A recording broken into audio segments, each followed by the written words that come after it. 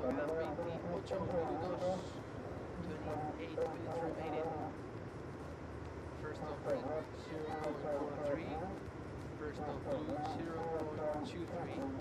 Last of blue, 0.73.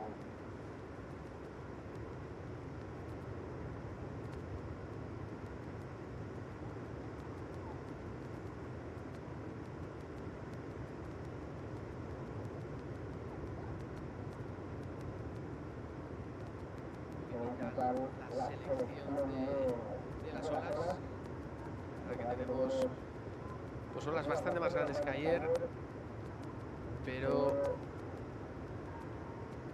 aparentemente parece que, bueno, cierran bastante, menos en este punto de marea, o cuando la marea está pues, prácticamente baja. La orillera que teníamos ayer pues hoy se ha multiplicado,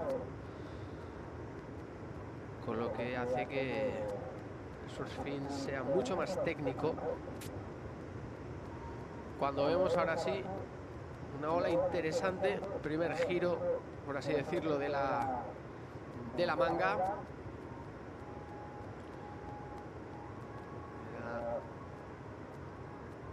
Color verde y navaria con radi.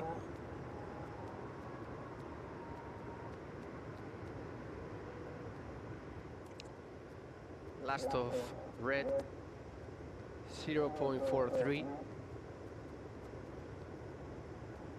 First of green, 2 points. First of green, 2.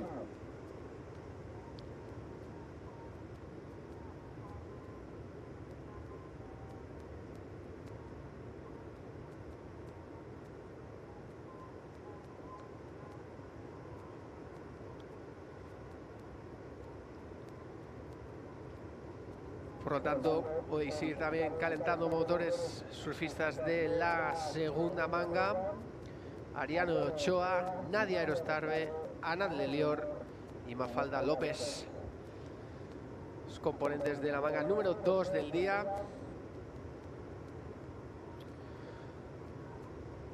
Okay, first of white, 1.07. First of white, 1.07. Situation with 25 minutes remaining. Green is first. Second place is white, looking for a 0.94. Sitting in third is blue, looking for a 0.35. And surfer in red is fourth, looking for a 0.65. Bueno, se puede decir que todavía no hemos, esta manga no ha empezado. Así es, queda toda una manga por delante, 25 minutos, algo menos de 25 minutos.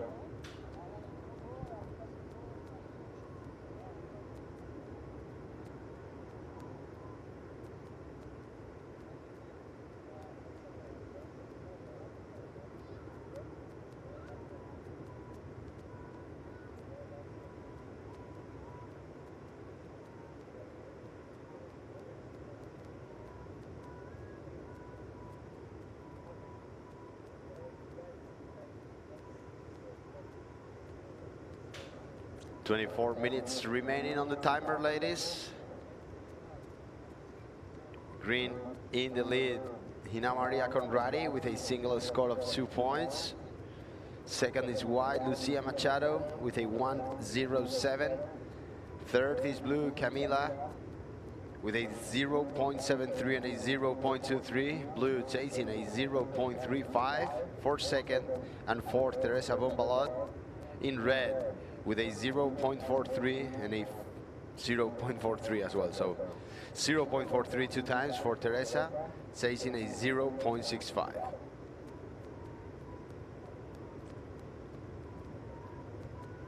Still plenty of time ahead. Prior blue, second prior red.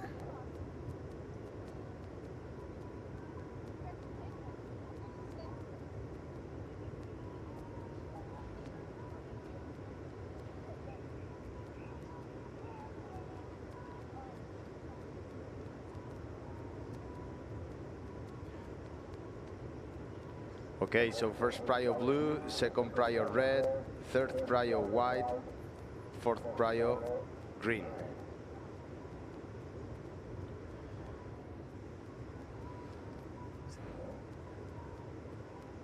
Pues de momento olas bajitas. La puntuación más alta por el momento la tiene la licra verde, Hina Maria Conradi. Un 2 ha conseguido en esa primera ola que ha surfeado. Y atención que ahí tenemos a Lucía Machado, la canaria, que no consigue completar esa última maniobra ahí en la orillera, zona crítica de la ola. Y ahí va la respuesta, ahora sí. Pena, tenía bastante potencial ese último giro de Camila Kemp, atacando el labio. Así es, han sido bonitos esos intentos de blanco y de azul de Lucía Machado y Camila Kemp, pero parece que las condiciones son más difíciles de lo que aparentan desde aquí afuera. Tenemos a las mejores surfistas de Europa compitiendo, surfistas de grandísimo nivel, y al parecer pues cuesta encontrar la ola buena y cuesta surfear estas olas que tenemos hoy de más tamaño que en las jornadas anteriores. Last of white, Lucia, 1 point. Last of white, 1 point. Last of blue, 1.27. Pues efectivamente, Miquel, se ve que con la marea baja rompe con fuerza la orillera, hace complicado, ¿no?, la terminación de esas maniobras, que tiene muchísima curva a la ola. Y ahí va otra vez, creo que es azul, Camila Kemp, ahora sí, finalizando con éxito esa... Attention surfers, now prior is first prior green, second prior red.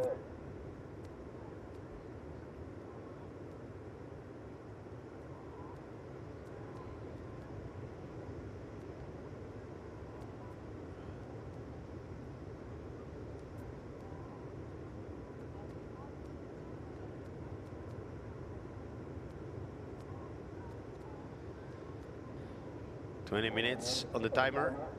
Prior for green, second prior for red. On a standby for last of blue.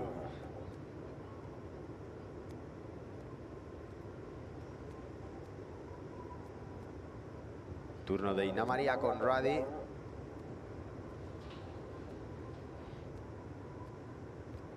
Quedan ya menos de 20 minutos que se vayan preparando las surfistas de la próxima manga. Ariane Ochoa, Nadia Erostarbe, Anat Lelior y Mafalda López.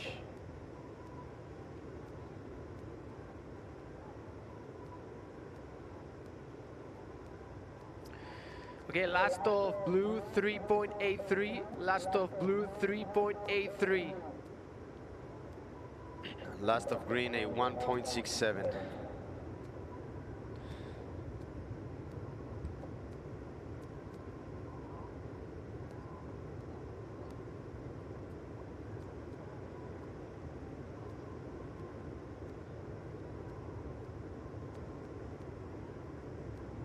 All right, ladies, situation. Just a bit under 19 minutes. Blue in the lead, Camila with a 3.83 and a 1.27. Blue in first. Second, green, Ina Maria Conradi with a 2 and a 1.67. Green chasing a 3.11 for first. Third is white, Lucia Machado with a 1.07 and a 1 point ride. White, you need a 2.6 for second. And fourth, red, Teresa Bombalot with a 0.432 times. You need a 3.24 for second. Prior red, white, blue, green.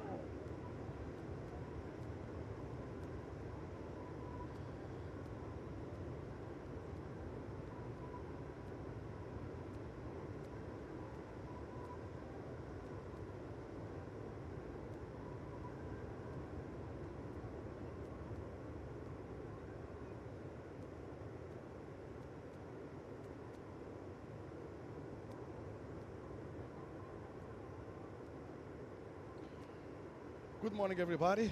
Good afternoon, good evening, wherever you are. Welcome to beautiful Pantin. Welcome to the fourth stop on the regionals on the World Qualifying Regional Qualifying Series for the World Surf League on the European region. Already started day number 5. Joining me is Francisco Alves. I'm David Prescott. We started already a couple of minutes ago. We're with the hit 1 of the round of 16 for the ladies event.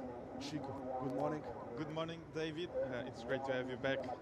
You were sick yesterday, so it's a good morning to have you back. Yeah, I thank you guys so much for having such a long day yesterday and filling out for my spot. It's one of the things here in Europe right now and pretty much around the world. There's this weird virus going around, so I was like for a good 14 hours sleeping, and I'm back in action, and I'm back. And we're back as well for one more long day of competition scheduled for today, a ladies round of 16 that will be followed by the men's round of 16, and to close out today still the ladies quarterfinals and the men quarterfinals as well. Francisco, a whole different lineup this morning for the surfers out there. The Swell has come in, so it's like, I call it like at least 2 times the size it was yesterday. Yeah, it looks a lot bigger than yesterday. I think surfers need to really readjust in terms of strategy, types of boards they choose, where they're sitting in a lineup. And I think Pantin is one of those places that changes a lot throughout every day and throughout even the day, with the weather changing and the rain and the wind coming in, changes a lot. So surfers really need to readapt. And as I say yesterday, I think you don't need to be like 5 or 6 seats before you eat in the beach. I think you need to see maybe probably 1 or 2, because it changes so much with tides and everything. I couldn't agree more, especially that the tide situation here in Europe, and like you're saying, adaptation is always the name of the game when you come here to Europe, especially those tides. A couple of days ago we had a blue moon. This is like the biggest moon of the whole year. The moon is like a full moon. It was like the biggest of the last 50 years, I think. It is, right? It's so close to the earth right now, and it was a full moon, so the tides were like a good 300 meters difference in tides between the high tide and low tide once the tide goes out, which is a difficulty for the judges as well, especially for the priority judges. We have a really nice setup with the cameras. This is our drone view, our bird view from Pantin. But in 30 minutes, there's a lot of water coming in and a lot of water coming out. So I couldn't agree more with you. There's no point in coming 2 hours before the heat. Just show up a few minutes before and make sure. Another thing is that start to work early in your heat, because you never know what's going to happen on those 30 minutes. If it's an incoming tide, might get a little bit slower. If it's an outgoing tide, might get closing out a bit more too. So you should start working and using those opportunities as soon as possible. So let's introduce this one, Francisco. We have Teresa Bonvalo representing Portugal wearing red, Lucia Machado in white, Ina Maria Conradi and Camila Kemp. So far only a 3.83 on the first one of Camila, and we're still running hits at 30 minutes. So far this first 15 minutes pretty slow. Yeah, because there's a big gap in between where the wave of the set is breaking and where the inside waves are breaking, and you can get caught in between here in Pantin, where you get caught inside by the sets and you don't get the inside waves. And you can see by the scoreline that all of them are in that same position. We can see that blue Camila, I don't know if it's blue or green, but someone is sitting further out looking to get that right, and the big right-hander that comes once in a while. And we can see Teresa there a little bit in between, and we can see some lines coming, but she cannot get these waves because she needs to be probably a bit further in, as we see her paddling now, but she can get it. You see, like the small ones, they come under it and they break way further on the inside, and you really need to choose your strategy here in Pantin regarding where you're going to sit, and you really need to stick to your plan, because if you stay in the middle of your plan, which is in between two peaks, the outside one and the inside one, you can sit there for ages and not catch anything, because they've been sitting there for more than half of the heat and without a major score. On our way here from Ferrol, where we're staying, we could check from the top of the mountain how are the waves at Toninhos, and you can see the lines further outside, and you can tell there's a longer period on this Swell for today too. So these sets can take a while to come in, so I believe that's why we're seeing such a slow hit at the start. And it's not going to be easy for the surfers, because once the bigger ones come in, they have a lot of power today. It's way more power than the rest of the previous days. And there you go, as you can tell, you can get a little bit stuck between two worlds. This is the first hit of the morning too. Obviously the girls been out there practicing since early morning, but like we said before, conditions change a lot. So it's going to be hard to not get caught inside. You're going to take risks with that. Or spend a lot of time outside waiting for a proper one. I think that's Camila, you were right checking this one. Let's go with Teresa, she was the one with priority. Bit of a fall there. I think maybe some nerves because she has been waiting for so long. Here she tries to really apply pressure, do like a down the lip snap, and the board just flies away towards the back of that wave. So unfortunately for Teresa, couldn't really make that one. But we see some more lines approaching. I think the three girls are paddling out, so we'll probably see something happening in the next few minutes, I think. Yeah, and this right-hander, especially this right-hander here at Pantin, it's not an easy wave to read. I was checking Teresa, sometimes they feel like they're too fat and you have a tendency to stay really close to the rock, but you have your chances too that the wave might close out on you. That's what happened with Teresa. So there she goes again, taking a look at this one. All right there. So now priority goes to Camila. Camila is actually joining the rest of the field, coming a little bit further to the inside, which makes sense. She spent like more than half of the heat on the outside waiting for a good one, and now with 11 and a half minutes remaining, she's joining the rest of the field, coming a little bit more. I think Teresa is being pretty wise, sitting a little bit further to the inside, but like I said, it's not an easy wave to read. We have a kind of an indicator, what we call the goose barnacles rock, translates from the Rocha de los Percebes, which is the end of that point that you can see on the screen. All those rocks go pretty much into the ocean a good couple of 100 meters, and you can tell on this swell direction where the swell is coming in if it starts breaking outside. Teresa taking a left here. Yeah, I saw some lefts before when they were warming up on the free surf session. This looked like a good one. We can hear the claps by family members, so it means the wave was good. As we see now, the front angle of this wave almost gets caught there on that, getting that wave. Quick snap there, and another big turn there to finish this wave off. I really enjoyed the last turn.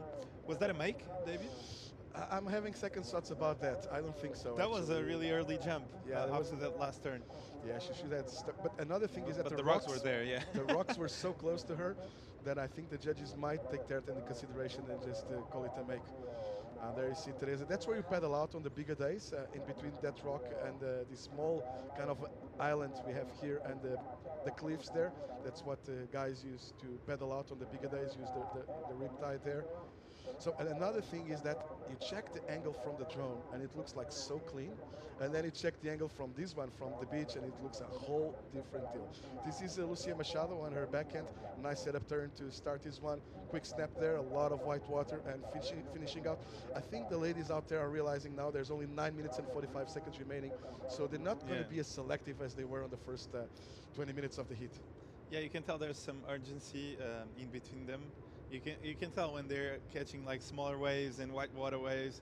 You can tell everyone is like trying to get through the heat, but not in a way like on a good fashion. They are just trying to make it happen as quick as possible to not be caught in a situation where you lose with a 1 and a 2. So it's just like playing the game, as we see White trying to do the pedal around the rock, as you say. Yeah. There's the rip that takes you out. So she's just going to pedal around that little rock there, and then on the other side there's a rip that takes you out. So a lot less paddling for Lucia Machado if she does this. She loses a bit of time though, probably 3-4 minutes until she gets back out. And only 9 minutes remaining, so she's going to have an opportunity maybe for another wave. Let's stand by for scores on this one. Scores already came in for Teresa, a 5-1-7 on that left of Teresa, and that's pretty much it. We're still standing by for scores on this last one of Lucia. So that 5-1-7 for Teresa, by far the best wave of the heat so far. And Francisco, I'm calling this round probably the most important round of the whole season so far. You know, we're pretty much reaching halfway towards the season. This is top number 4. There's a huge gap in points between round of 16 and going to the quarterfinals and semis. There won't be a lot more. This is a 3,000 event. We're back to a 3,000. So there's a lot of points involved, and it's very important for the surfers to make it to the next round. We had some really tough conditions on the French leg. A couple of events running on double banks, which was very tiring for the surfers, and you never know which bank you're going to surf with in. And Teresa, very, very smart, trying to go for a quick backup straight away. She was trying to improve on a 0.9, so anything she can do will improve on her total and put more pressure on the rest of the heat. Yeah, as you were saying, it's crunch time for the best European surfers right now, as we see the replay quick snap there. And here she gets caught in between 2 waves. There's like a wave in the top and a double up wave, so it was hard to read that last section, but as you said, she only needs to pedal that 0.9, so I think she'll do just that with probably something around the 2 something range, 3 point. Yeah. Because the first snap was actually great.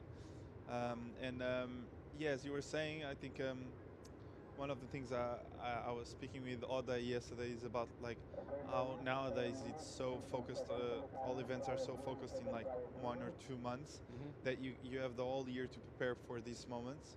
And I think, yeah, like they have the opportunity of having 6-7 months to really prepare mentally, physically, boards, equipment, with the time to maybe surf the places where they're gonna surf the events, as we see live action, David. Yeah, this looks like a good one. Wow. For Ina Maria Conradi. Best wave of the heat so far. Nice choice of wave there for Ina Maria. She waited for a while, but that one had a pretty nice steep section to work with, and she delivered. Let's watch the replay. I love the pace of the wave. Really waited for her. Bang. Nice snap off the top. She winds up again and now more vertical. Woof. It was beautiful surfing. The wave had the exact pace she needed to apply like her pressure. And her surfing, you can tell she needs like a bit of like probably time to really make those turns count, and that specific left suited her surfing perfectly. Another thing with those lefts that you realize that, let's watch, this is Camila. Nice finishing turn there by Camila.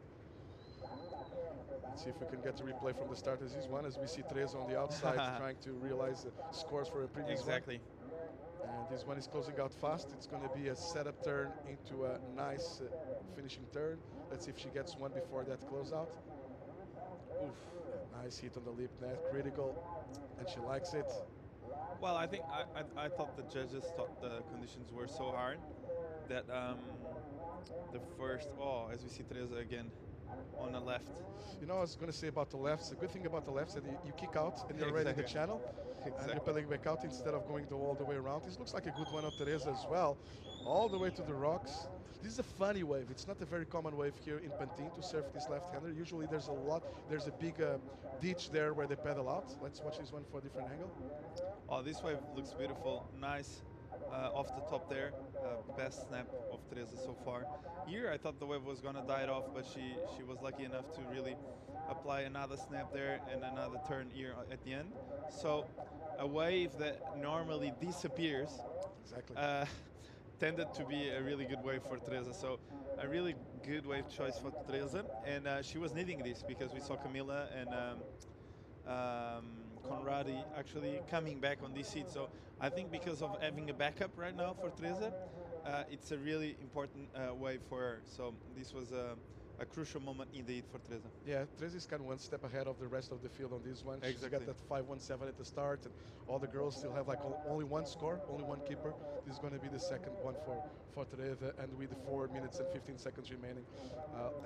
Let's see now between Ina Maria and Camila, who's going to get the highest score on that last exchange. And Lucia Machado with priority still, only on the 3 points is 7-3 so far. So let's wait for those scores. Those are very, very important ones. And you can see that was what Camila was waiting for, the ones breaking out the back. And this is, I believe, green once again. Or no, it's blue. Yeah, I think it's green. It is Conradi. green. It is Ina Maria Conradi. Oh. So this is about to get really interesting for the last 7 minutes, just a flurry of action. Exactly. A lot of scores coming in, and exactly what we wanted to see, right? We saw more than half of the heat without waves, and now we can see Conradi coming back on this one, David. I like this first setup turn, and this one, boom. Nice Throwing connection the there. fins.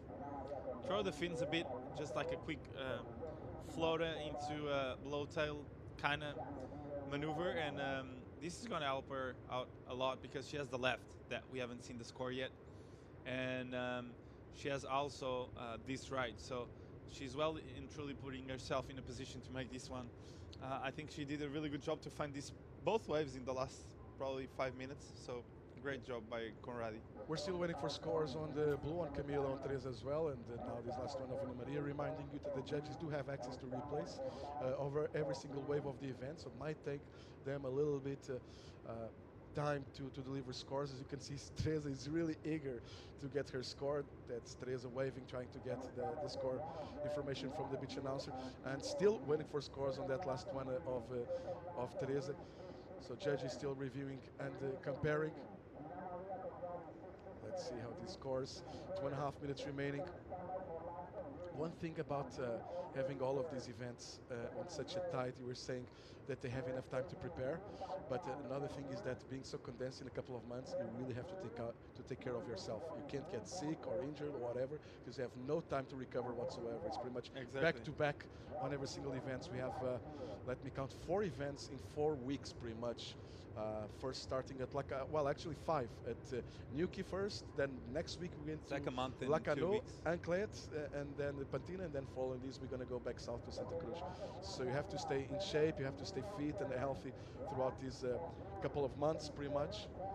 It's like 6 events in a row, right? Yeah. Or 5. Now scores coming in for Camila on that, not a single turn, but I believe most of the score coming from the closeout turn, 7.07 for Camila. So that puts Camila in the lead. That drops Teresa into 3rd place, but I think that's virtual. She's only chasing a 3.51, although we're missing scores on Ina Maria Conradi as well. So Teresa just got a 5.17, puts her in 2nd place, and Ina Maria got a 6.67 on the previous one, and we're waiting for scores on last of Ina Maria. She was chasing a 3.97. So, yeah, I think Teresa might drop to 3rd place actually. Yeah, I think so. I think she's in a bit of a trouble. She'll need something around the 6 range, I think. Once the score drops, I think Ana Maria is going to do something around the 5 range. That right-hander was actually really well served. So 2 big turns. The wave was not small at all. So let's see what the judges think about it. But yeah, I think she's in a bit of a trouble. I think she did really well the way she managed the last few moments of the heat. But as we see, Ana Maria with a 6.73. So Yeah. jumps into the lead. Takes the lead straight away with Teresa now with priority with 30 seconds remaining, chasing a 5-4-4. We saw Lucia Machado up and running as well. Here's the replay of that last one of Lucia chasing a 7-7. So this is well ridden by Lucia, but took her too long to find a good one and arriving touch a little bit too late there, but let's see if the judges consider it a make or not. I'm having second thoughts about that. You know, she was a little bit out of balance finishing that ride, and now this is a crucial one for Teresa. It's just a closeout, and the hit is over. As you see, Teresa, she might get a double up here. I think looks like it. I don't know. You know, I think ladies on the next hit are gonna pay really close attention to this hit, because Teresa got a couple of lefts, but then she only scored around a 5-point range on those lefts, and all the high scores came in on the right-handers. That 707 of Camila, same for Ina Maria 667. And talking about the rights, here's a good left by Ina Maria. Yeah, this was the replay of the first 6.67 she got. Yeah. So yeah, really well served wave. She had the space to open up, right, David?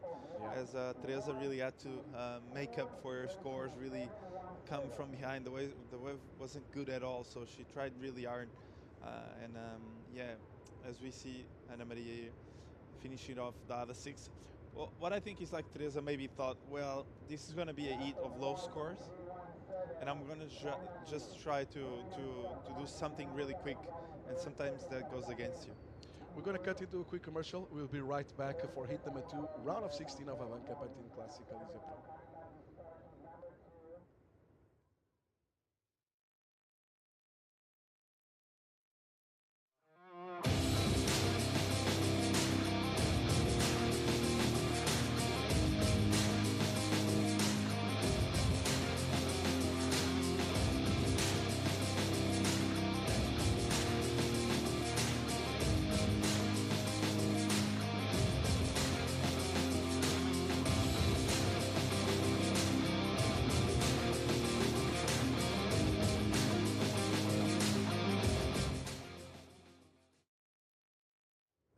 We are back for hit number 2, round of 16. One more hit ahead of us with 30 minutes. We had another pretty interesting hit on our way with Ariane Ochoa, Nadia Erostarbe, Anat Lelior, and Mafalda Lopes. So another interesting hit ahead of us. 4 surfers who have been really in shape throughout the whole European season. Of course, Nadia Erostarbe competing on the Challenger Series as well. Anat Lelior, she's been ripping the last couple of months. Mafalda Lopes, well, she's a previous winner of QS already. Actually, she made a final, the first all-Portuguese final at the Caparica, at her home break at that time a couple of years ago with Teresa Bonvalot, who just lost on the last heat. I think a little bit of upset there. Teresa, one of the favorites here, being also a Challenger Series competitor. So let's see how the ladies adapt to this one. Conditions obviously changing fast. And Ode Collazo, welcome back to the booth. Good morning, David. Cisco went for a break now. Good morning. Morning. And one more interesting hit, and well, pretty much the point of conversation between me and Francisco is how you have to adapt to the conditions out there, how different they look once you look at it from the drone. Looks pretty clean, but as soon as you look from the straight angle, it's a whole different deal. Yeah, nothing. Yesterday we have a super fun waves, small, like easy to surf, easy to place in the water. As soon as today we check the first waves in the morning, we see like it's a lot of water moving. It's we have a couple lefts, rights in the inside. We have a big sets coming outside, so it's hard to place in the water. You have 30 minutes. It looks like it's a lot, but when you are in the water, like it goes really fast, and as soon as you start getting few waves, you're getting comfortable. So you need to adapt the conditions and see what you need to do. Go outside and rest and wait for a good one, or just be busy and catch the ones in the inside. We saw a couple of surfers taking that chance of waiting on the outside on that first heat of the morning. They were there for like 15 minutes and catching absolutely nothing, and then realizing that the time flies fast, like you're saying, and moving to the inside, but still on the inside. Normally here, with this kind of size, you go like the right-hander straight away, you know, but the tide is so low right now, there's kind of opportunity on the left still, but the lefts are really, really tricky. I think Pantin, obviously, every year kind of is the same thing. Always you have like big right, he's breaking outside. You have some lets in the inside, so you have to play like I think as yesterday we saw the best scores came with the right, but you have to keep one eye in the left. You never know. We saw yesterday like Teresa did a big turn in the left, getting a big score. In men's, we saw San Peter with an excellent score in the left. So you have to go for the right. We have live action, Ariana Chea with a huge turn. And I'm calling the rights a lot more consistent so far than the lefts, but like you're saying, you have to keep an eye out. On the previous heat was a good example. We had a good score on the left, but Teresa only managed to get fives, around 5 points on the remaining lefts, and all the remaining scores, especially the last turn, looks like it's normally it is here way steeper, way more critical on the right-handers than the lefts. Normally the lefts is where they pedal out. There's like a deep water channel there.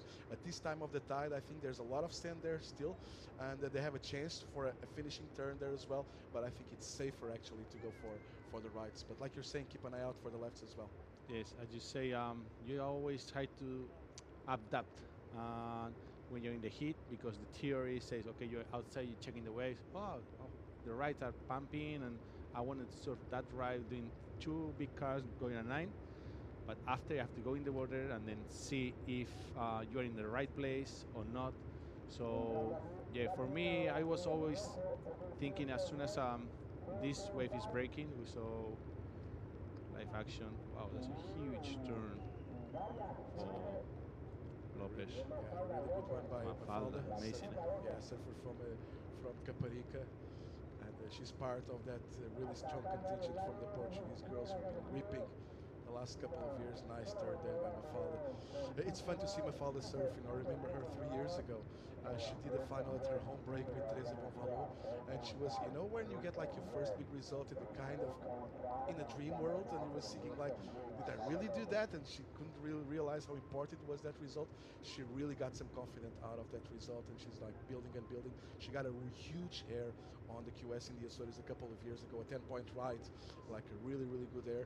So especially on those single turns, she's a very, very gutsy. She's a very committed surfer, Mafalda. Yes, I've been following her for many years, and I really like the way she surfs. She always go big.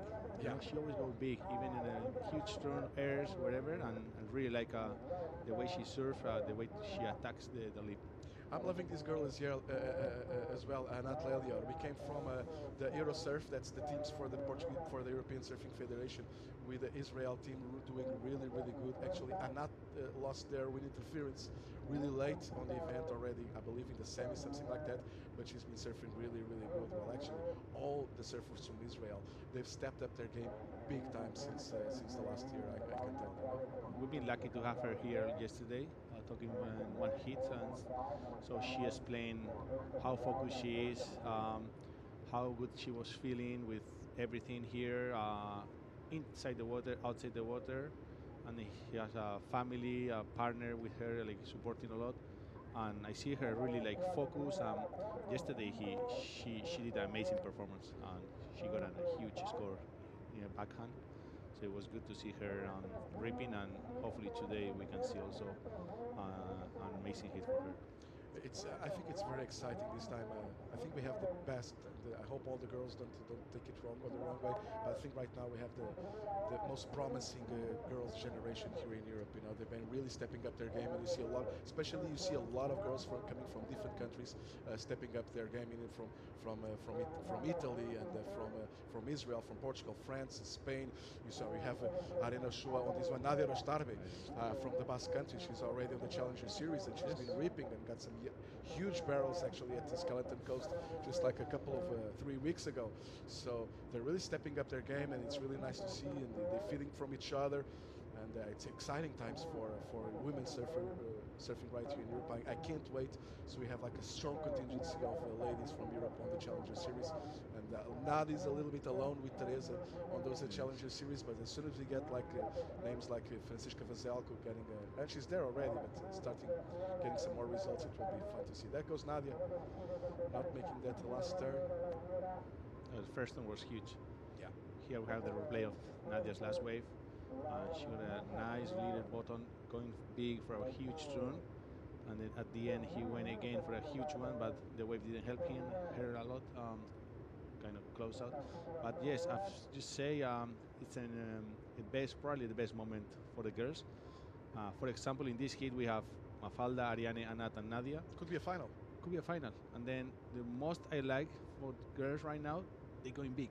Yes. They don't have any scare. Like they don't care if it's 1 meter, like 2. They're going big. They're going for a big closeout, and I really like that kind of commitment. There goes Ariane using her priority. This looks like a nice tip section to work with, and good hit there on the lip. And outside, White taking a look as well. Let's go with Anat. It's a huge score. Wow, there's gonna be. That's underlying what you just said. The girls are going like big time, and we had an expression session. Let's watch the replay here of Ariane's wave. Yeah, we have a waiting just for the big closeout go. She's going really big for a huge turn. She hit the lip, and then she like it. You got a little claim. Then at the back we have Anat, also waiting for a big bottom turn, and she did like a huge carving of the lip. I love the way she held on to the bottom turn, just facing the lip and hitting there on the most critical part of the wave. We had an expression session at Lacano, and there were like boys and girls mixing on the same expression session, and some of the times there were girls doing turns that I thought were boys doing turns, closed out turns. That tells you how much the girls have evolved the last, and especially like you said, really going for it. Yeah, it's amazing to see them surf, like how they surfing, how they improving. Today is gonna be interesting because we have a bigger wave, obviously. The tide is going low, and we're gonna have like some big closeout. So it is an outgoing tide, yeah. Still. Yeah. So it's gonna be a good day today. I think when it's that big, I always love it to see this kind of condition in low tide. High tide is more like fun, easier maybe to surf, more mushy maybe. At low tide, you have that kind of closing out section that they have to go big if they want to score some waves, because also Pantin is really far from the judges panel, so you need to go big. If you do like some nice turn but not maybe a lot of spray, they don't really like, or maybe they don't really see how good it was the maneuver. But as soon as you go for a big off the leaf with a big spray, they're gonna love it, and they're gonna put into the score. Yeah, that's a really good point. The way the judges are sitting far away. So if you're chasing impactful turns, that's what you're chasing for, like you said, and that's a really good point today. And it does look like for so far, actually the judges do have access to replays, so that helps them a lot with the cameras, with the zooms.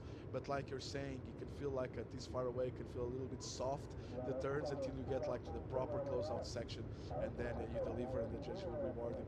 We've been seeing some high scores for single turns. On the previous heat, we saw around a 7 already for a single turn. So I think that will be a lot to the name of the game today. And the wind will turn offshore for tomorrow, and if it turns on offshore already today, I think we might get some really good conditions out there.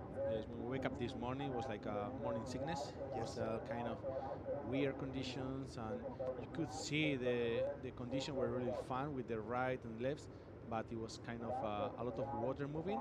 And right now it's getting more glassy, and then probably it's gonna be for the next hit, it's gonna be easier to surf. So we're gonna see like a bigger scores. Well, 17 minutes and 45 seconds. We're almost midway through this one. So far, we have a 4.83 and a 4.5 for Ariane Ochoa. So those could work as a backups. A 5.83 for Anat, but that turn of Mafalda Lopes, a 6.67. Like you said, a really strong turn. And again, putting emphasis on that finishing turn. and going, making or breaking pretty much, and judges rewarding Mafalda big time. And already going with the first priority again. Yeah, the thing is like now they have all the girls one wave. Nadia probably she's not as happy as the other three, but right now Mafalda just need to wait for another one. I don't think she need to find like a 1 or 2 points wave. Just need to go for another like mid-range wave. With this, maybe she's gonna feel more safe. And we have live action. Anat going for a nice real cutback.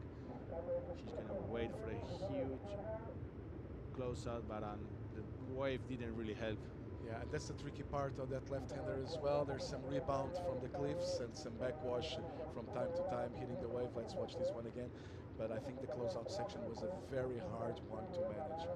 That's a kind of a double up there and a bit of backwash mixed there as well. So hard one. That's why I was calling the left a little bit more tricky. They can die on the deep water channel, or there can be actually some rebound coming from the cliffs as well. So they get really, really tricky. Although if everything's coming to fruition, and they can have a really, really nice section to work with. Sometimes it's a little bit of a wedge too, Yeah. and can help you too. But it's pretty risky. And there we go with there goes Nadia Rostarbe on her backhand. Quick snap there, and almost losing balance. And finishing her wave.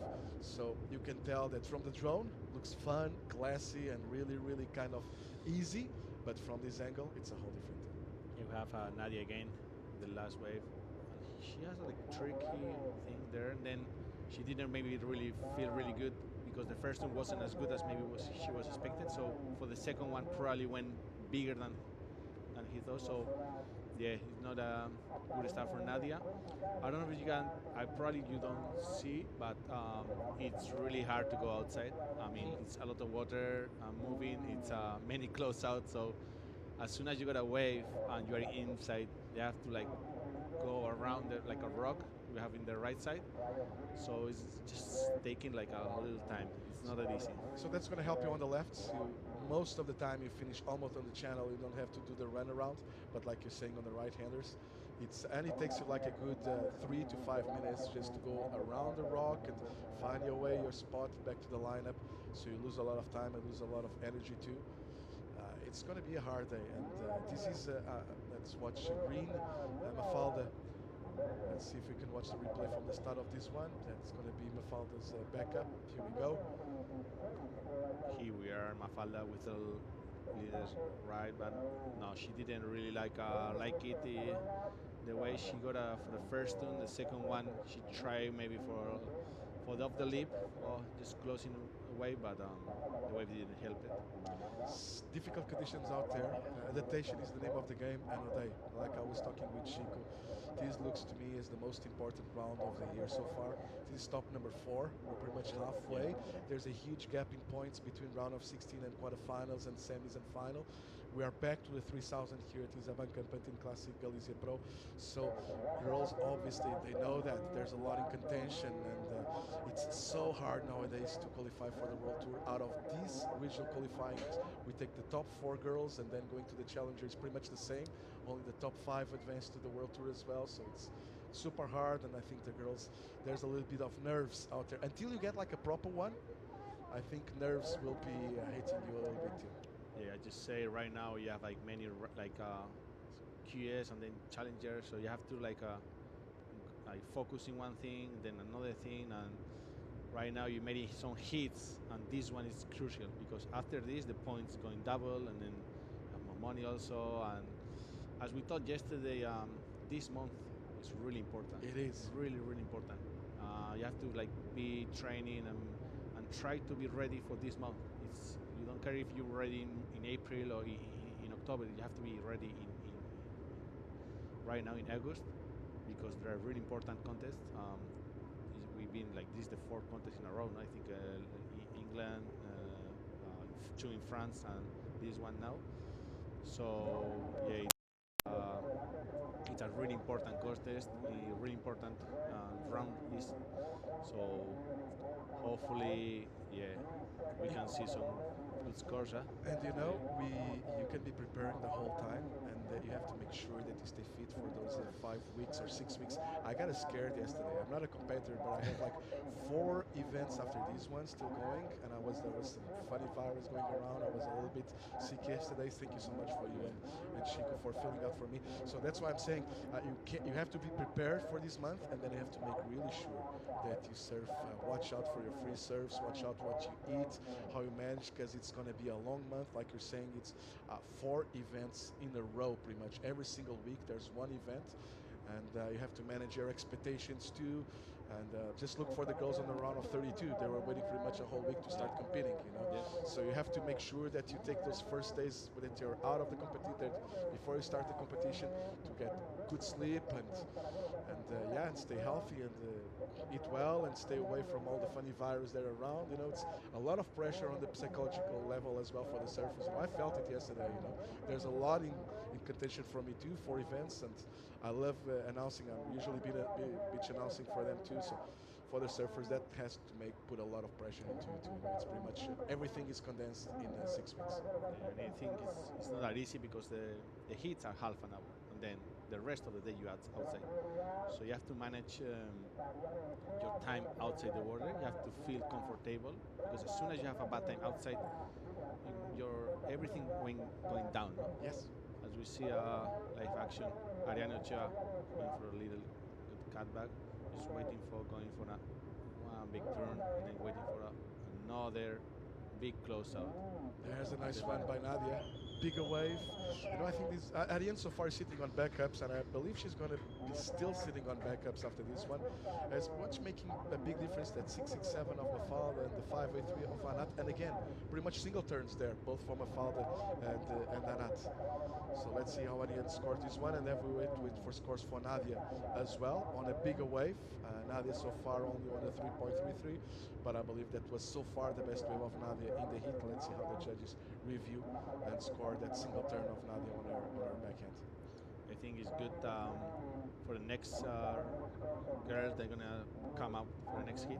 It's good to see how they're gonna score those waves, because as soon as you see, okay, for one big turn they give me a 6, they give me a 7, okay, I'm gonna focus in that. I'm gonna focus in waves maybe like the last wave of Ariane. They were small for a couple little turns, and maybe you go for a 4 or 3. So it's gonna be good movement for the next girls to say, okay, maybe I'm gonna wait for a big closeout, go big, and get it the score. It's always pretty hard, and that you competed for a long time. It's always pretty hard to go on the first hit of the morning. Yes, because you don't know what the judge is gonna love it, Yeah. especially in that kind of condition, because it's really low tide and you kind of you need like 1-2 waves to feel it, to see, okay, they want maybe they love big carvings, maybe they go you go for a big off the lip and they score more. So I mean, it's for the next hit it's easier, the third or fourth hit. There's a replay of the last one of Ariane, and like you said, smaller wave, not so much critical turns there, a nice snap, and re-entry to finish, which actually comes incomplete. And out the back at the same time, we saw Nadia on a way bigger wave. Nice hit there on the lip by Nadia. So I'm eager to see the scores of this last one of Nadia Rostarbe. I believe scores are in for Ariane, and not even going on her top 2. And now Mafalda on her. This is going to be her backup for sure, and she might take the lead with this last one, Mafalda, and she's still with priority now. Priority with green, with Mafalda and Nadia. Anat still chasing a backup, as you can see Anat on your screens right now. You know, I spend a lot of time on the judges' tower, and the same way it works for competitor being hard the first heat of the morning, it's also hard for the judges. What the judges do is that they arrive pretty early to the podium, to the tower, and stay out there watching the free surf and kind of pretending that they're judging. You know, let's watch this. This is Mafalda once again. Losing a little bit of balance there before the final hit, but making it. So I wish we could have some means to go like giving some scores before the start of the event. Yes, you know? So yes. the surfers would play know. of Mafalda with a huge turn, and this one it was like a really important way for her, because she got a 6.67, and then she was like backup was 1.8. But I think with this wave she's gonna move first, and then we are waiting for the last wave of Nadia. I think it's gonna be a huge score. I think it's going to go on the 6 point range at least. And Mafalda, I think actually we're missing 2 scores on Mafalda, you know. So might see Nadia taking the lead. Although, well, let's see. It's going to be a nice battle between Anat and Nadia, because Nadia has that score and that's pretty much it. The one we saw and that was pretty much it. And there goes Nadia again, and this is an important one. Let's see if she can get a good score out of this one. If she does, well, not enough time there. You saw Mafalda on the previous one as well. The last turn she went like for a mid-face bottom turn, and still she got a little bit of bump there. So you can tell there's a lot of lumps and bumps, so it's not easy. And playing it safe was Nadia here. We have a little like nice. Well, that was a nice turn, but the waves didn't help much a lot. And I think she played safe because she could have waited a little bit more to hit the leap, and she went it just a little time before the wave starts scrambling. Not so critical, but she made the turn.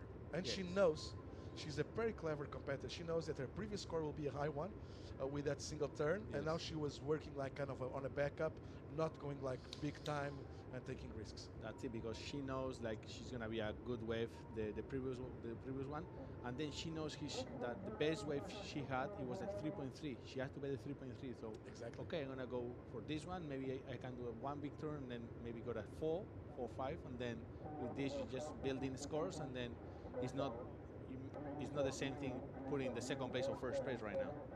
It's so hard to compete, you know. We have to manage all of that, and it's funny as a pitch announcing. I realize most of the times that, and then you forget about everything. You're out there, and I give you the situation.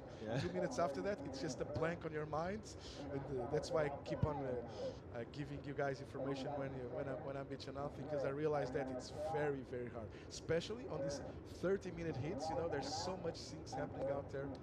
One thing, it's a good indication. The judges are taking a long time to watch the replay. So there's a lot of comparing. What they do, for those of you watching home, when we have replays, and keep in mind that surfing went with replays way before soccer did. This is something we've been working for the last almost 7-8 years as we see white up and riding. There's Nadia realizing, oof, that was a very important turn that Nadia just missed there. Because she realized that Nadia is going to go probably second place, and Anat get a 5.83 already, and she was looking for a bigger. So that's the difference, you know, that Nadia was a little bit more safe, and Anat went pretty much all for it on that single turn, and she could not make it. We have the previous wave of Nadia. She got a 5.57. Yeah, I was expecting a little bit more. A little bit more, yeah, maybe, because it was like she did a big turn, went into the lip straight. It was a big closeout. She threw a lot of spray, but it's still like a really good score for her. He jumped into the second place. Now only needing a 3.76, and we're still waiting for one score on Nadia. Yes. The one we're talking about, a little bit more safer. And Anat has a 5.83, but her last one will not go, she will not improve on her total. So she will be still lacking a backup. So I think we're going to see Nadia Rostarbe moving to, well, actually, all scores are in for Nadia. She got a 3.23. She stays in the same place. No, she got a third. Yeah, 3.23, you're right. Yeah. I think the wave of Anat, the last one, it was really important for her. It was. If she could make a big score there, you probably go into the first, because she got a 5.83.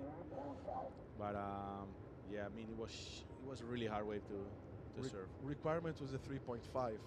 So, well, actually, after seeing the score of Nadia Rostarbe, I can understand why Anat pretty much took a little bit more risk. And it's going to be really interesting to see how this one is finishing. There goes Ariane, incomplete there by Ariane. And on the right, I believe, was Anat. And we can hear the crowd. The crowd is cheering. So going crazy. So let's see last wave of Anat. Here the replay of last wave of Ariane. She just went for a big tail out entry, but unfortunately she didn't make it. But between Nadia and Anat, it's a very, very, very close hit. Mafalda feeling safe so far. She's the only one with she has the highest score of the whole heat, and she has a good backup of a 5.37 as well. Now it's between Nadia and Anat. Let's watch for the scores of Anat. By the reaction we had from we still don't have the replay of the right-hander, but with the reaction we could tell it was well ridden by Anat. Now Nadia has priority. Priority, and she only need to bear 2.3. Here we are, Nadia with a huge turn, but yeah, she made it. But it was a hard close out really fast. I don't think she's gonna bear her score. At the back, we have a Mafalda with a nice closer turn. Harder, some hard conditions. Yeah, hard conditions. I was thinking Mafalda. She's so she's not falling a lot. You know, she feels very safe, very confident. Yes. And like you're saying, she likes to go big, and you can tell that she's used to go big. She has a lot of confidence going in those single turns. We're still waiting for the last wave of Anat. And there you go. She takes the lead. That was the last wave. Replay last wave of Nadia. She's not gonna. Here we are. That was the last one also for Mafalda. I don't think they're gonna improve their scores. But the 5.83 huge score by Anat Lelior taking the lead now, with Mafalda dropping to second, meaning now that Ariel is chasing a 7.21 and Nadia is chasing a 6.48. This is Nadia going with all for it, and well, for a 6.48, let's stand by. 1 minute remaining. Yes, I think she need a little bit more than one big turn right now. Here we replay. That was a nice board turn, huge tail out for layback for Nadia. Yeah, judges probably are now asking the computer operator to go back with the 6.67 of Mafalda and go back to the 6.5 of Anat, especially the 6.67 of Mafalda, who looked like kind of a similar wave and kind of a similar section. When I say the judges have access to replays, they have access to replays of all the single waves on the heat and even all the waves of the event. And what they do is that they watch the replays of the last surfer reading the wave for that score, and they ask for other waves on the heat so they can compare. It's all about comparing pretty much. Yeah. And that's why sometimes it takes a little bit longer for the scores to come in. We're counting down to finish this one. So we're only missing scores on Nadia, chasing that 6.48. This is going to take a little bit, I believe. Judges will want to see the replays of especially Mafalda's one. And let's see. Meanwhile, we're going to cut into a quick commercial, and we'll be right back for one more heat number 3 of the round of 16 for the ladies ABANCA Pantin Classic Galicia Pro. We'll be right back.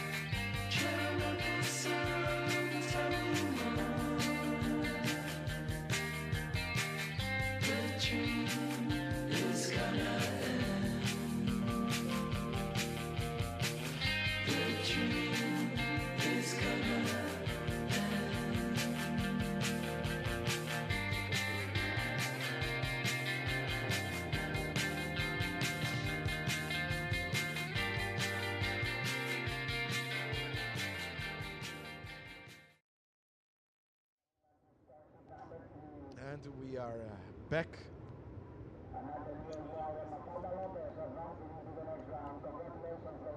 We are back. We are back in live. Next hit, number 3, red jersey. We have Yolanda Hopkins from Portugal. In blue, Maud Lecac from France. In white, Carolina Mendes from Portugal.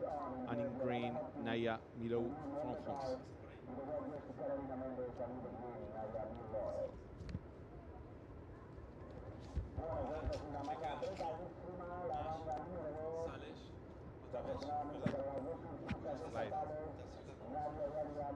Welcome back, Chico. We live. Welcome back. Sorry, I thought we were not live, We are okay. and I was speaking too much. So, you see last hit? No, I didn't have the chance. I had to go see a friend that was here, a Portuguese friend. So how was it? Was it a good one? It was a really good one. All the girls were ripping and throwing a huge turns in the closeouts, and we were waiting for the last wave of Nadia. She was needing a big score. He threw a good tail out, but we don't see in the screen. She made it. Nadia third, no, she didn't make it. She got a 5.67. So But, who won the heat? So won Mafalda and second place Ariane. Okay. No, As sorry, we see Ariane live fourth. action. No, live action. Sorry. Bang! Yolanda Hopkins starting off this heat really quick with a bit of a layback jam off the top. As we see the replay, winds up off the bottom and a bit early. Yes. Yeah, maybe she was trying more like a layback. If you stay maybe a little bit high. So. But then the leap faded away. Yeah, it wasn't easy to surf that wave. So yeah, the last wave. No, it was Anat with the last wave also make the hit. It was a tricky hit. It's not easy to surf. I mean, we've been watching some waves before the hits. We're watching some rights and lefts, and as soon as you are in the water, you have 30 minutes, and it's hard to find the good one, the easy one to surf. And there's like a lot of water moving. Here we are, live action. Marina Mendes. Oof, that's a nice turn. It's not easy, eh? Not easy. Well, I don't think it's easy, but it's easier than yesterday, that's for sure. As we see Carolina a bit late here and just a bit of a close-up. I really enjoy how the waves are. I really think it suits people that like waves. Yes. Likes to really apply pressure, likes big sections, and I think it's a day that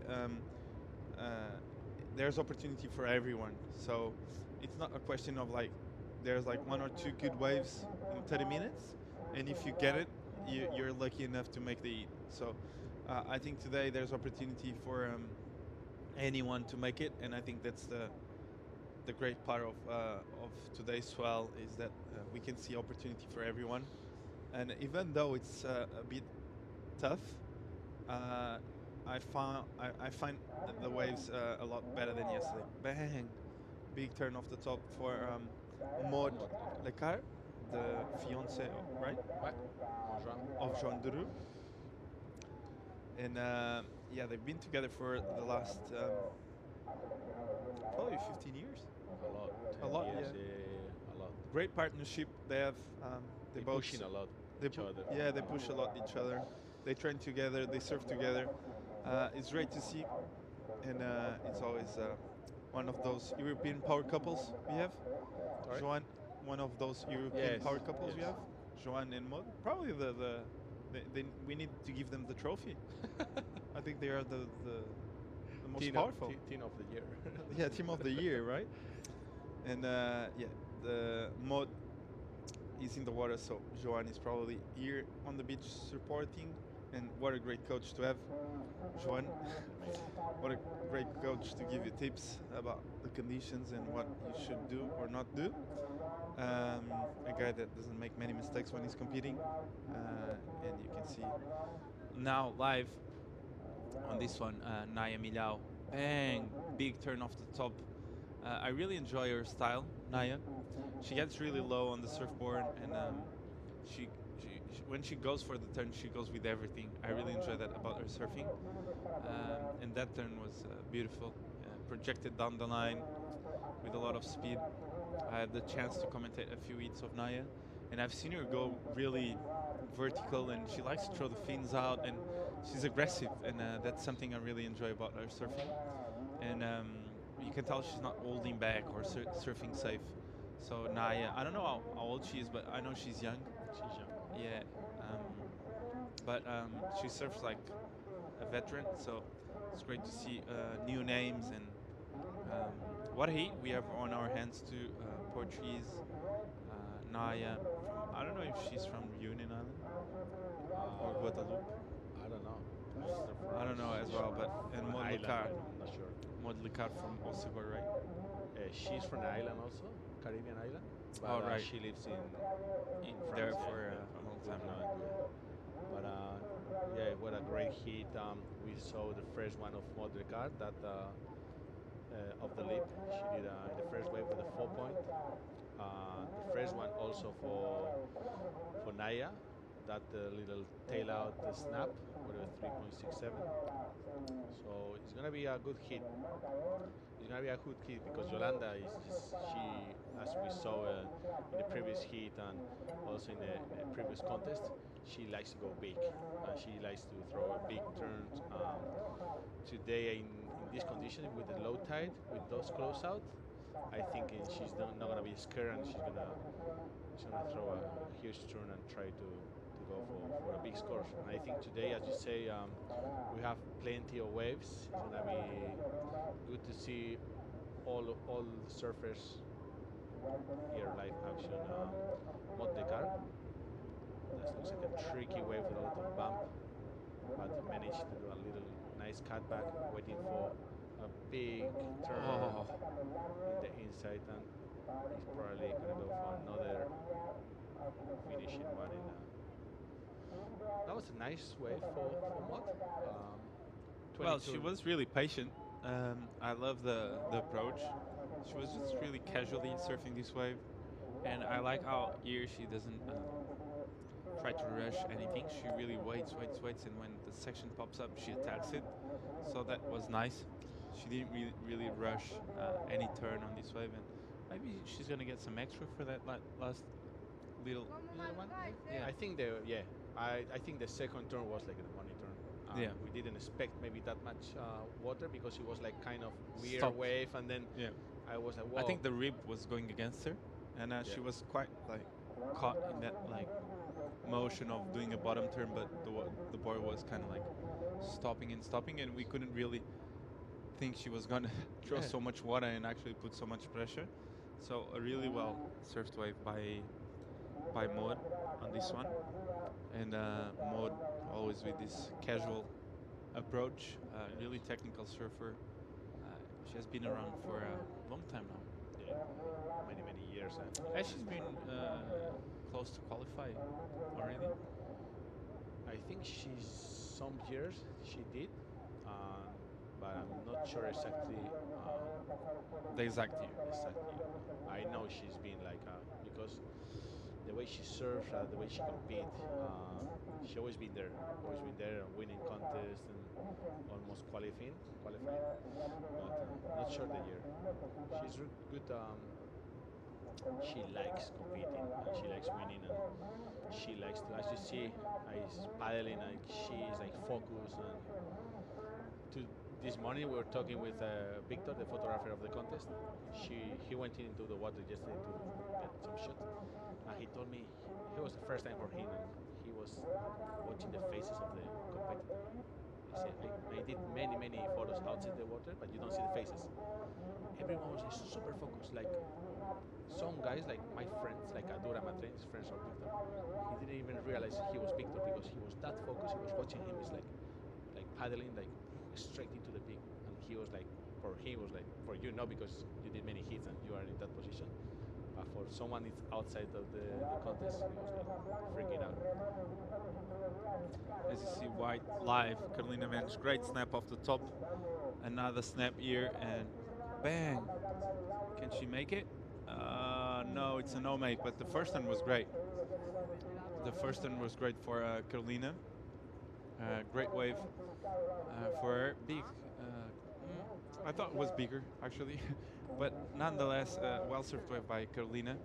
Maybe this last turn would help her cause a bit better. The first turn I thought was a bit more probably vertical and a bit better, but nonetheless the wave was pretty and she did her best. Yes, that was a star for Carolina. it's not gonna go for a big score, but she need to be busy, try to catch some waves because you never know if you find a closer go for a big turn and then you can get a score. We have another wave for Naya. She likes to go like vertical, even front side, back side. Yeah, if she gets a good one, she really goes for it. Like I like her approach. She got a 367 on that one, only that turn. So you've seen Carolina Mendes do 3 turns and getting a 2.2, and you saw Naya with only 1 turn, a bit more dynamic, getting a 367. So I think judges take in consideration the speed you do the turns, the sections you do. Critical section. I mean, Naya is gonna be dangerous if she finds a good one and she's gonna go big. Yeah. I think she is. Like she can go excellent easily. Like if she gets a good wave or a good with a bit more pocket, she can go excellent. I think Yolanda is one of those surfers too. Like she likes to go really aggressive on her maneuvers, and if she gets like a proper wave with quality, she will attack it with everything. So we see the results of last heat. Anat Lelior was the winner, and Mafalda Lopes got in second, and Nadia Erostarbe ended up in third, and Ariane Ochoa in fourth. So a really compact heat with a lot of talents. Anat, the standout of yesterday, ended up winning, and Mafalda Lopes from Portugal, one of the best surfers coming out of Portugal right now, getting through in second with that 667, the highest score of the heat. So well done for Anat and Mafalda, and unfortunately we lost Nadia and Ariane. We see them in Santa Cruz just in a few days time, so it looks like we're gonna have Swell there too. So a nice European leg this year with a lot of waves on offer, as we see live. Oh, great off the top by Yolanda, and a bit late on that last one, but the first one was great. Talk me through it, Ade. Yeah, we have one big turn for Yolanda, and then this one that was a really like tricky position for her. I mean, she didn't really. We have a live action here for Naya, going for a nice carving, waiting for another big turn with a closeout. So I think this one's gonna be a good score. As the previous wave of here the replay of Naya. Yeah, nice carve. Great snap there. She waits and boom, she attacks the leap again. So a really great style by Naya. Something different on her surfing. I don't know what it is, but there's something that I really like about the way she surfs. And that first snap was aggressive and a really great wave for her. I think it's gonna be the best wave of the heat so far. I didn't saw this replay, so let me just hold this thought. But yeah, only a single maneuver on the back. Big maneuver though. I love the jump. The jump was great. I think they should score a bit more for that jump. And yeah, only a single maneuver for Maud. We are waiting for scores now for everyone, basically. Carolina Mendes a bit behind this heat, and Yolanda too. Maybe Yolanda is going to improve a bit now with that single maneuver. But yeah, close heat for everyone, and nothing, no one kind of running away with this one. No, everyone is really close, and yeah, I just came in the booth saying the waves are really fun, and no one gets over a 5. I'm sad about it. I'm sad about it. Just say about it. No, but the previous heat we saw like a big scores. This one is getting a bit slow. It's really open. So we saw the last wave of Naya, as you say, the best wave of the heat right now. It's a 4.57 with that carve and snap. Here we have live action. Yolanda with a carving is waiting for another one, and probably is gonna try to finish with a big turn. So that was nice wave for her. In the beginning, it wasn't that easy to surf. You couldn't do much, but after the last turn was pretty nice. Let's see the replay. Yeah, the way she surfs is so consistent.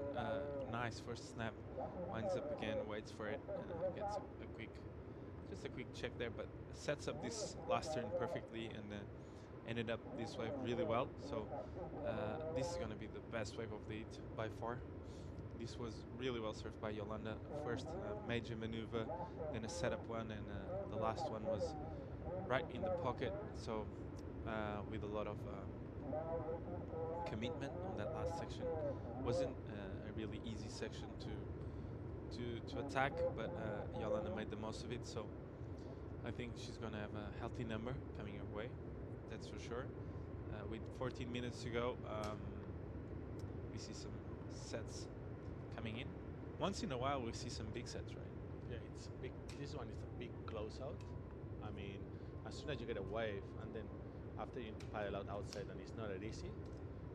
So even if it's 30-minute hits, you need to choose the right way because you can lose many time paddling to the peak.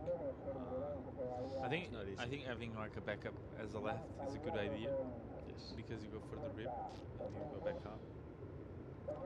I would only do lefts today. To the left. I would only do lefts Yeah. today, so I don't need to paddle much. I was only going right, as we thought yesterday. No, but you need to paddle a lot if you go right today. Yes, but I think the biggest score maybe is the No, right. I'm kidding. I was saying I didn't want to paddle. But yeah, as we saw, Maud getting a 4-6-7, so they really enjoyed that single maneuver. The wave was a set wave, so It's a we big need to one. give Yeah. credit for that, the size of the wave.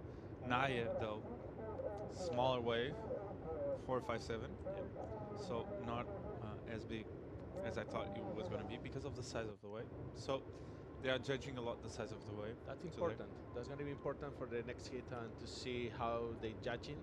And important to see, okay, what I should do. Should go for the small one, go for big, or wait a little bit more longer outside and wait for the sets and go for a big turn. Yeah, but did you know that, that since 2001 is not considered one of the elements, the size of the wave? There is. No, there is not. No, but you see, like if you have a big one, you go for a big turn. No, like I'm saying like if you surf like safe, a bigger one, and the guy Yeah, I know. But if you you have, should reward like the guy that surfs better the small one. yes, but you should. I Not think in Chupa, right? That's not. Imagine surfing the right ender on the bay, on the other side of the bay, and the guy just. But I think probably the judges are like judging as yesterday. No, we saw yesterday going for a big turn with a big wave, big scores. As we saw the best score of the heat popping up, 6-point right for Yolanda. As we see Maud Lecar on a beautiful bottom turn, I was gonna say, She but the was wave was trying for the right-handed finishing snap, but yeah, but the wave just disappeared. But nonetheless, I don't know. Maybe she saw left, then she saw right, but then the right closed out. So a really hard wave. As we saw, I think we saw a big turn from Yolanda. Once we see Yolanda in the white water yes. and standing really low, it means she went for it. So Yolanda with that last left, 6-point right. So Yolanda jumps into the lead. And now this is the last one of Yolanda as we see Yolanda. Oh, nice one. That was a big turn. It was really hard to do a turn there. She did she went for the bottom turn. That's weird. Super weird. No? I don't know how she did it. We need to ask her. Yeah, because We need to get Yolanda here yes. on the booth because that turn needs to be explained. I'd love to see the time I replay. haven't seen something like this. I mean, it's weird. Was not on the top. No, that was in the Neither in the bottom. was in And the it bottom. was off the lip. And then she turned Was like vertical. vertical and hard, like because the bottom two was huge. So we saw just she's like no fear. She just go big, wherever lips, white water. She's going big. Yeah, I think she's getting over everything, right? So I'm wondering what's the score for that wave. I don't know if that's 377. Yes, It is. it is. It's 377. As you see Yolanda again, she saw double up and a big wave, so she went for it. Just like the commitment she has, it's amazing. She's really going for it every time she can. So it's crazy to see Yolanda compete and perform, especially when the waves get steeper. She's she really goes for it. Like she's not afraid of throwing huge floaters and huge off the lips in really heavy sections. So I think Yolanda is it's like a good example on how you should train and how you should attack sections like this. Wow, that was She's huge. so aggressive. I love when I'm saying something and it And then happens. happens. It feels good. If it's good yet, but on this case it happened as we see bottom turn and bang, big turn on the lip. So I think she will definitely improve on the 377 with this last one. That was an amazing and a hard wave to serve because as soon as she paddled, you could see it's a closer, but not a closer like she has no time to do the bottom to bottom. Exactly. So she went from the bottom. Okay, I go up and then see what's going on. So that was a good. We have the score of the last wave of Yolanda. She got a 5.23. She beat the score of 3.77. She was in the lead, and right now she's getting more comfortable. Well-deserved score as we see Naya on a corner there. She's looking for a 4-1-1 and Carolina for a 6-4-7. So this seat is wide open here. She tries to get down the line, but the wave just closes out. So maybe a bad decision in terms of wave choice. As we see Yolanda on a jam. Oh, massive turn off the top by Yolanda, throwing the fins out. I think this is going to be her best score so far. That turn was massive, Ode. That was amazing. That was one of the best turns we saw today. As we here we were replay of Carolina As you see Carolina Mensch. going for a big floater. That was amazing. They going big, the four of them. Huh? It's amazing. And how Yolanda behind, look at this. replay. That was Winds the up replay. off the bottom, goes up and bang, throws the fins out. I think this is going to be excellent. That turn was sick. Really technical on the pocket and really, really strong. So I think it's going to go excellent in my opinion. Me too. I think with this wave, she's gonna be safe. 6-7 minutes remaining. Waiting for last score of Yolanda and Carolina Mendes. But I think Yolanda with the last one, she's gonna keep into the lead. And the fight is gonna be against Maud, Naya, and Carolina Mendes. Well, I think Carolina with that last one might improve on her scoreline. So she will probably be in a better position right now. Because second place has a 4, 6, 7, and a 4. So 5-1-0 for Carolina Mendes. So she only needs a 3-5-7 right now. So everything is really wide open. This last wave for Carolina was really, really important. And with 6 minutes to go, she only needs a 3-5-7. So pressure time for Carolina and Naya, and for Maud as well, because Maud is in a really she's in second, but in a really tricky position to be.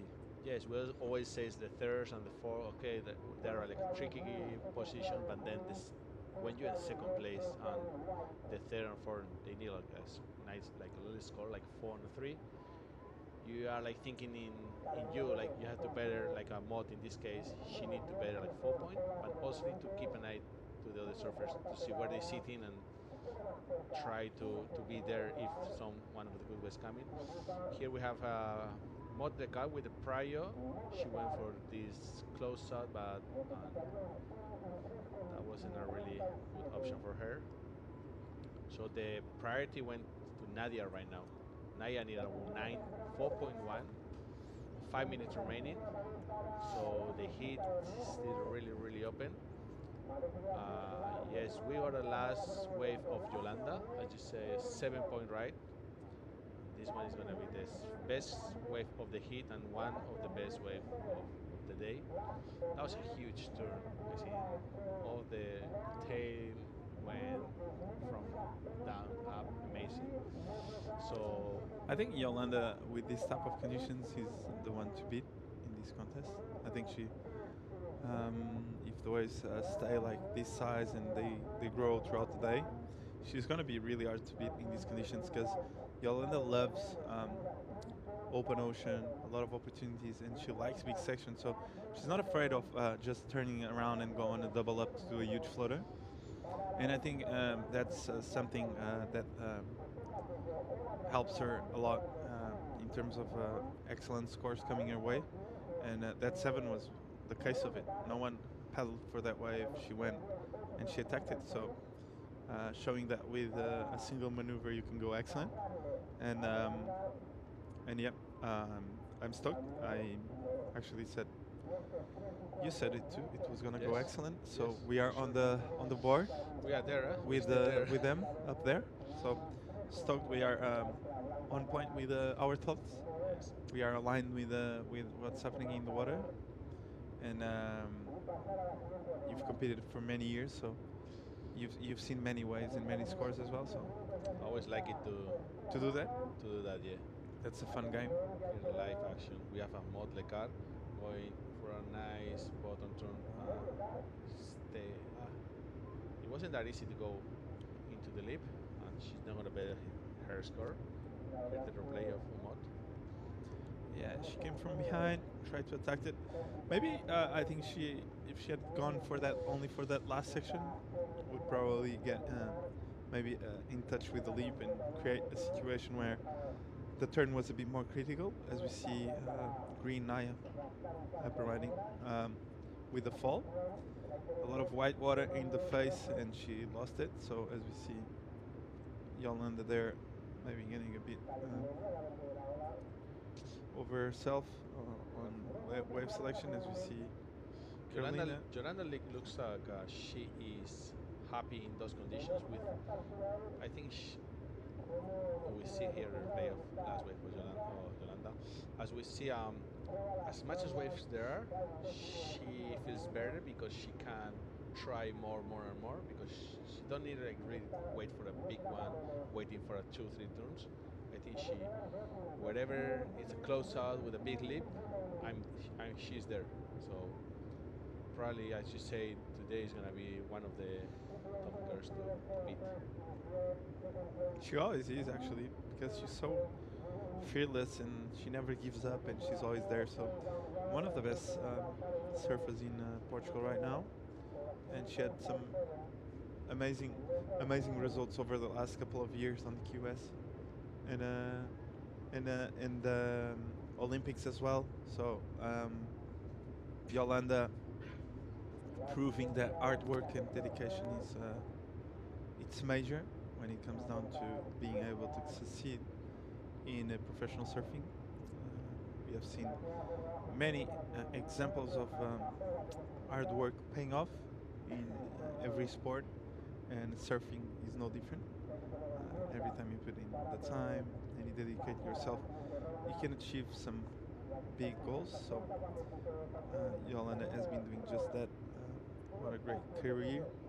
She's developing, and she's got a lot more to give over the next couple of years, as we have 50 seconds to go.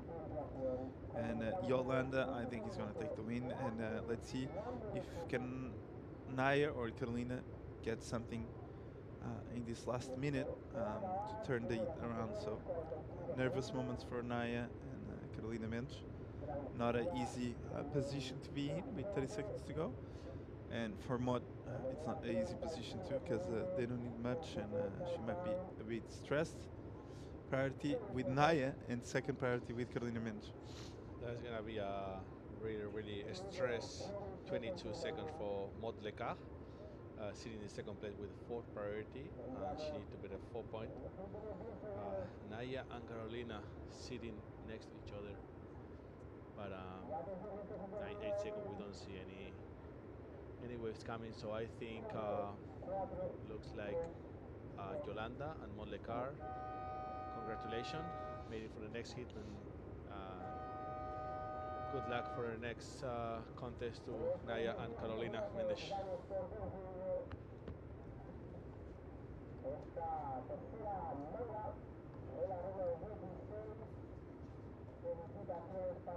We're gonna go to a commercial break, and we're gonna be right back with the 4 of round of 16. So see you in a bit.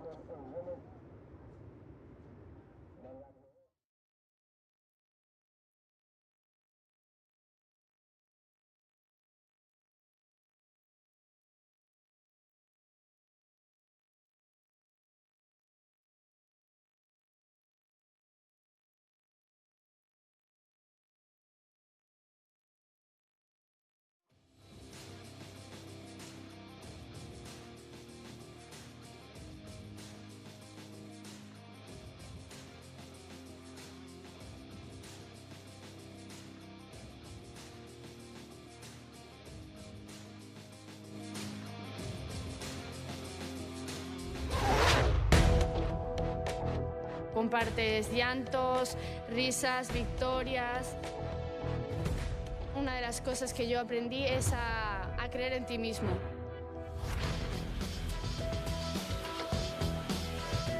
Hay cosas que no salen a la primera, pero nunca puedes dejar de intentarlas.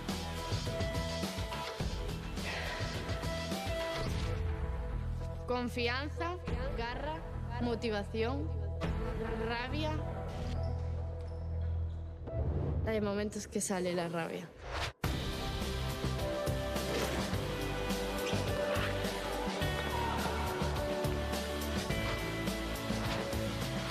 Tienes que saber confiar en tus compañeras y darlo todo para que tus compañeras confíen en ti.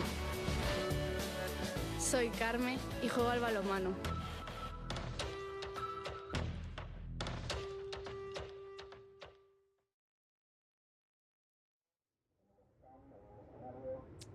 Welcome back to the ABANCA Pantin Classic Galicia Pro. We are back, and I'm here with David Prescott, my fellow commentator. He's back. Ode Koyaso is going to have a coffee. And we are back with a round of 16, Heat 4, with Lucy Campbell, Tessa Tyson, Francisca Vezal, and Janir Gonzalez, ex-Tabari. So, what a good heat we have on our ends, David. Yeah, one other good hit for the girls. Let's watch already replay on the first one of Tessa Tyson. Single turn, and I've have the privilege to been watching the previous hit inside the judges' tower and checking out their work. And I can tell you there's a lot of emphasis on those single turns today. Here we go. This is Francisca Vazelko, current junior world champ. I think this is the replay of the last hit. This was Yolanda, and on white was Carolina Mendes. So this was the replay of the last hit. Could be. Yeah, it was. It was. Thank you so much, Francisco. I needed to hold you back on that one. Well, Yolanda did what we're used to see from her. You know, she ripped on those single turns, very solid on You her were base. explaining right, like the judges' criteria, and Yolanda was showing us again what you should do to do the excellent score. So it was cool to see how the judges approached those single turns and how they watched the replays and going back to previous waves in the heat to watch the replay and compare them. So, but you can tell, like, especially that last one of Yolanda was super solid and came out as the best wave of the heat. Now we're live with the heat number 4, and this is Lucy Campbell up and riding. As we see going off the top there, and with a bit of a fall. Lucy yesterday that had a huge blow tail maneuver on her heat, so being one of the standouts yesterday, Lucy, you can tell she has a low center of gravity. She's really technical, and she likes to go for it. Big sections. So. You know, Francisco, I was looking at those close-out sections, and looks like on the smaller waves can actually. Let's first watch this one live. This is Tessa Tyson. Now Tessa, quickening out there. So it looks to me like actually it's harder to finish those finishing turns on the smaller waves than is actually on the bigger waves, because it does look like that close-out section of the smaller ones is finishing the wave on a part of the wave where it's really shallow. There's a lot of backwash, a lot of things happening there, so it makes it really hard to get in control. And if you do a single turn on the outside, looks like it's way smoother for the reception of the wave. You know, it looks like you have a little bit more time to finish the turn. So, and the judges are putting big emphasis on that. Big turns on bigger waves. If you go, like, I believe that pretty much Yolanda made her hit on 2 turns.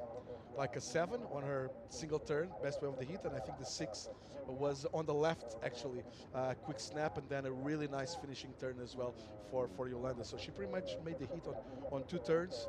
On this time of the tide, I think that's what we will be expecting. And then the girls been watching already for an hour and a half, 3 heats, so they know what the judges are looking for. Yeah, I feel like there's like a deep spot on the outside, and then gets really, really shallow with the low tide. So the set waves don't hit the shallow part so early. So it gives you that clean face you're saying, especially on the low tide. As we see, wow, this right-hander, one of the best waves we've seen today. Probably someone is going to get it, and what a wave for Francisca Vezal.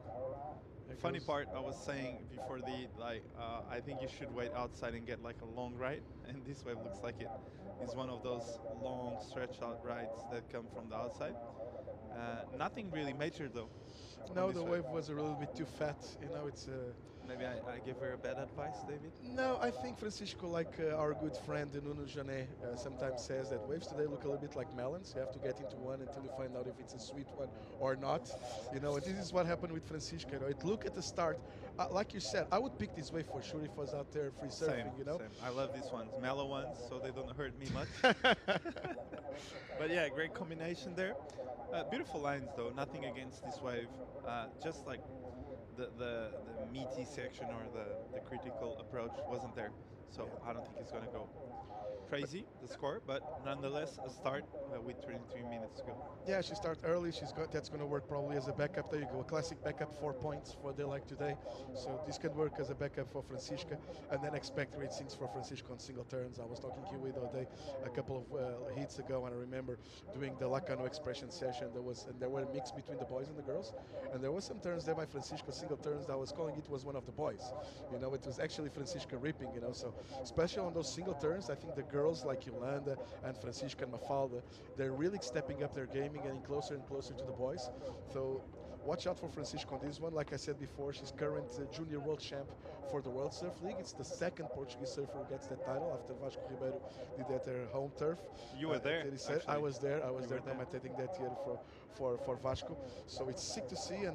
But don't disregard any surfer from this heat, because the English surfers, the great British surfers, are surfing really good too. And Janire, well, both of the Echebari surfers, sisters, they're surfing really good. Although Annette lost pretty early on these contests. And now let's go with Tessa.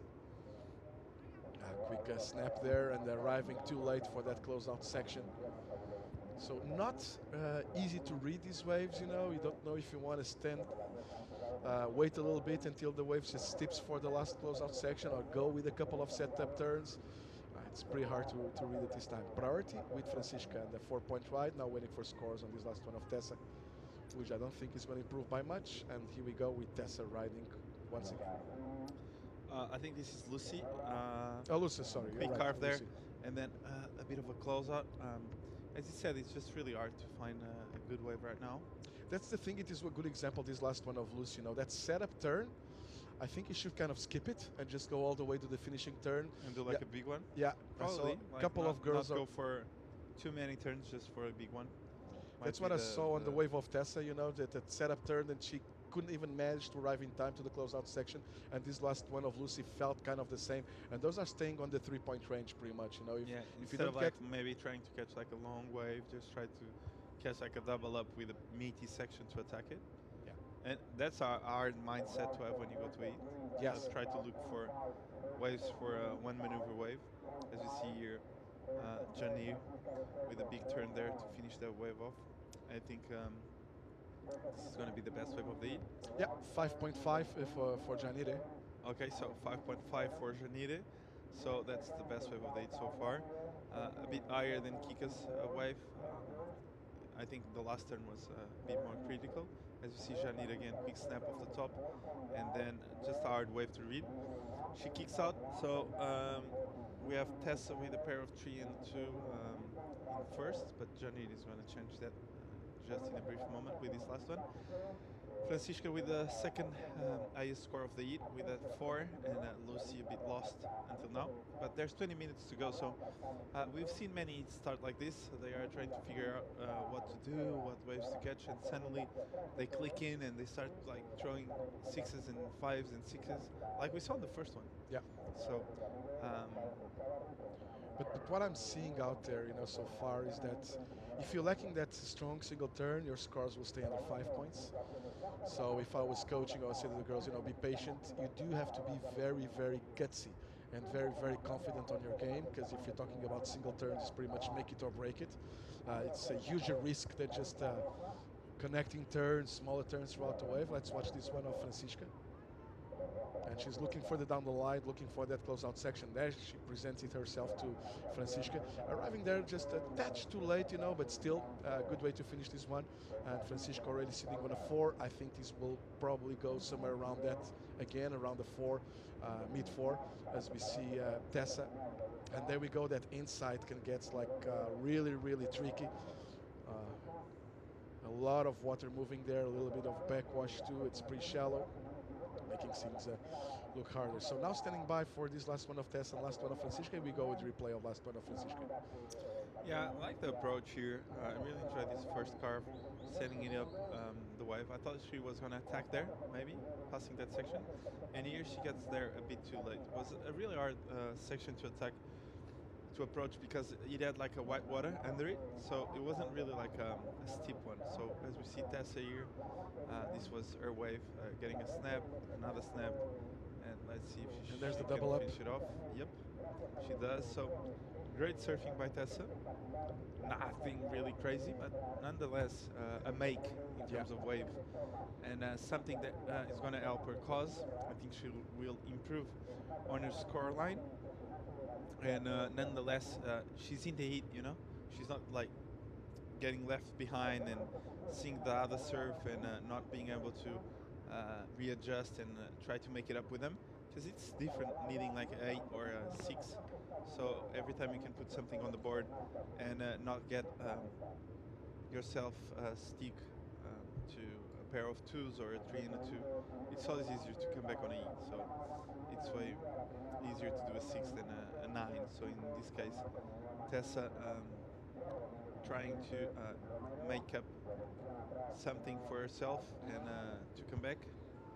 And yeah, as we have 18 minutes to go on this one, and yeah, plenty of time still ahead of us. Let's watch replay of Janires on her backhand.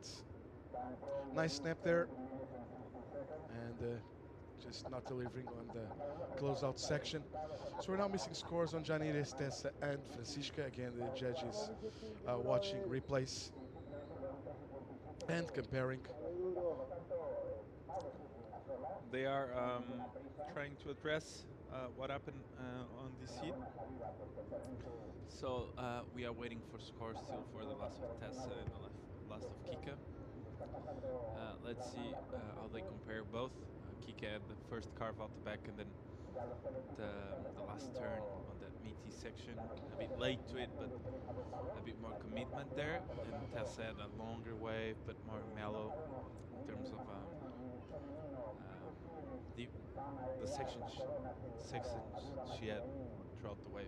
Yeah. So it wasn't that steep or that hard to make or connect those turns. So let's see how they compare both waves, Vazelko and Tessa. I think the closeout section of Francisca is going to make a difference out of this one.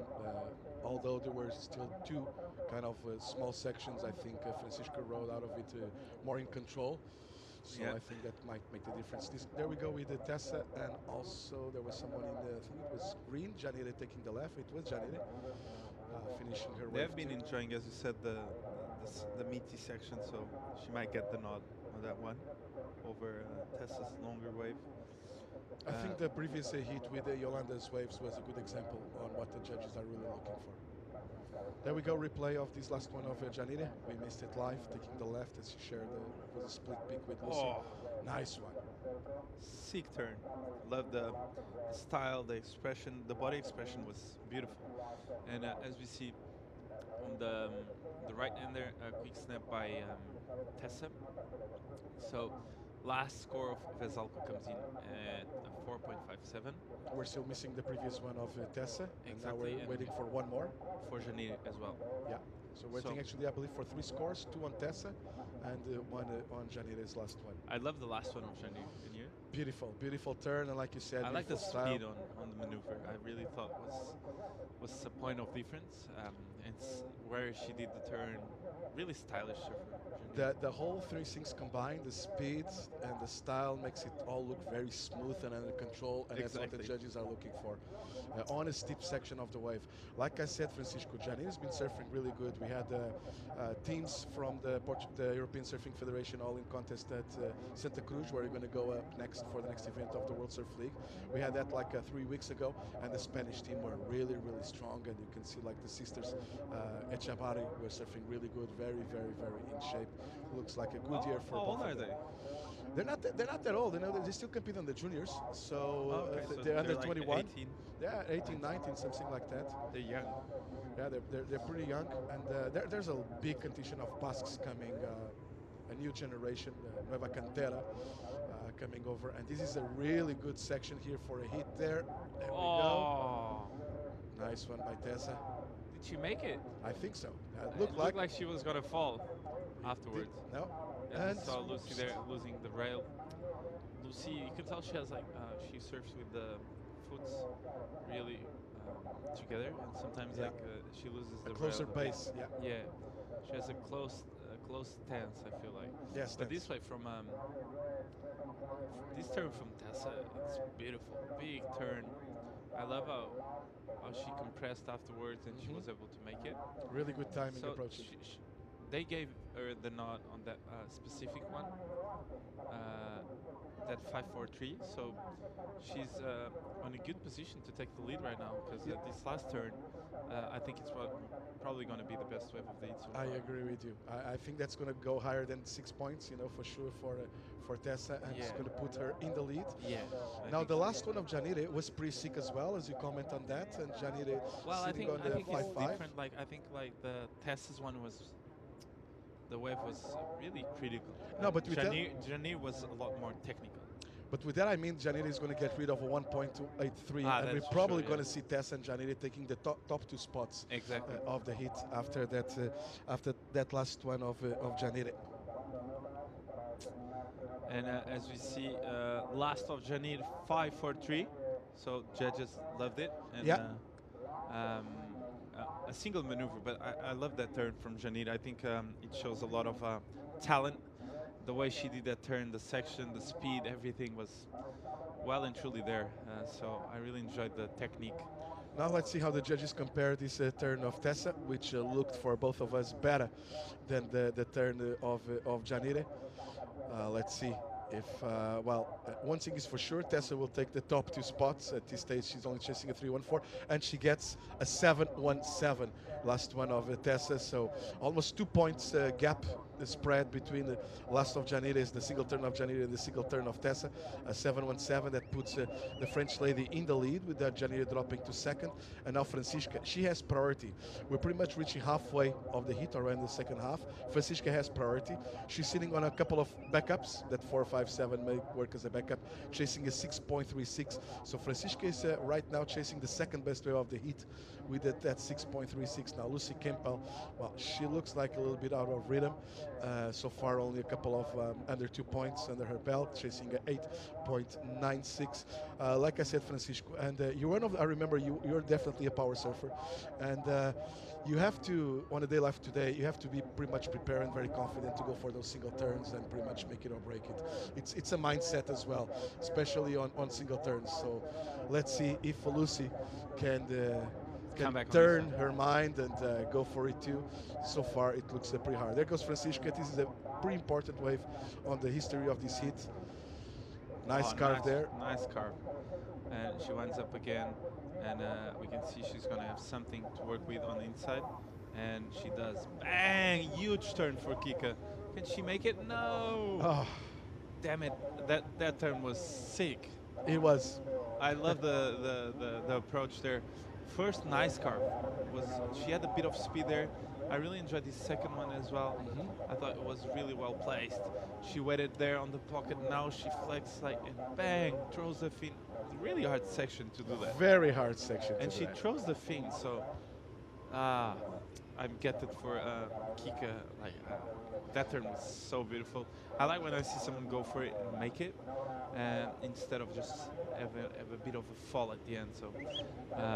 And she pretty much came all the way down at the end of the turn. You know, No, she was there, but as you said before, it's so shallow. It is, yeah. That when the white water eats her board, it's just like you need to be so low on the board. You need to be always holding both rails to actually make it. So. Yeah. But she did a really good job on like actually getting early there and coming out before the leap like hits her. But then, even though she technically did everything great, it was so shallow that it was impossible for the white water to help her out. So impressive surfing by Kika. Damn, she's one of those surfers that can go excellent easily, like in this type of conditions. As you see, Lucy here trying to make an effort to come back on this one. She's having a bit of a hard time on this heat, but this one looked a bit better, David. Yeah, it is a kind of not a big set wave, and the judges are looking at that as well. A small hit on the lip there, and then not making this last one. So I think she's still going to stay under the 4-point range on this one. But like you're saying, huge risk by Francisca. I love that as well. And it was because of that she didn't make the turn, because she came flying out of the leap all the way down, and she lost all the speed coming down, and then the white water just hit her really bad. But really gutsy by Francisca. She knows she was chasing a 6.36, and there's 9 minutes remaining. The thing not working for her. That was the score. Yeah, that was the score. The thing is that now she loses priority, goes to Janine and Tessa and Francisca down to third prior, but she's still definitely under. It's great. She just sold the wave to Tessa. She's gonna get second priority. So she pedaled for that white water. Tessa felt the pressure. She pedaled too, and she lost it. So she's got second priority right now with 8 minutes to go. That's a long time, so she will get first priority for sure until the end of the heat. So that's gonna help her. That's for sure. I'd like to see Kika on a meaty section. I know Kika, if she gets like a proper wave with some juice, she's gonna attack it. As you see Tessa again on a bomb. Not a bomb. Yeah, the drone view gives us always the sensation of a beautiful wave, but this was actually a beautiful wave. Maybe wind up off the bottom and do a big turn here? Exactly, you just took the words out of my mouth. It was one of the classic ones, just drop in, huge bottom turn and hit the lead straight away. Yeah, it was a really meaty section and the biggest size of a wave, and the judges, they send a huge message out there, loud and clear. 2.77, the last one of Lucy Campbell. So if you remember the size of the wave, and she didn't make the last turn, so the judges sending it loud and clear for the surfers out there. Hey, there's some meaty sections. You want to see commitment, strong turns. If you can, go for a nice combination. If you go today, if you're going to go in a combination of major turns, like if we saw on this the previous one of Tessa, if she hit the leap straight away and go for one quick re-entry to finish, I'm going to call that over 7 points. You know, that's what the judges are looking for: connection of major turns under these conditions. Like we said, from the drone, looks super clean. Every single wave looks pretty, but then you get from the beach angle and you can tell how steep, how difficult those turns are, especially the finishing turns. And to connect those, you can tell also there's still a lot of lumps and bumps out there, still a little bit of morning sickness into the ocean. So even connecting those turns is pretty difficult.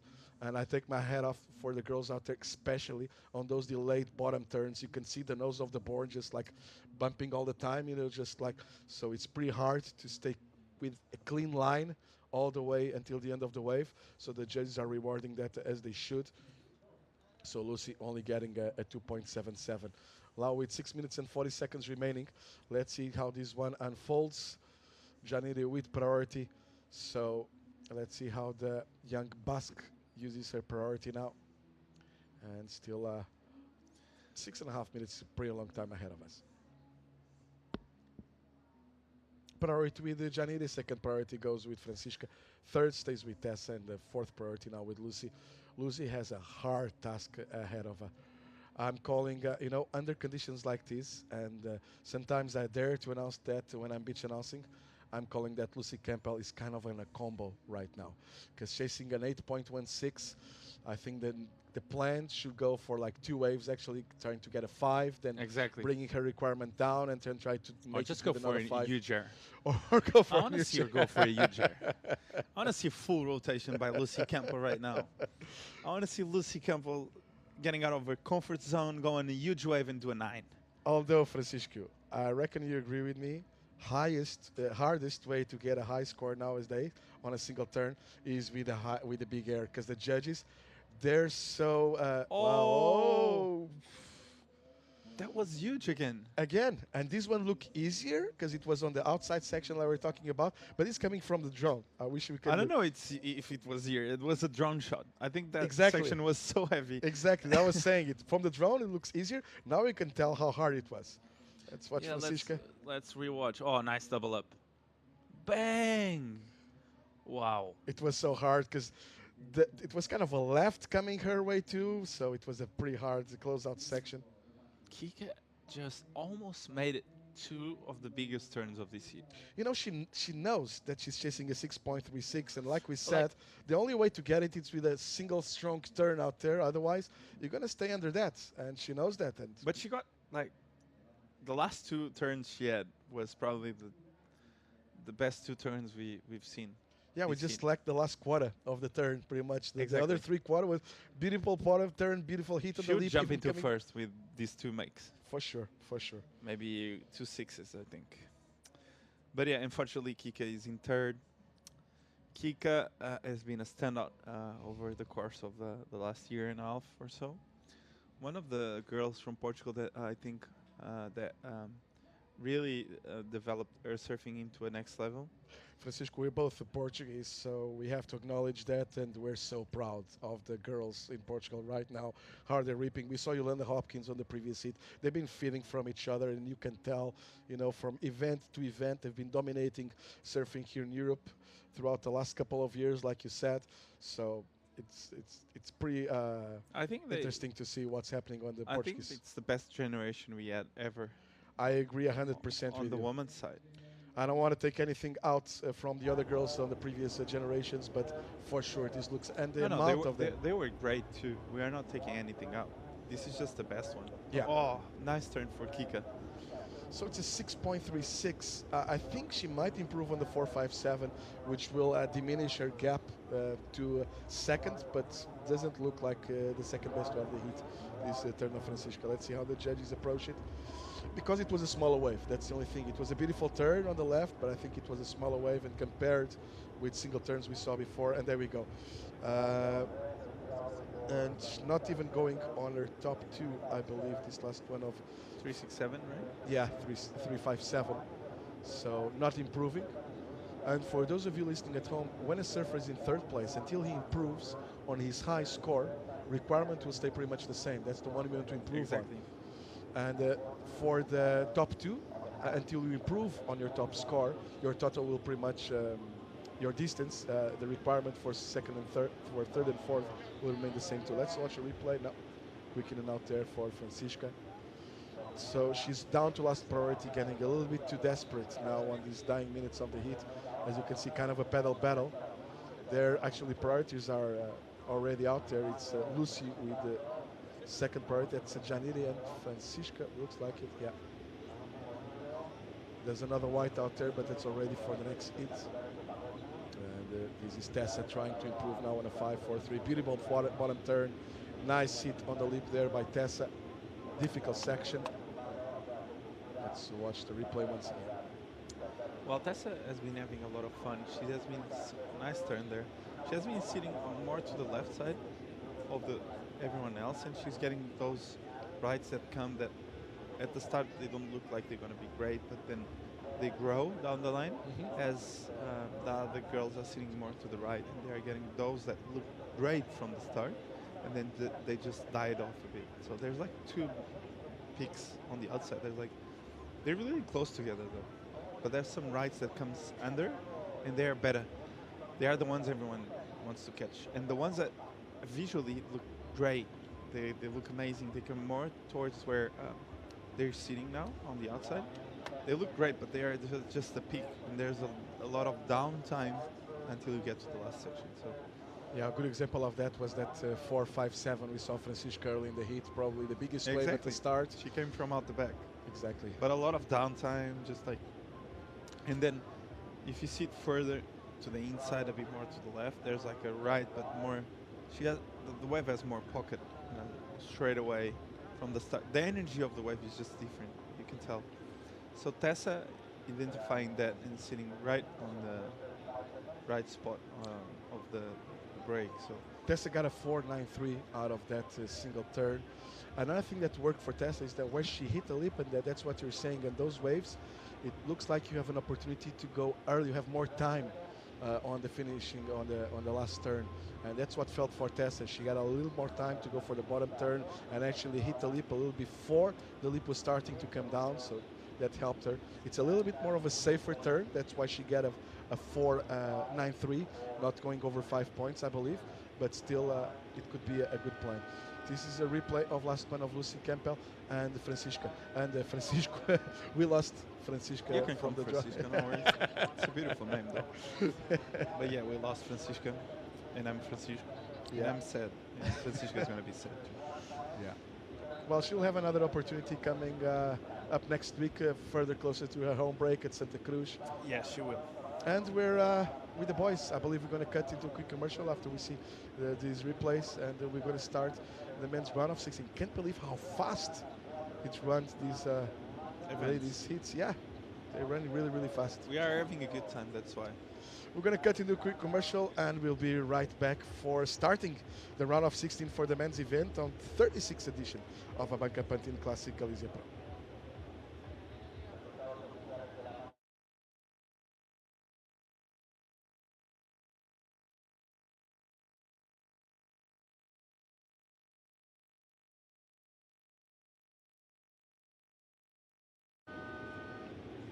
And we are back live to beautiful Playa de Pantin. Welcome to Galicia. It is a bit more cloudy today than on previous days, and feeling just a touch colder than previous days, but, well, not even close to the rain we had yesterday. So already starting the men's round of 16. Welcome back, Ode Collazo, and here we go. This is live action already from Vicente Romero. That was a huge turn for Vicente Romero from Spain. We see the last hit was fun. The last, I saw the Tessa's 7-point ride. Again, those single turns we've been talking about. Yes, that was a huge turn. So, and now we have the first hit of the day for the men's round. Well, we also saw the judges sending a message down the clear out there, especially with the scores of Lucy Campbell, her best wave at 2.77. If you're going to catch a longer one, if it's like a smaller wave, they're not going to reward you, They know where the risk is, and it's going to be fun to see now the boys, how they adapt to the conditions. Yeah, I think I've been in the competition area talking to some of them. They're really excited to go into the water, and they're going to go big. They're going to go big, so I see the eyes like hungry. It's like, oh, the waves are firing, and because from outside you see rights, lefts, everywhere after. They know like when you sit in the water, you have like so much space. It's not easy to sit in the right place, but they thinking positive, and they trying to find those waves. This first hit, it's crazy. We have Thiago Dominguez, Maxime Buceno, Marco Mignot, Vicente Romero, all of them amazing surfers. They've been surfing for many years. They know how to compete. They know how to go big. It's not going to be an easy one. Yeah, all of these guys, well, Maxime statistically is the favorite in this one for sure. But this boy, Iago Dominguez, together with all the Euskadi new Cantera, Nueva Cantera, yes. He's been ripping throughout the juniors. Well, last year, and I had the chance and the privilege to announce pretty much all the junior tour here in Europe. And the Basque boys, they're ripping. They're surfing really good. So it's going to be a good one. Marco Mignot is in really good shape too. We've seen great things from Marco. And Vicente Romero, well, has a lot of experience coming here. He was born in Brazil, actually, yes, with double nationality, coming here to Europe when he was a young kid, around 12 years old. And surfing a lot here in Galicia, so he knows this spot really, really good. So always expecting to see great things from Vicente. He used to live here. I used to travel a lot with him. He's really calm. I mean, even today, he also will always catch good waves. He was always in the right one, never stressed. It's really, really hard to beat him. Even very clever competitor. Huh? Really, really. He knows what to do. He go for a big turns. He go for the big carves. When it's small, go for airs. He's really good in airs. As we say, Maxine is the guy to beat. But then we have Marco, like the junior, the youngest of the heat. So it's amazing. He has the family, a big family. They all then surfs. So he lives in Mexico. Yes. Amazing surfer. Then we have Diago, as He's you say. been coached by Jason Epariso, Marco, yes. if I'm not mistaken, yeah? They are doing like a team, the Caribbean team, yeah, with Jason. Because Jason was, if you don't remember, you probably do if you're more experienced. I don't want to talk people like getting older, but more experienced. You remember Jason from some huge North Shore performances back in the day. Yes, we have live action Vicente Romero with a big carving, huge tail out to finish the beautiful wave. Combination there by Vicente. Amazing. At the back, we have Maxime Husenot, World Surf Class, and watch out with this guy because he's gonna go big this heat in this contest. Yeah, Maxime last year was so strong throughout the whole European tour. You know, it's one of those guys, kind of like you. And I was hoping for more than a few times they will qualify for the World Tour because you guys under like heavy conditions, you just deliver. And remember, I'm sad to say that this is not finishing the Challenger Series, not finishing anymore in Hawaii because I think if it would be, like Maxime would have even a bigger chance to qualify for the World Tour. Yes, as we see the replay of Maxime, we saw like he's different. You see those bottom turns and how the carvings, how is he pushing, how clear he surfs. I mean, he is one of the best European surfers right now. He was in the CT and he proved like to everyone like why I am one of the best, and that's why I was there. It's been a privilege to surf. I traveled with him for many years, and a really good guy. And he has an amazing family.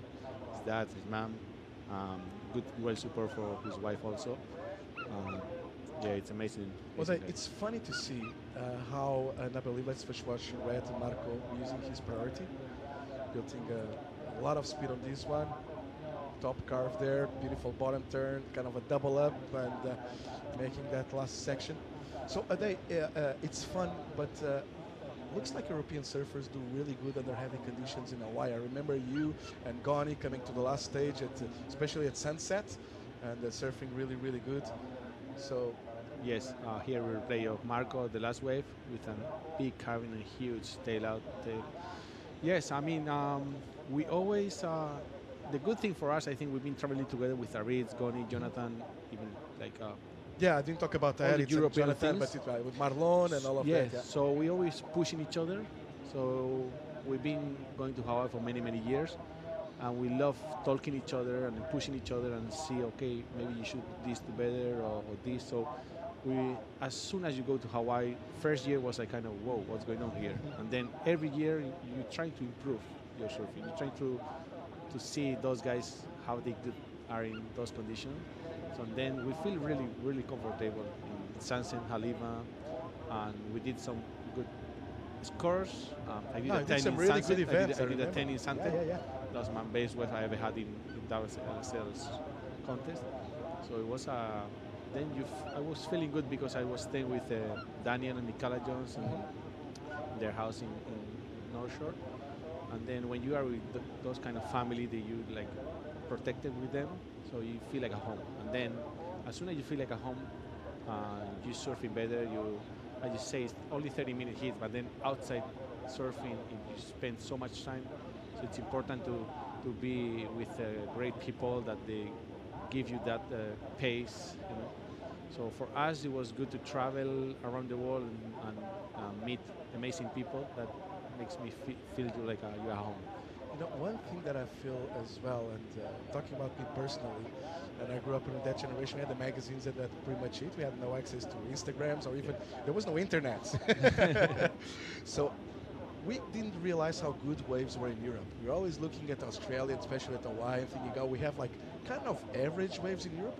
Until you go to Hawaii, until you start traveling and see, especially having big events here in Europe, realize we have a really good proofing grounds. We have a really good place to practice for stronger waves. You know, we saw that with Thiago Pires, and then we did Isera coming into the spot. Obviously, Nazaré was a whole different suit coming later on. But I felt that when I was young, you know, we get like American surfers coming to and I used to surf at Carcavelos, and you have like those guys coming over and say, hey, you guys come from the place with great waves, and they look at us saying, no, you guys have the good waves. You guys have actually waves better than we do. And it took us a while to realize that, and after that, and then results start coming in, you know. That's why I think you guys adapt so fast to the conditions in Hawaii. I remember always the story of Abdel El Arim doing the Pipe Masters, you know, yes. and people didn't even realize at the time that there were good waves in Morocco. You know, I remember the beach announcers going like very puzzled. Is that a Moroccan in the heat? Is there any surf in Morocco? And Abdel went like at least 3/8. I remember, you know, and he made it all the way to the quarters or something like that. So I think this changed with the technology, but especially bringing World Tour events to Europe, and you had a few of those in Mundaka, but Mundaka is a very special wave. It's a whole different deal, but now we're having like Challenger Series in Iliceira and all of that, and realizing, and that's working really good for the young generation. They don't feel like they have something lacking. They don't have like a place to practice. Everybody coming from the Basque Country and from the mainland Portugal and the islands and from south of France are realizing, okay, the waves we surf all year long are pretty much the best waves on the world and powerful waves, so we can be on the same level as all of the other guys. It's not like we're missing something. I think if you're talking about Europe and good waves, you have to put the first, probably Portugal.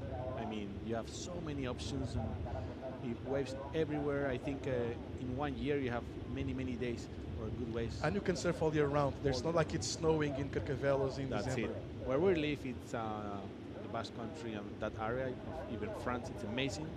But we have many days onshore and huge storms and many days that we don't surf.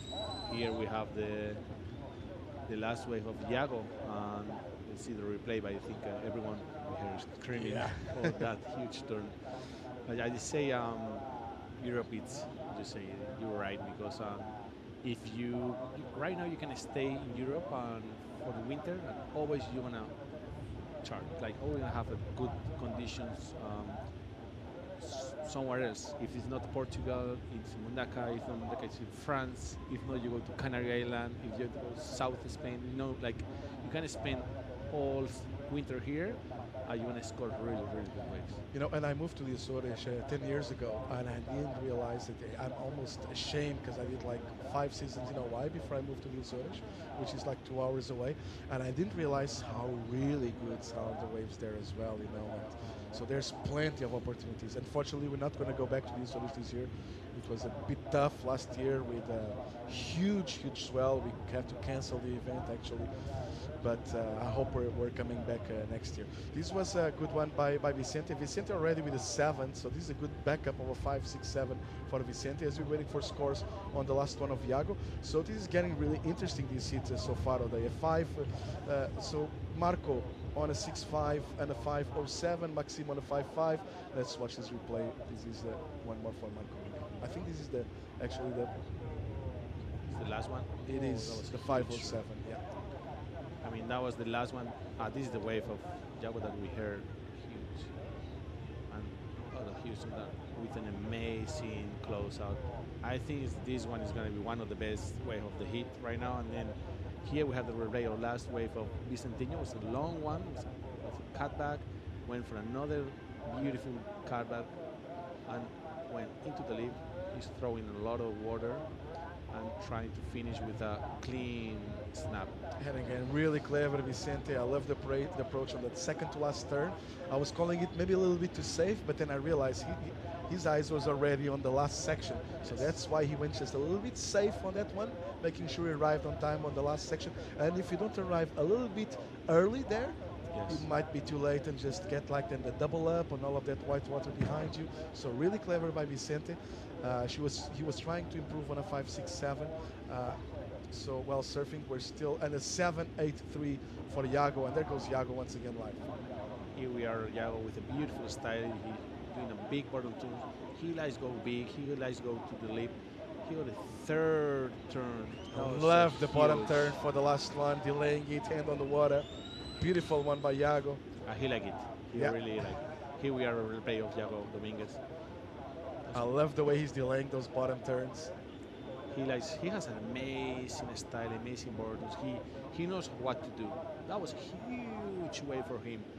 That was an amazing. He like it. He knows he has a 7.8, and he knows he's gonna go this one also for an excellent range.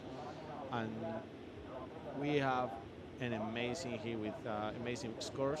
Maybe Maxim's he got a 5.5, and he's probably going to be looking for something bigger because the rest of the heat or the rest of the guys, they have like Iago 7.83. We have Marco with a 6.5 and a 5.07, and Vicente up into the limit 7.5.67.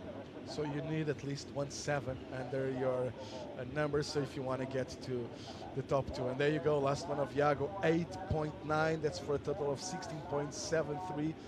Very well done by Iago Dominguez, and I love the way he stayed composed after the 7.83. Just went back there, and I think that wasn't the priority actually.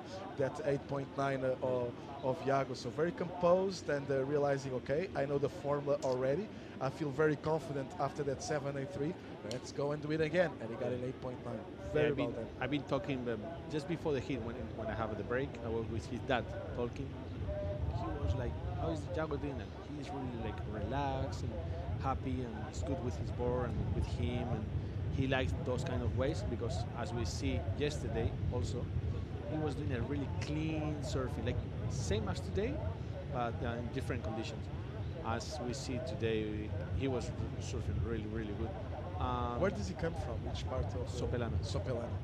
And I thought with yesterday I explained to Chicos, the guy is surfing really good as we see. Also, he's amazing wave snowboarder and skater. Okay. Like a good level. So that makes skate parks. Okay. In Spain, he's a really famous guy. Yeah, it's an amazing guy. He's surfs really good. He's young, still really young. It's good to see he's staying so composed. Let's go with the blue. This is Maxime, and using his priority. He waited a while for this one, and huge turn to finish. Let's watch it from the front angle, but looked like a pretty nice finish there, Maxime. I'm really glad about Iago. He's one of those kids. He's pretty emotional. That's going to work for him or against him, and it's definitely working for him right now. Vicente. Wow, that was a huge move for Vicente. Also, we saw a nice wave of Maxime Cousenot. Watch out with Maxime. He's been many, many times in this position. He's not going to be scared. He's not going to be with the pressure that, oh, I can't do this. He makes many, many hits like this. Even if the other guys have huge scores, still 40 minutes remaining. They have to put one eye in him. Oh, yeah, for sure. I think we have the replay. He's the last one of Maxime. Here we go. Front angle. That's a huge bird. That was a nice big carving for him. That was a huge turn for Maxime. I seen here replay the last wave of Vicente Romero. Got a nice carving. And here he has another one. And it was here, not that he just fell. He was a bit like that was a weird turn for him. Yeah, the board just kept on going and he stayed behind pretty much. Yes. But yeah, we're waiting last score of Maxime. I think he's gonna go. It's gonna be a good one. He's gonna be into the lead, into the heat again. But I'm gonna still for Marco Mignot still with priority, waiting for 6.18 to make the hit. It's going to take a while. I was watching the previous hit inside the judges' tower. It's pretty interesting to be there. Now the judges, Mikel Zalakain is our head judge, is asking Bassa, our computer operator, I want to see the 7.83 of Iago. I want to see the 7 of Vicente.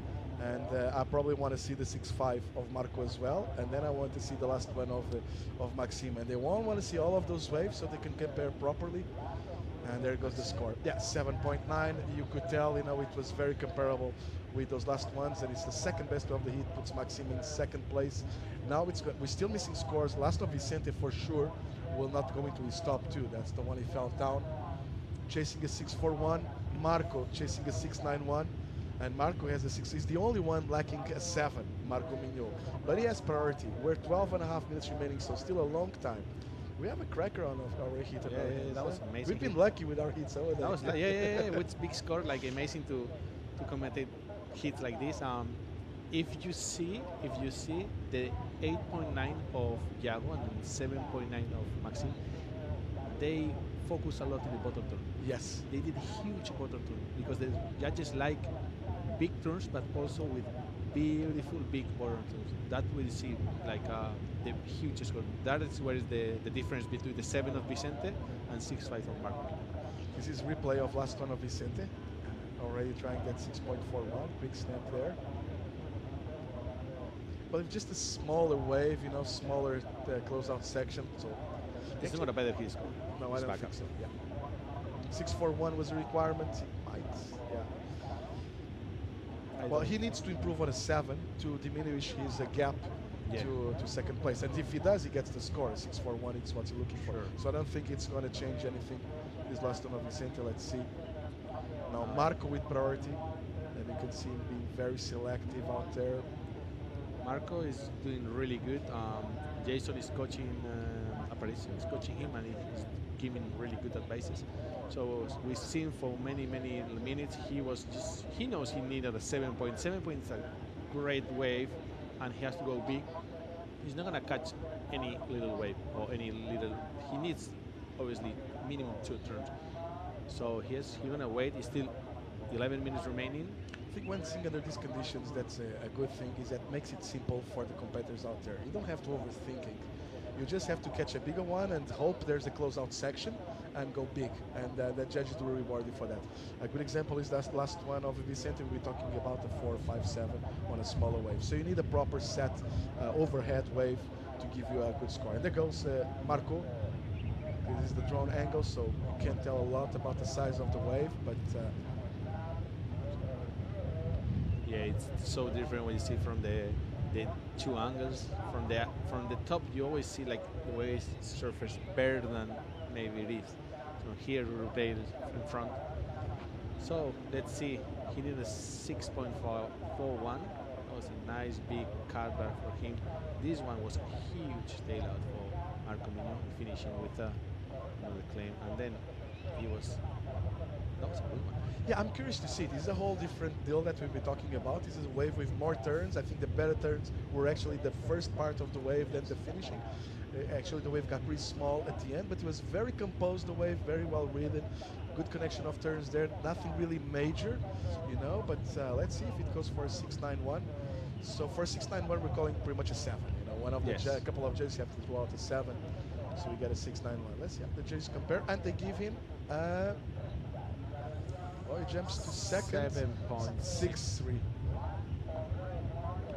This hit is been amazing. It's 9 minutes remaining, and they throw so many 7s, 8s, and probably one of the best hits to watch. I'm going to ask our director if he can put again the replay of the last one of Marco Mignon. We'll love it, the last one of red, so we can see, because it's a wave that we have to look for all the turns in the wave. But 7.63 puts him in second. So everybody's now with the 7s under the board, which means that Maxime is down to third, chasing a 6.23, got a 7.9 already on this heat. And now it's Vicente Romero, who started pretty strong the heat, as you can remember. Yes. He was the first one putting high scores out there, and now chasing a 7.14. And priority with Maxime, last priority with Vicente. Yes, it's Vicente. He knew, like, even if you throw in 7s, right now in this case you need another backup. He got a 5.67, but he has to bear this. The other guys, they're surfing really good. They're going big. Today you have many options. It's not like yesterday you catching 1-2 good waves and then it's flat for 10 minutes and then you don't have more options. Today everyone is gonna catch like 2 good waves, so you need to go big if you want to make a hit. Yeah, it's a good thing to see. I was a little bit scared coming over this morning, watching from top of the mountain. Looked like it was a longer interval swell, which might take too long for the sets to come in. But like you're saying, it's actually very consistent. A lot of opportunities for the surfers out there. One thing, O'Day, that changed since we saw the first couple of hits of the girls, there was a long time ago we saw a left. At this time of the tide, everybody's taking the right handers pretty much. That's the only way to do it. Yesterday I was talking to Chico because she was like, I prefer high tide. or I was like, I have preferred low tide.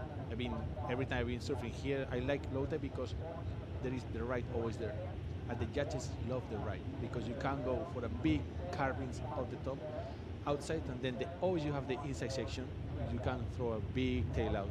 The left, it's more like going, I don't know, the way you surf in the left. You're is surfing not away that- from the judges. That's it. And it's like kind of soft turns, and then you have big turn at the end. But the carves you can make in the left they are not as good as in the right. The right looks like a point break, you know.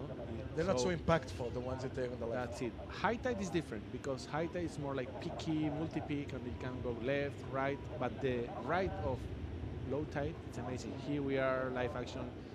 For Maxime Husenot, need a big score. You see like a drone. Looks like a bigger wave you meant from Yes. the drone, but not making that last turn. No, that was a mistake from Maxime. You know what you said applies to the hit of Teresa Bonvalo. After the hit, Teresa will have a few words with the judges about the lefts, especially about the lefts. And I can understand her point of view. I can also understand the point of view of the judges. Like you're saying, it's way harder to assess those turns on the lefts. Even the camera angles, they're not set up pretty much for the lefts there. So, yeah, I think it's way safer to stay on the right-handers right now. You know what's happened? As a surfer, I've been surfing many years, and then you realize it's easier than we think. I mean, you don't need to do like something special to make hit, or to just need to go to the. It's easy to say, but you need 2 waves and go for 2, 3 maneuvers. You don't have to do 8 maneuvers to make a hit. Just go big bottom turn, go into the lip, big carving, and one off the top. I think it's sometimes we just thinking too much. I think.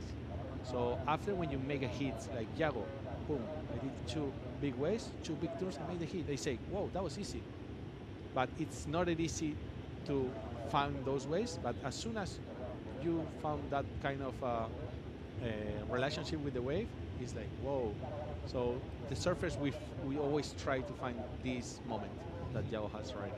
You know, that's what I meant when I said conditions like that makes things easier for the surfers. They don't have to sink a lot. It's pretty much finding a good one, a bigger one, and the closeout section to hit it. You saw that on the, I think that was the biggest mistake we saw so far on the hit, was that where it is the 473 of Vicente, that longer ride, Yes. you know, and a few turns there, but nothing really critical, and you lost energy with that, and made nothing for you. And he should know better. He's got a 5, 6, 7, and a 7 already. And then the paddle is long. It is long. It is. So it's not. We have here a play of Yago that kind of, we can say he's saved in this hit with nice. That was a huge turn. You see how he grabbed the rails. Beautiful bottom turn. So delayed, holding on really big time. So well done by Yago. It's good to see someone like Yago surfing this hit like this. I mean, it's not that this hit. You see the names there? Oh yeah. It's like, yes, this is the hit that you have to destroy. This one. It's not the one before, the one previous, or the one in the first hit. It was this. This one was the hit that you had to say to the people, hey, I'm here. I'm gonna destroy. I want to win. Maxime, Marco, Vicente. Well, this is not finals day. We're going to go into quarterfinals and leaving the semis and final for tomorrow. But I was thinking, if today was finals day, it would be pretty hard to stop Yago. What we're seeing from Yago right now. I hope he stays on the same for tomorrow, like for the quarterfinals, with the same energy. But it will be pretty hard. You know, it looks at me so far. He's the most informed surfer of the whole morning. Sometimes you feel. I mean, when you go to the contest, some contests you feel like it's your day. And when you won a contest, it's like, this is my day. I don't know why. Everything goes same way. And for Yago, even yesterday, it looks like he's really in peace. And he's connecting with the ocean. He's connecting outside with the people. He's happy. His board's looking really good. And I think when you mix all this, it could be really dangerous. And I think he was very pleased to check conditions this morning. This really suits him, these conditions. Yeah, the way he serves. Exactly. Like the way he serves, it's these ways fits really good. So Marco got a 6.5 on that last one already a while ago. We're still waiting for scores on Maxime's last one. It doesn't look like it's going to be a 6.23. Let's say stand by for that one. And Vicente, well, still down there and still we lost priority. It's going to be pretty hard for Maxime with Vicente, with Iago and Marco having the top priorities right now in the heat. Let's stand by for that last one of Maxime. Yes, I think it's not going to be improved the 5-5. But even Iago, he got a 9 and a 7.8. He has to stay next to the others because Marco got a 7.6 and Maxime got a 7.8. If they got a huge score there, if he feels like, okay, I'm done and I can't go surf like little waves, so I can go to the other peak, I think he can be a mistake. Even if it's 2 minutes remaining, I mean, we've seen comebacks worse than this. And here we have Iago with a huge turn. Small, that's what he should not do at this stage of the heat today. No, and I think it's better to stay. Well, we have a priority. That was Maxime, so that was good. Yeah, stopping good. Maxime there. Even if it was a small one, it's Maxime, and you don't know what he can do. So yeah, that was a good move from Iago Dominguez. You know, Iago was on that very tough, same as Maxime is, and the last one of Maxime enough, barely, but enough to make it to second place, a 6.53. So was one of those could do it or not. Yes, it was that very was close. in the line. Now Marco has priority and he has to adapt to a whole different game. He's down to third place, chasing the 6.81. And I was thinking about Iago coming to this last part of the heat when you have priority. It's pretty hard because Iago, to use priority, he had to realize a wave has more potential than a 783. Anything else will be a mistake. But you don't want your fellow competitors to catch a good wave too, you know. So it's pretty hard. I don't think the last one of Iago will improve, but it's very hard to manage that priority. It's amazing. He did a really good hit. What a comeback from Maxime. Everyone was having 7s and 8s, and he got a 5. You said that. And I say, watch out this guy because he's been many years in that position. I know he likes to be there, and we saw like what the potential of him, and then he's been in the city last year, and he's in Maxime the wave. Beautiful angle. Just watch the style of Maxime. Yeah, that was an amazing comeback, and yeah. Watch out him also for this contest. Yeah, Maxime loves to work under pressure. I saw him turning a lot of hits, and like you said before, once you make it to the challengers, the big games, you really stay composed until the end of the heat. And well done by Iago. Really good hit. I'm calling it the best surfing we saw so far through the whole event. Yes. And Maxime, very well done as well, qualifying to the next round. So we're going to cut into a quick commercial. We're going to be back straight away for heat number 3, round of 16 of this ABANCA Pantin Classic Galicia Pro.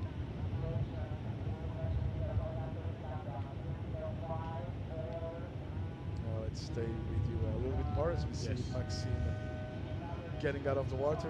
Another thing I'd say is I'm not 100% sure if they can hear the scores out there or not. You know, at this time of the tide. And now we're going to cut into a quick commercial, and we'll be right back. A Coruña, provincia.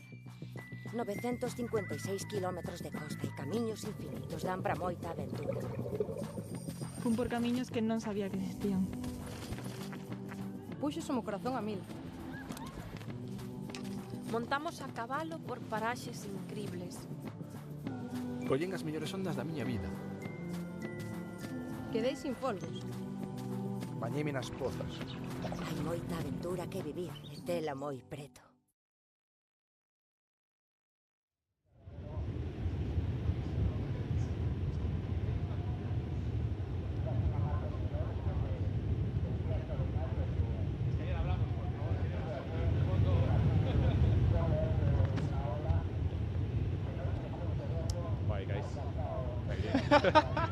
We are excited. I think I was excited about the last heat, so I think we saw some really good surfing by all of them.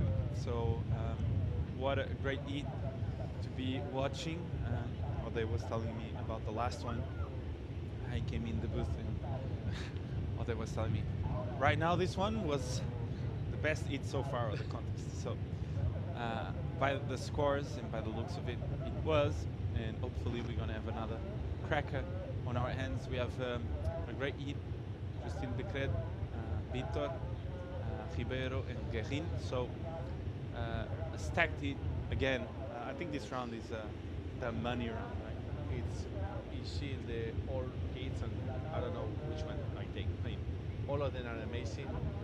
I'm a passionate guy, so I just was watching the last hit. I was like crazy. All of them, they ripping, they going big. I like when you're going from fourth to first, going to first. To You third. like the I mean, shifting. I like it. I like that. I mean, because that means like people just go big with big scores. You see like And eights and they nines caught and amazing sevens. waves. I They saw. got amazing waves. I mean, Like the two first waves of that, yes. they were like Crazy, all the way down. But then we see Maxime, we talking with David, Maxime and Yago. The difference of between the other two were that they doing a huge turns as Marco as Vicentino, but the bottom two were way bigger than the others. They were thinking a lot in the bottom two. They went all the way down. Yago was taking the rail in the bottom every time he was doing the turn. So he was going really vertical, but hitting the lip with no fear. So the judges like it, it's giving a 9, 7, 8. Maxime the same. Went for two big turns with huge carving and finishing with off the lip, they got an 8. amazing surfing by everyone on the last one, and we've got 26 minutes to go now of the ABANCA Pantin Classic Galicia Pro. What a beautiful day. The beach is packed, the sun is out, and I would invite everyone to come down here to watch a beautiful day of action. I had the opportunity to walk around the comp site right now, and it's getting full of people. So amazing environment here, not only in the water but outside the water. You've got the VIP tent, you've got the standings there where people can sit and watch the show, and it's crazy how people really enjoy the show here. So it's a beautiful scene here on the beach. Everyone is stoked to be around. You can see the surfers are, even though they lost, they hang around and they stay for one or 2 days after the comp. Normally everyone leaves when you lose, not all of them, but a lot of them, they stay, they enjoy being here. And this coastline is actually so beautiful that it's always enjoyable to spend a couple days here. They've got a contest close by in not a long time, so probably most of them will stay around here and then drive to Portugal.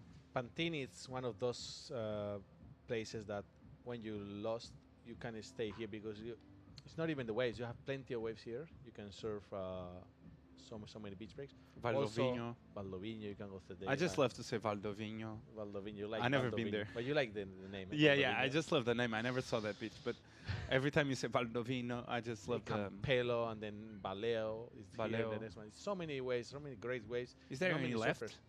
Yeah, peaks, right, lefts. It's everywhere. And then the food is really good. People is nice, and Yeah, the weather exactly. is okay today. So people is like, whoa, I'm in a nice place. There's waves everywhere. Even Pantin, we're watching the contest, but if you see the left side of the contest, there is a great waves. So probably gonna go surf after this journey.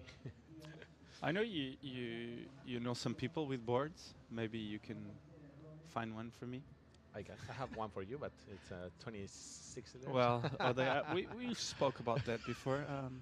There's some size out there. Okay. Have you watched a submarine before? The what? A submarine? Ah, yeah. Have you watched one? Yeah, yes. Yeah, but you probably want to see another one today if you give me that board. But yeah, yeah, waves look great. With the high tide, it's going to be really fun. Height is gonna be great to see all those guys ripping, and because it's gonna be rights, lefts, and reforms, and today is good. I think we can have our man-on-man eat on the high tide. We could.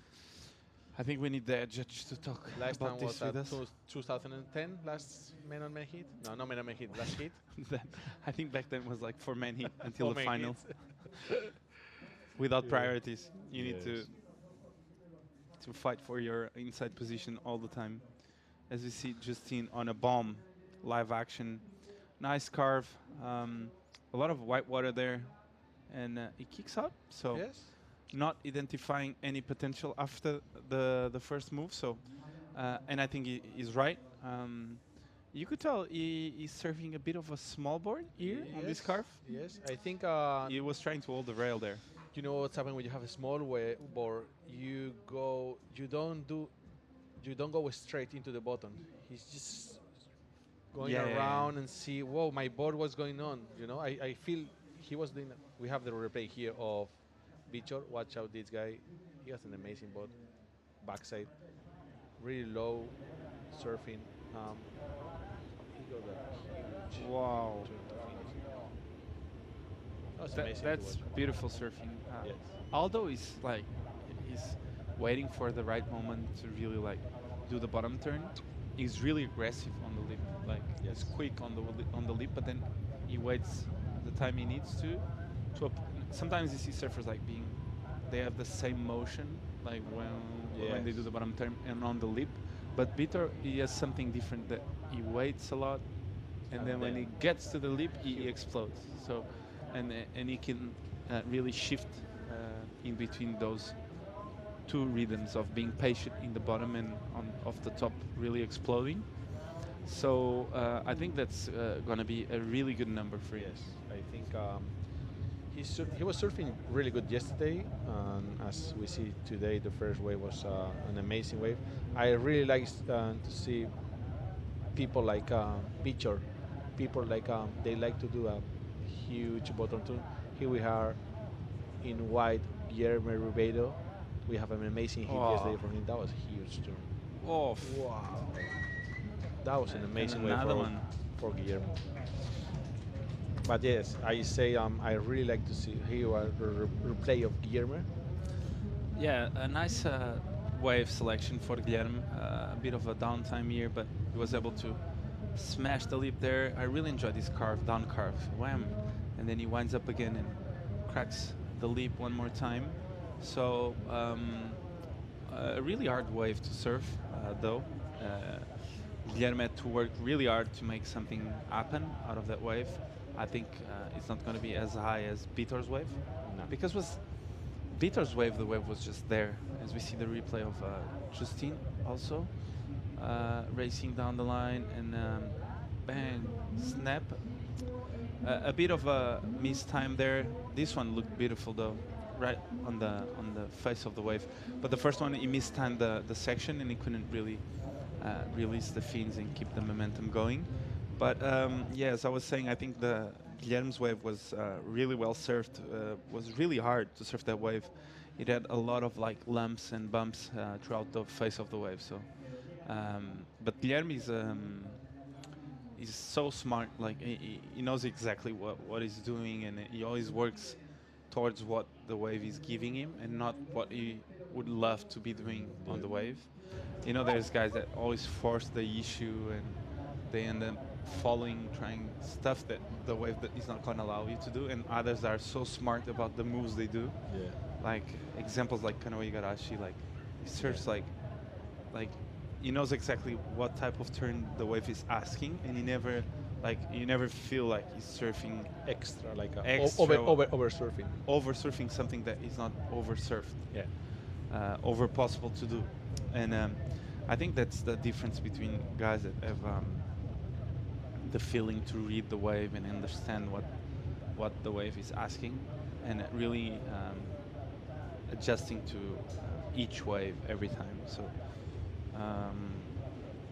great to watch. This heat a bit more slower than the last one. The last one, yeah. But we know surfing is like this. Like every time you have a you never know what's gonna happen in the heat. You just know, like if the heat before you has 9s and 8s, your one is gonna be all about 5s and 4s. Always the same. I don't know why, but it always been like this. The ocean needs a break, okay? The ocean needs a break. It's we cannot hurt the feelings of the ocean, okay? So we need to keep calm and really understand that the ocean pumps up a bit and then needs to readjust and build momentum again to throw some good waves at our surfers. So, but yeah, it's really good stuff for Bichor and also for Guillermo. I mean, 18 minutes remaining, and they're gonna have each one good wave, and then we're waiting for Justin. We're also waiting for Killian to show up. I mean, Justin, I don't know what you feel, but I feel like he has a really small board, and then feels like he's not really feeling really good when he's in the water. I mean, he was touching the lip and looks like the board didn't like fix really good in the rail or in the wave. Here we are live action, Kilian with the drone. Wow. That was a phone claim, amazing phone claim. With a huge Wow. tour. I mean, whoa, watch out this wall. This wave. That foam claim was crazy. That was Like, so long. yeah, it was long, and he needed to make it to actually make to the face of the wave. As we see, first carving snap, aggressive one, and here is the foam climb. Look at this. Oh, he was Wow. able to make around the section and blow the fins out, and another one. So really impressive two for one there at the end. And that foam climb was mostly the most important part of this wave, because Yes. if he had like poked the nose or something there, he wouldn't really finish it off that wave in the way he did. So really good wave for Kilian, and he's gonna be back on this heat with this wave. He generated speed. After the phone claim, you see like he generated so much speed that he was allowed to go for the next turn, like going like easier and going big, because probably that was the biggest hit, no? He got. So the last wave of Kilian was with the 5-point range. So he is right now in the second place. First place we have a Victor Garita Andia with a 6.83 with that backside 3 turns. So Justin Burkett with priority, he's in third in 2.68, and Guillermo with a 4 point.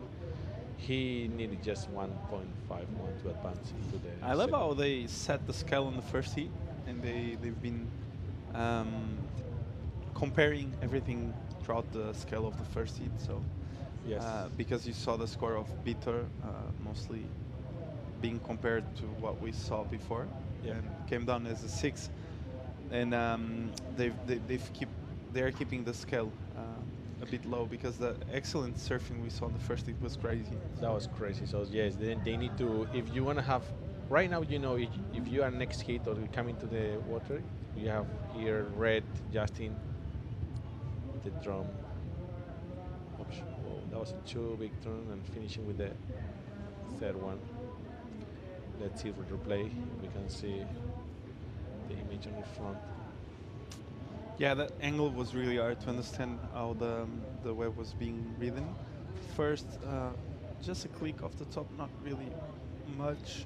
Another one, and this last one looked a bit forced to me. So I don't think it's going to be really a score that is going to factor into his score line at the end of this one. I felt the board a bit shaky. Yeah, it's weird, no? Like he surfs crazy. He's go into the lip, like he likes to go big also. It feels like the board is not helping him a lot. Yeah, it feels like he needs a bit of a maybe volume there, or just like a bigger board, maybe. I don't know. And to help him out to get a bit more drive in between turns, because that wave was actually a good wave to put probably 3 big turns, and he was just like trying to adjust to his board instead of like the board adjusting to the condition. Probably he was thinking more in the board than in the wave. Exactly. So when that's happened to everyone. I mean, you always say like, oh, I did a couple like hits with the wrong board, even me. So that's the thing that really like a bad thing, because you're thinking in the board and you're not thinking in the. So even in the first wave, he catch. That was a good one.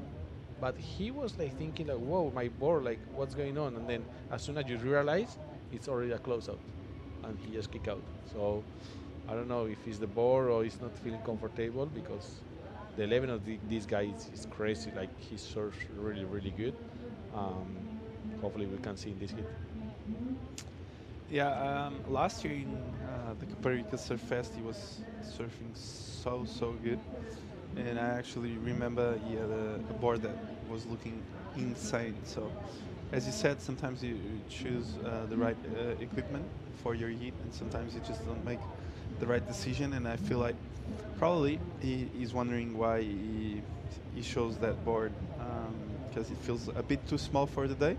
Pantin is a wave with a lot of water as well, and you need like something with a bit of drive to help you out to cut those corners and really give you that comfort sensation of having those bumps and lubs, but still able to, when you need to put the rail and really attack it. Yes. So, yeah, but there's a lot of water moving there, and maybe the guys from the first heat made it look too easy. Yes. And they were sweeping so hard. That was amazing hit. But yeah, as you say, Pantin today, when it's big like today, it's a lot of water moving. I've been in the contest area talking to the girls and boys. They've been surfing yesterday with one board and today with another board. Yesterday was a board with for small waves condition, and the board they surfing today is like it's nothing to compare from the one from yesterday. Exactly. So you need to really readjust in terms of the strategy you have, the board you're going to choose for today. And sometimes that can really affect your performance. We've seen guys like ripping really hard yesterday with one type of board, and then today they just try to readjust and they don't feel the same at all. And the feeling of the wave normally changes a lot too. That's it. Like the face of the wave doesn't feel the same. Like you've been competing like 3 days with the same type of conditions, and then suddenly it's like huge and messy, and you need to really readjust. And we've seen in many comps guys going from 16-point totals to like 4s and 5s on the next day. That's why we're talking about the equipment. It's how important it is to have a great board, because one good board can make you win the heat, can make you win a contest. As we see live action here, Guillermo with a huge carving. With another big turn. And he's going to have another one. Bang! Yeah. I think he's going to do another one there. So sick wave for Guillermo. He's in Portuguese just screaming like a crazy. Here we replay. Oh, they love a good scream. This was well served. Nice fin release there. I like this setup carve. I think this one was a bit more powerful. Bang! Throws the fins out. I really enjoyed that turn. Was really critical. Nice snap off the top, and he was able to fit one more there. So the money turn was all about that big fin release there in the middle of on the third section of the wave. So really well surfed wave. I thought it was really hard to surf that wave. It was like smaller and had a lot of hollow. Yeah, it doesn't allow you to draw like some really long lines. You had to cut short. To be every to turn. the key like really fast. You have to do fast. You don't need to don't think much. Yeah, and you had to cut short a lot of those turns. Yes. Like you couldn't really like let them go for too long. So, but I think it's going to be a mid-range score. Yeah, 5-5. A bit better than Killian's wave. Yes. I thought it's well deserved. But yeah, I think they're keeping the scores lower and low because the first heat was, as I said before, the first heat was like the example of like how you can surf today regarding having 7s and 8s, and suddenly they are in a position where they want to get scores, but they need to wait for the sets, and the same type of wave as we saw on the first heat, but we haven't seen yet. So. No. So it's going to be a close battle in terms of 4s and 5s. Yeah, but as you say, even yesterday, today, Guillermo is a really good competitor. And as we see today in this heat, it's 9 minutes remaining, and we don't have many great scores in this heat because it was flat for many minutes. We have some medium waves, but he found those little long rides. He got a 5, 5, and a 4. He's in the lead right now. So right now pressure is in Victor that has 6.83 and just improving and just getting a wave more than a 2.67. He's going to get into the lead. And we have Justin and Killian. Justin got a 3.87, just need a 3. And Killian got a 5, just needed 5.84. So really open heat this one. You can go from first to fourth, fourth to first. So it's going to be like great 8 minutes remaining. As we have 8 minutes to go now, Guillermo is in the lead. Vitor in second, Justin in third, and in fourth Killian. Killian needs to improve on a 0.5, and Vitor without a backup. So Vitor last round he did 3 waves. Yes. I think he's going to be able to do only 2 waves. Only on two. this Yeah, one. I think it's really good. He always do like this. He's not a guy that is catch 10 waves in a hit. He just go 2, 3 waves, try to find the good one, and you see the way he surfs.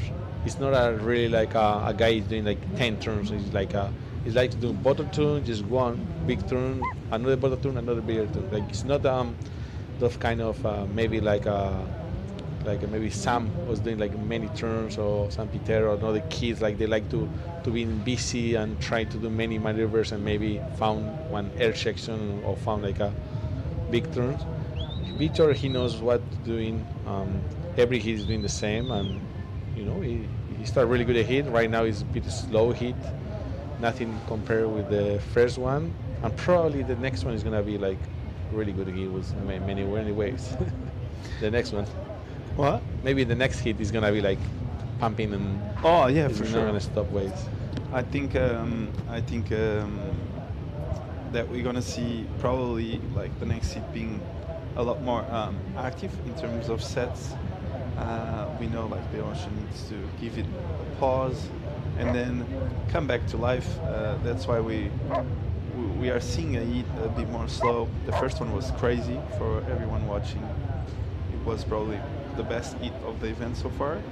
And we see there it was wide pedaling, Guillermo trying to get something under the pack. And we see Vitor on a bomb wave, putting himself in a good position again. Let's see, he has a 683 and he needs to improve basically on nothing. So huge turn off the top and he makes it. So really, really smart surfing by Vitor, getting the sets, 2 waves, and he's in the lead. Yeah, here we're playing a Victor, and as we see, he has a big bottom turn going for a good cutback and just waiting for this section to hit the leaf, going for a big turn, and just 2 waves. 2 waves, is 5 minutes remaining, and he's gonna go into the lead. Yeah, I like how he tried to get there early so he wouldn't get caught on with that white water, as we see live action again. Guillermo going for a big off the top and making it. So I think that was a big turn for Guillermo, probably trying to improve on that 4. And this is going to be a close one in between Guillermo and Killian. And Justine a bit lost there with 5 minutes to go. It's hard to see Justine having a hit like this. Yeah, he's a really good competitor. I mean, he's good in all kind of conditions. Here the replay of last wave of Guillermo going big for a huge float. That was a huge floater. Yeah, I like how he attacked that section. He knows judges have been scoring meaty sections and really hollow waves. So Guillermo understanding that and trying to improve on that 4. He knows the importance of improving that 4-point ride, and he went for it just to do that. So I think he will do that, as we see the score of Vitor 683. Yes. So judges love that last big turn on that big section. And by the scores of Vitor and by the wave of Guillermo, I think Guillermo will improve as well. Yes. Because that was a really committed off the top, and the section was big. So Guillermo is putting himself in a good position to make another hit, which will put him on the quarters, that's good. Which is amazing for him because the difference of points is crazy. And I don't know how Guillermo is in the ranking. I can double check that now. But yeah, he's putting himself in a good position to qualify for the CS, right? Which is the goal of everyone here. So as Here we see we have live action, yes. Here we have Justin with a big floater going for a nice off the top and finishing with another good way for Justin Berkret. Right now needing a 5.63, but we are still waiting the last wave for Guillermo Rivera. Here with the replay of that was a nice turn. He was waiting to do a big snap and just waiting for another good turn for Justin Burkett. Is going to be the best way of his best wave of the heat. 3 minutes remaining. We're still waiting the last wave of Guillermo Ribeiro and last wave of Justin Burkett. The heat is being a bit slow. Here the replay of Killian's last wave went for a huge layback. So, yeah, Guillermo actually had a tough year. He had a couple of 33rds, 17s, and 25th. So this is going to be his best major result this year. He's sitting 49 in the ranking, and let's say if he puts another 1,000 points on the board, he's going to make a big jump on the ranking. So Iago Dominguez as well is in 49th position, so a big jump for him too. So a lot of surfers on this round that are sitting a little further back in the rankings are going to make a big jump, I think. So it's great to see everyone getting in the mix at the end of the year to qualify, as you see a big roundhouse cutback for Guilherme. Nice bottom turn, layback, snap, winds up again, and bang! Crazy wave by Guilherme. Passionate surfer, great surfing, and a well put together wave. I love this roundhouse cutback. It was a beautiful carving cutback for Guillermo. All the way back.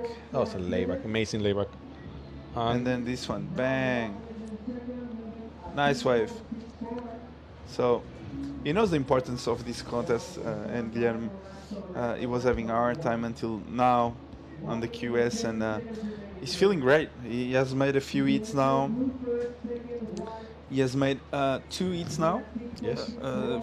He came from the round of 64, so yeah, he made 2 hits now. So feels like not much on the QS, but no, making. But this one is gonna be a good one for him. With the last wave, he's gonna improve his backup. He's gonna put a lot of pressure in Justin and Killian. Yes, the last. Justin just improved. He was, as we say, the last wave has been his best wave with a 5.57, and we're waiting for the last wave of Guillermo. That is gonna be his probably best or second wave of his wave. So just 42 seconds remaining. Bichor is in first place, and of safe second place Guillermo. We're still waiting for the last wave of Guillermo because Justin right now needing a 6.41 and Killian needing 6.9, but we're still waiting for the last wave of Guillermo that could change the score for the guys. Yeah, close hit, different hit than the first one. I don't feel you as emotional. When I came in, you were a bit more emotional all day, but nonetheless, great hit. Vitor with an amazing hit in terms of strategy, and we see on the last minute effort, Justin needing a score 641. He's gonna go for the air for sure. Let's see if he can land a huge air on the last minute. Oh, he went for it. He needed it, and unfortunately, he didn't get it. So, unfortunately for Justin, he's gonna bow out on the round of 16. Nonetheless, a good try here. To come back on this one. This was going to be a huge air, and I love the intent, but it couldn't really land. So Guilherme Ribeiro and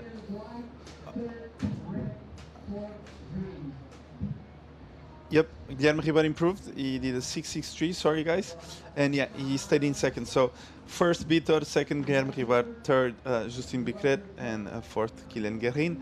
As we gonna have a commercial break in a few seconds, and we're gonna be right back for the Pantin Classic Galicia Pro.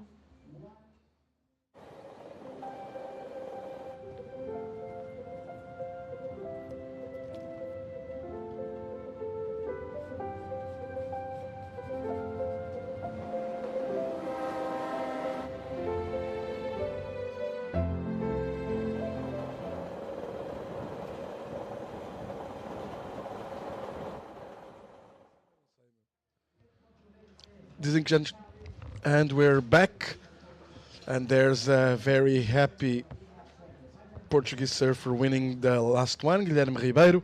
Not winning, finishing second actually. And we're ready on heat number 3, round of 16.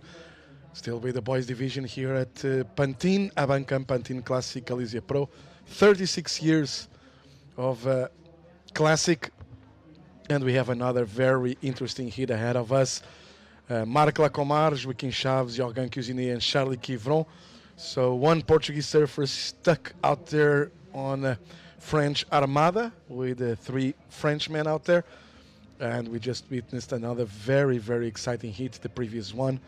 Nothing going over the 7-point range, but really strong surfing. And again, judges still looking for those single turns. It was a pretty good example the last heat. I believe it was those single turns who pretty much won the heat. So another very exciting one ahead of us. Let's see how Joaquim Chaves adapts now to these conditions. Not going to be an easy one for Joaquim to qualify on the top 2, surrounded with the 3 Frenchmen out there. And the French Armada have been pretty much ruling the qualifying series, the regional qualifying series here in Europe. I believe it was like last time I checked on the regional European rankings, we had 10 Frenchmen on the top 10 spots of the regional qualifiers. So that says a lot about the work being done by the Frenchmen on the last few years.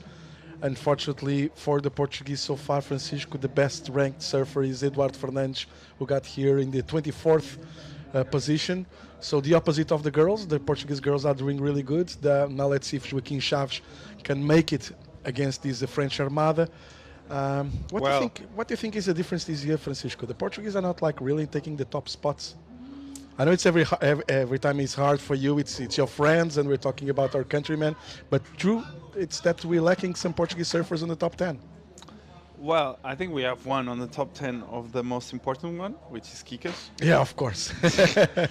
And on that one, I don't know if I think there's Joan Dru in 12th. Yeah. So, based on the last couple of years, it's the ones that have been really putting a stamp on Portuguese surfing have been on the men's side have been Vasco and Kikas and Vasco. And I think this new generation is really like starting to kick in, like Guilherme, Joaquim. So what do you think is the lacking experience still? No, I think it depends on like the years you tend to mature, like how much you need to really become that surfer that competes well. Because I don't think it's all about like the results. Because if you see like all this new generation in Portugal, they rip. Like if you see clips of all of them, they all rip. But when it comes down to competing against another in a high level like QS, understanding how the judges score, how they need to perform to get scores, it's a completely different approach. And I think when it comes to that sector of thinking, I think France has programs and has a lot of coaches developing surfers to be amazing competitors. It has always been like this. Since when I was competing, all the French, they were really good at competing and understanding how they need to compete, how they need to perform to get scores. And I think having fun and doing airs and doing amazing turns on a free surf has nothing to do to be consistent in 5 or 6 heats in a row to win the contest. So, and that is something that needs probably a bit of a shift, is the training you do to compete instead of training just to get better at surfing. As we see a huge turn there from White, Jorgan Cuisinet. And yeah, competing it's different than surfing good. It's just two different things. You can be an amazing surfer and just don't get through one heat, and you can be just really consistent and compete and make right decisions and understanding what judges are looking for each contest, and you're gonna make heats and you're gonna be good in the rankings. So it's just a different shift on how you approach things and how you see competitive surfing.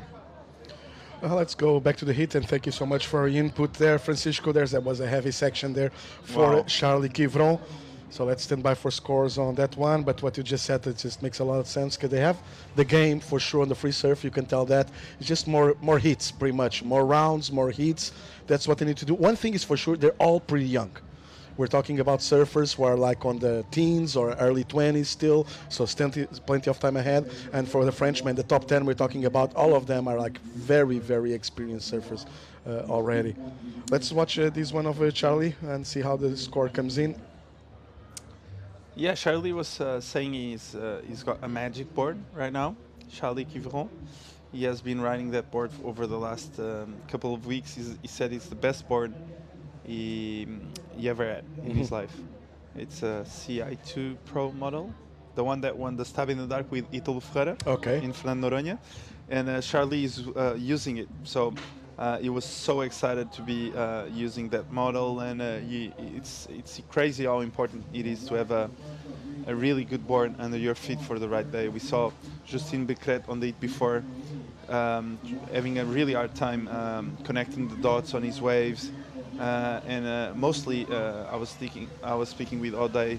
I think it was coming from the board. So it's great to see Charlie feeling so comfortable on a surfboard and saying how happy he is competing. As we see the studio, that's me and David. We are a bit alone there, as you guys can see. The rest of the pack is on the other side, but we are good here. And this is the amazing view you can see from the infrastructure of the event.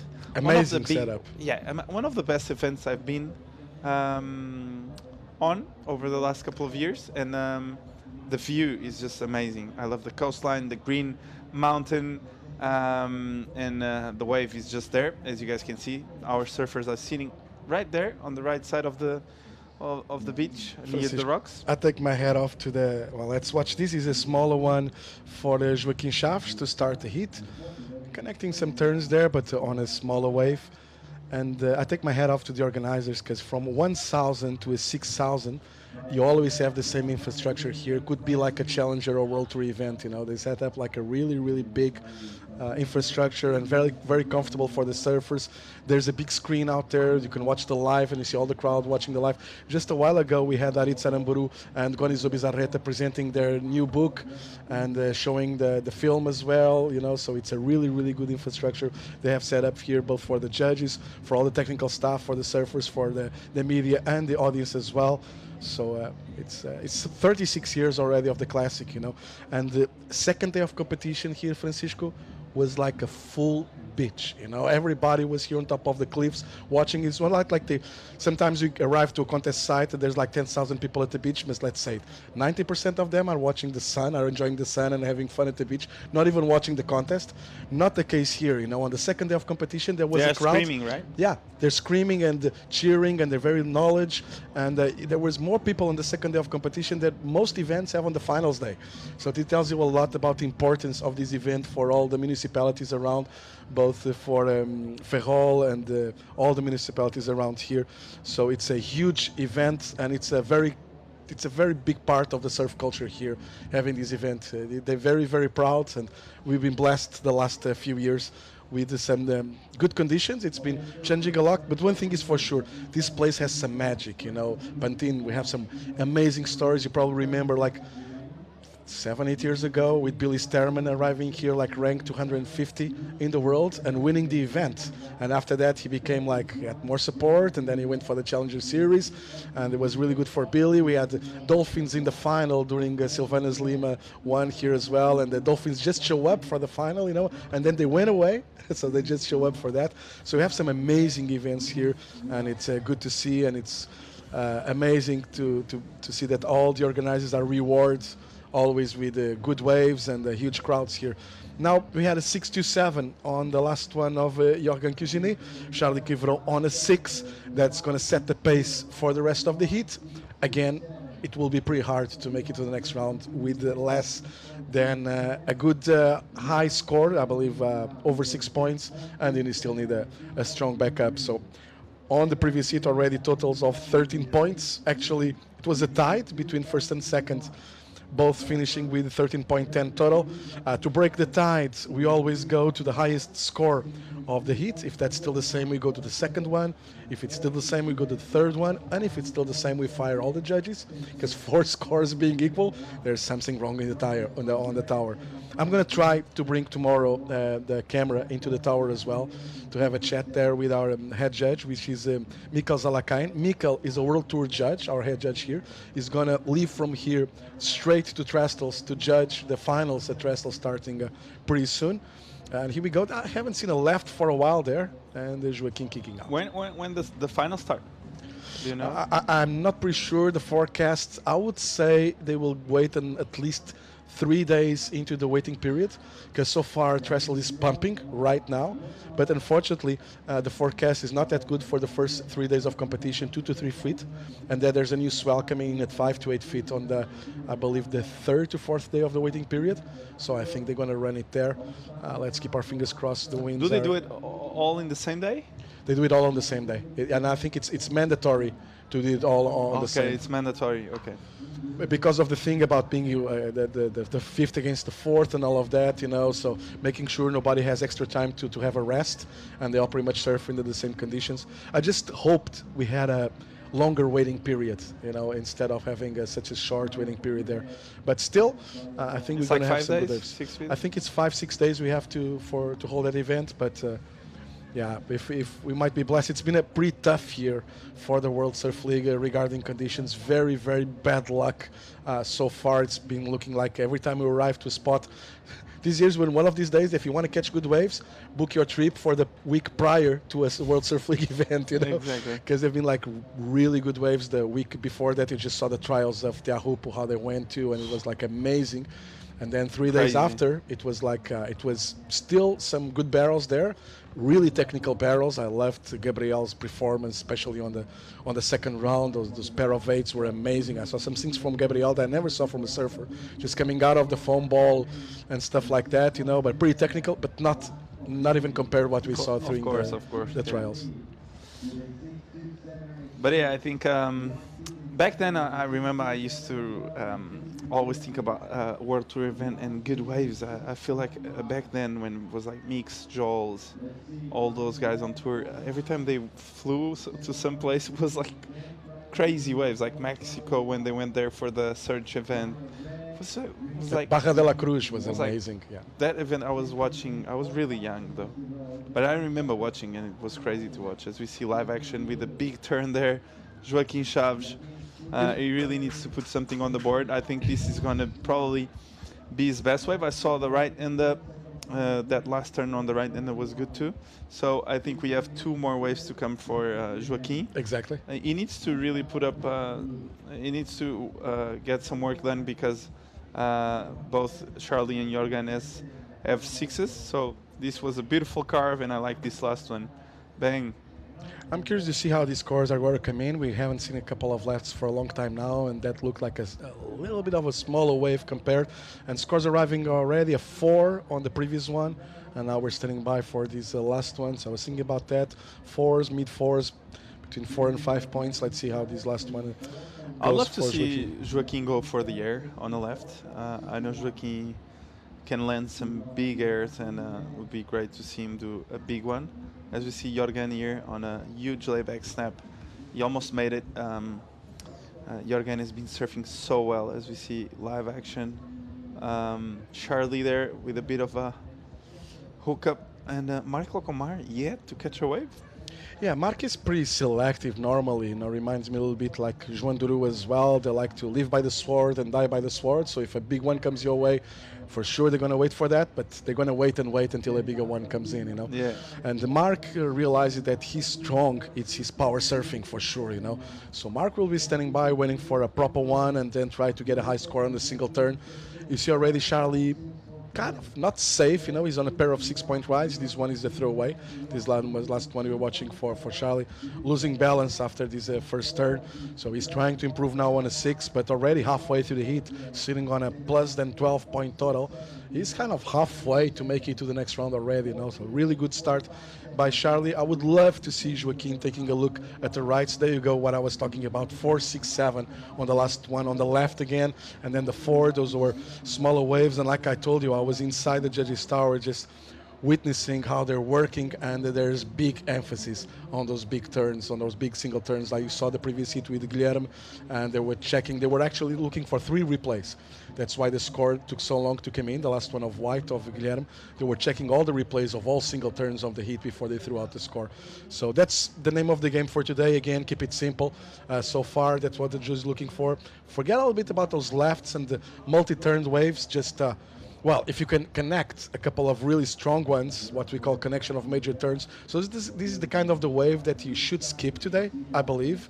You know, it's a smaller one. It was well composed, a couple of turns there, but nothing really impressive. The judges, especially you compare with the criticality and how exciting are those single turns on the bigger waves that we're always on the edge of our feet singing, is going to make it or not.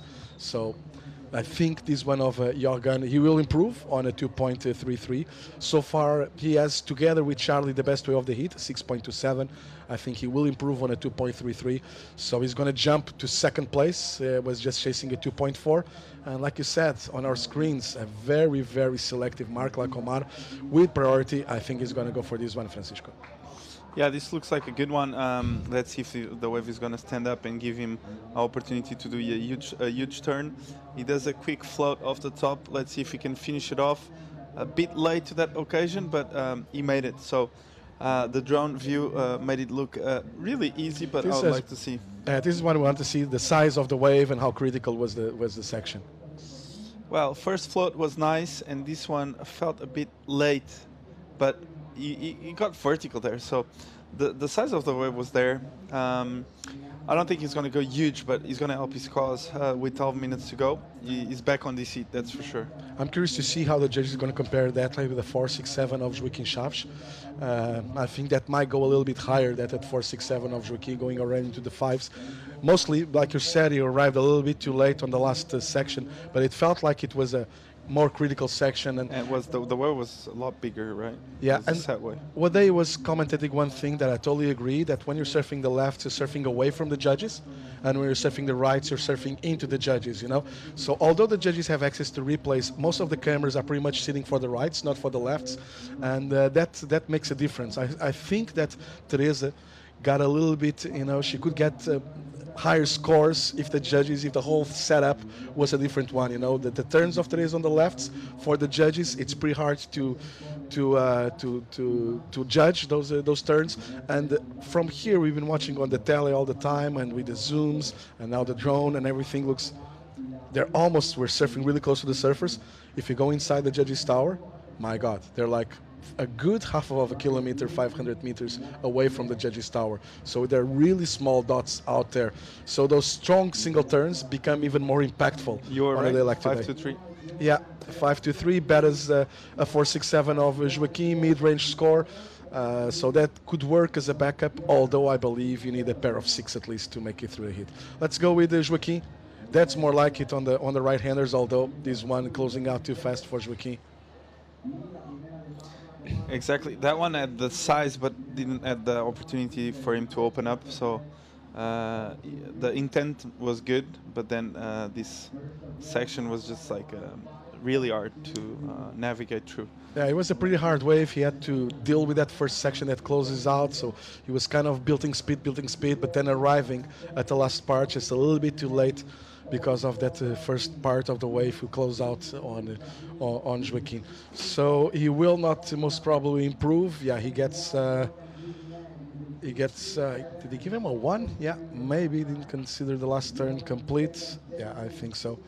So right now, still Charlie with priority now, with 10 minutes remaining. Jorgen in second place, and Joaquin and Mark. Well, I believe even that 5-3 of Mark, we're calling it throwaway. He can't keep that score if he wants to finish on the top 2 at the end of this one. You need to have at least a pair of 6-point rides to make it to the next round. At least that's what we're seeing so far. And at this level, we're down to the last 16 surfers in the event. I think so. Really nice angle from the beautiful Bay of Pantin, and here you can tell how much of a mess it is out there compared with the angle that we see from the drone. It's one of those days that's not that appealing, huh, Francisco? Yeah, you can tell it's a lot of water moving out there. There's some size, which is great, but with the size comes the mess of trying to understand what's a good wave and what's a bad wave. And many times on a place like Pantin, where the beach is so stretched out and though it's an open ocean, it's really hard to sometimes understand which wave you need to pick. So Jorgen and Charlie making a good job at finding those waves on this one. Now my question is that last one of Charlie is going to top the last one of Mark? That single turn of Charlie? Judges will be checking replays. And not. It's a 3.57, the last one of Charlie Quivron. So that's a throwaway for Charlie. A single turn, but nothing really critical. Bigger wave, but nothing critical by Charlie. So he's not improving on his total. Now Jorgen has priority, and he's coming to that part of the heat, Francisco, that, well, you have first priority. You know that surfers behind you are kind of chasing a high score, but your backup, it's only a 4.43. So you're kind of stuck in between two worlds. Should I use my priority to defend myself and make sure that Joaquim and Mark don't catch proper waves, or should I still focus? Should I stay focused on improving my total and getting rid of that 4.43? I think it's one of the hardest decisions that a competitor has to do when they have first priority at this stage of a heat. Huh? Yeah, as we see live action right now, Joaquim trying to see something down the line, but he kicks out, the wave just closes out. But yeah, as you were saying, I think as he lost priority right now. Now Jorgen has first prio, so that's gonna... No, he just lost it. He just lost it, you're right. He just lost it. Yeah, so he leaves the door open for Marc Lacomar, needing a 5.48, and Jorgen and Joaquim, I'm in Spain, so I said Joaquim. And Joaquim is needing a 6.04, so completely attainable number for Joaquim. Wow, big turn off the top for Joaquim.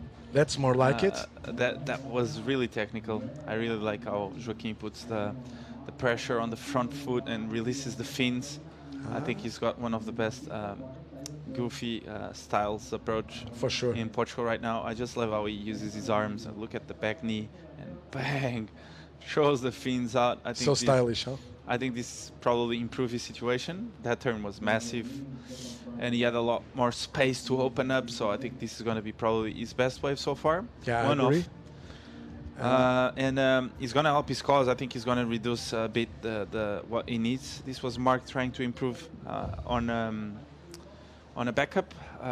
Really hard wave for Mark there. It's just a carve, and then he got caught on the white water. But Joaquim's wave, I think is the wave to look. I think this was crucial, that last exchange, because Mark just got a 3.6 using his priority.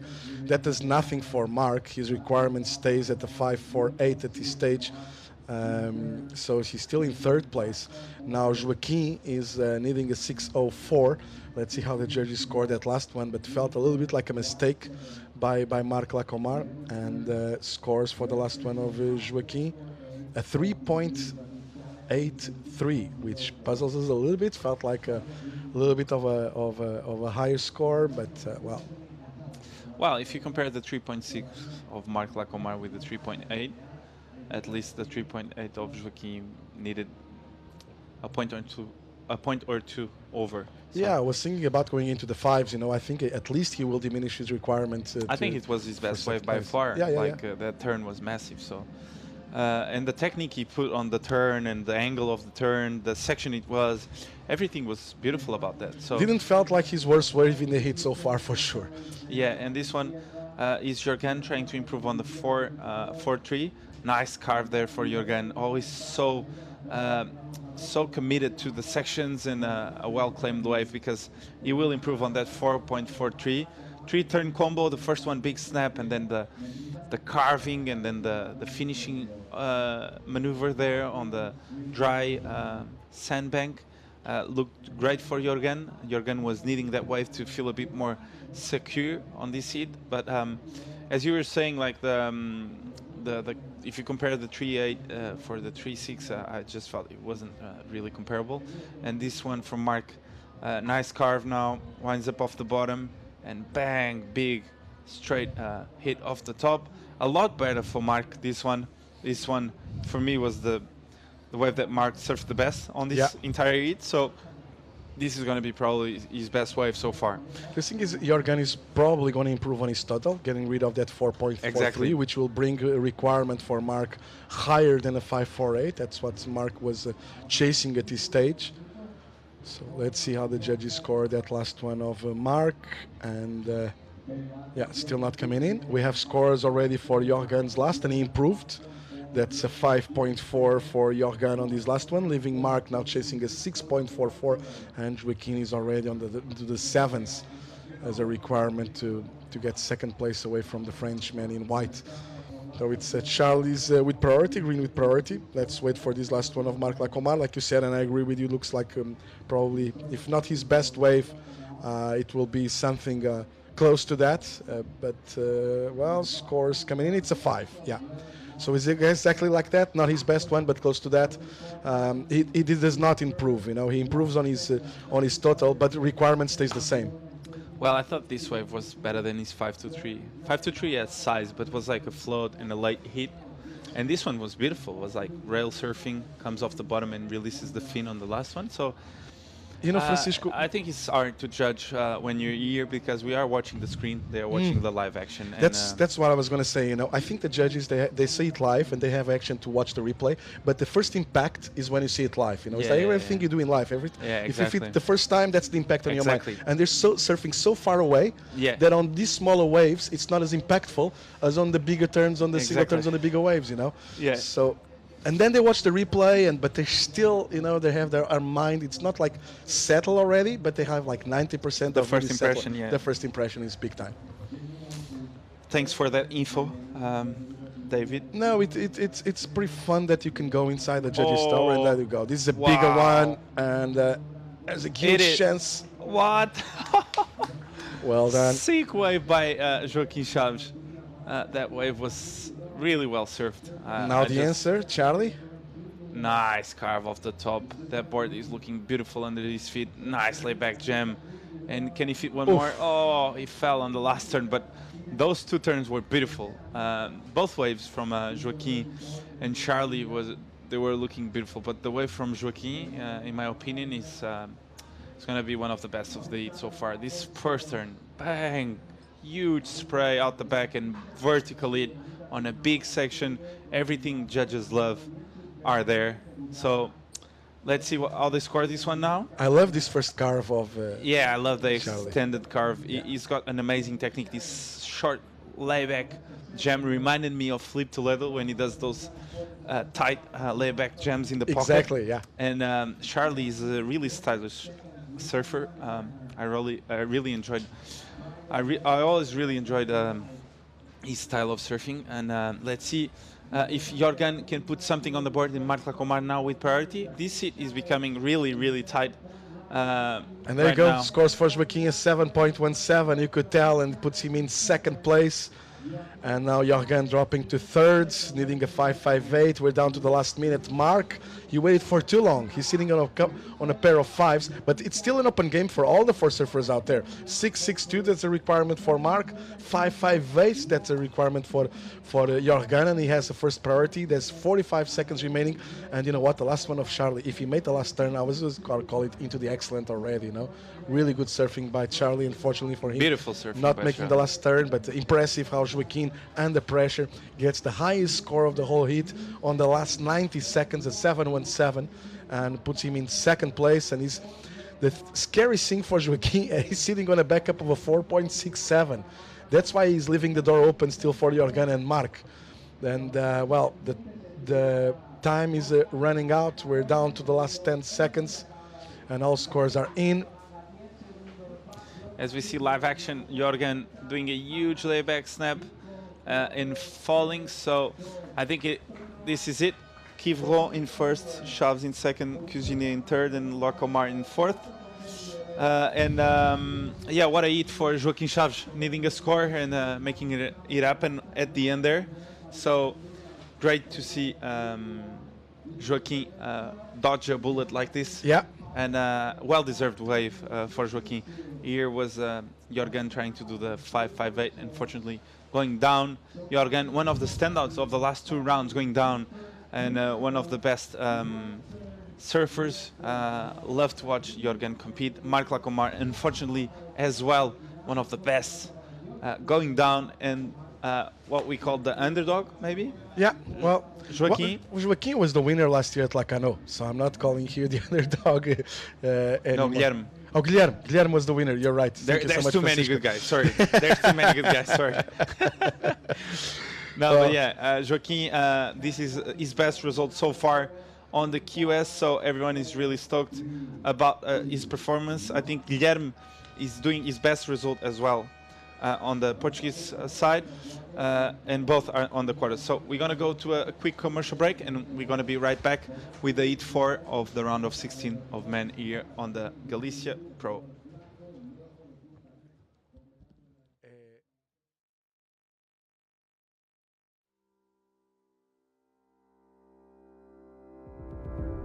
Nací hace más de 5000 años. Soy tradición.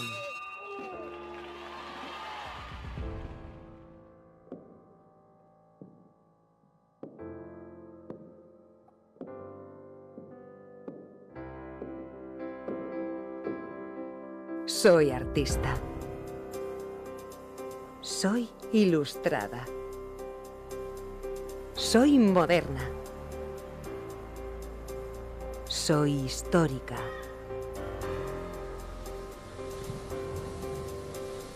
Soy pescadora. Soy gastronómica. Soy naval.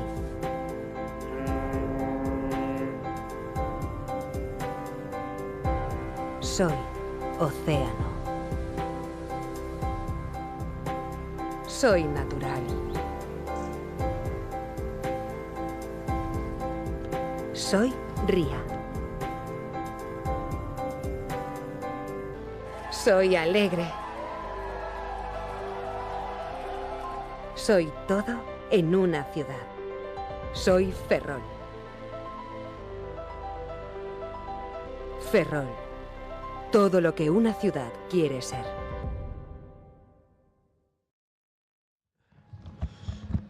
And we're back to ABANCA Pantin Classic Galicia Pro Heat 4. We're finishing the round of 16 with a cracker of a heat up and riding already. That's the Frenchman Léopold Etienne. Well, actually, we have a all-French heat out there with one of those coming from beautiful Tahiti Islands. That's Kaoli Vast.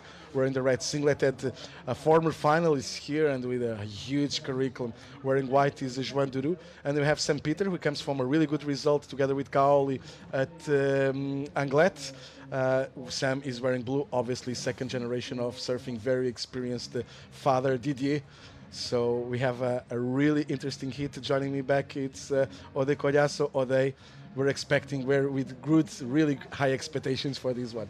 Yes, looking the conditions and the surfers, I mean, it's gonna be a great hit. And we have Léopold Etienne, that he won the contest in Lacano. Oh yeah, you're right. I was there. So I should know better. Yeah, so he's in a good moment. And we have Kaoli Vaz right now. It's one of the best European surfers for sure. And then what to say, Joan Duru, probably his style, the way he surfs. In this condition, I'm calling him the favorite. Me too. For me, like those rides, if you guys be lucky to saw yesterday him surfing, and small condition, and his backside was like amazing. I'm saying that, and sometimes that shocks people. I'm calling Joan Duru as one of the best backhand surfing in the world. In the world, in the world, you know.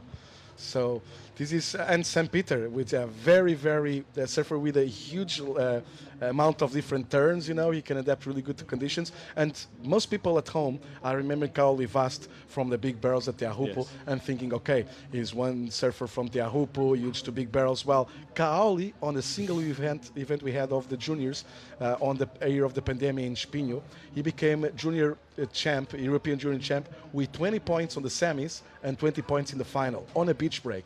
So that tells you a lot about how Kaoli adapts to every condition. And I was talking with him a couple of days ago, and he feels like very relaxed, very loose, you know. He was traveling big time throughout the whole the last couple of weeks, just coming from Tahiti here. But yeah, let's watch this one. This is a hard takeoff there by Joan Duru. Watch out, Joan Duru in a big wave. Oh my goodness, that was a huge storm for. Thank you so much. Knew, like, he's gonna go like this all hits. Yeah, he's not gonna be scared. He's gonna go big. Here we have Sam Peter also with a nice looking good wave, going for. Wow, that was amazing. So smooth, huh? So smooth, eh? Like his dad, huh? Yeah. His dad is doing the coaching. He's down on the beach, coaching his son. Yesterday he has amazing hit also, Sam Peter. Today the conditions are a bit different, but as you can see, he is still in the top of surfing. That last one of Sam looked like the wave was so glassy, you know. It was not. And let's watch. This is a very hard thing to do. It is a takeoff of Joan Duru, getting up to your feet when you're lying down on the white water. And there you go. Huge turn from Joan. That's what we've been hoping and expecting from Joan. And there we go with this one of Sam Peter. I love this bottom turn. And then the connection with this one. So smooth and very well done. And super under control.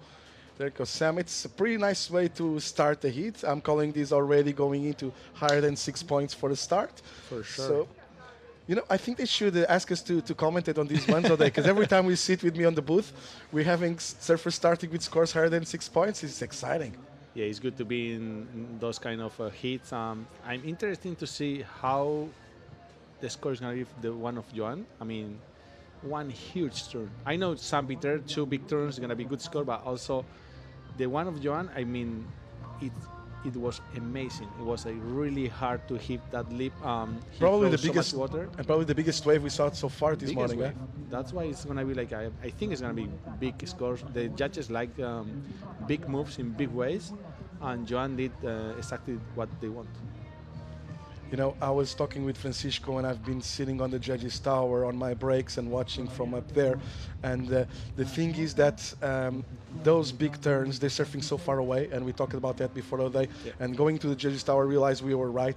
Those big turns are very impactful, and the smaller waves with more turns, they're not as impactful. And although the judges have access to replays, the first thing that you see live, that's the impactful thing on the judge's mind. And you can watch replays over and over again, but once you see it live, you have the impact on your mind, and you're going to stay with that. And I think that's making a huge difference. So I'm really curious to see how the scores are going to go. I wouldn't be that surprised if Joan's will be the highest score of the hit so far. Yeah, here we are live action of Joan. I think Joan was trying to do it really smart, because he knows he's going to have a good score. But then sometimes when you do a big score, you kind of stay relaxed and calm. Okay, 22 minutes remaining. I'm gonna wait for another one. I don't know if it's a good kind of strategy, but Joan obviously wants to keep busy and maybe catch back up. Maybe have a 4 or 5, and then with this, okay, now I can go outside and wait for another one.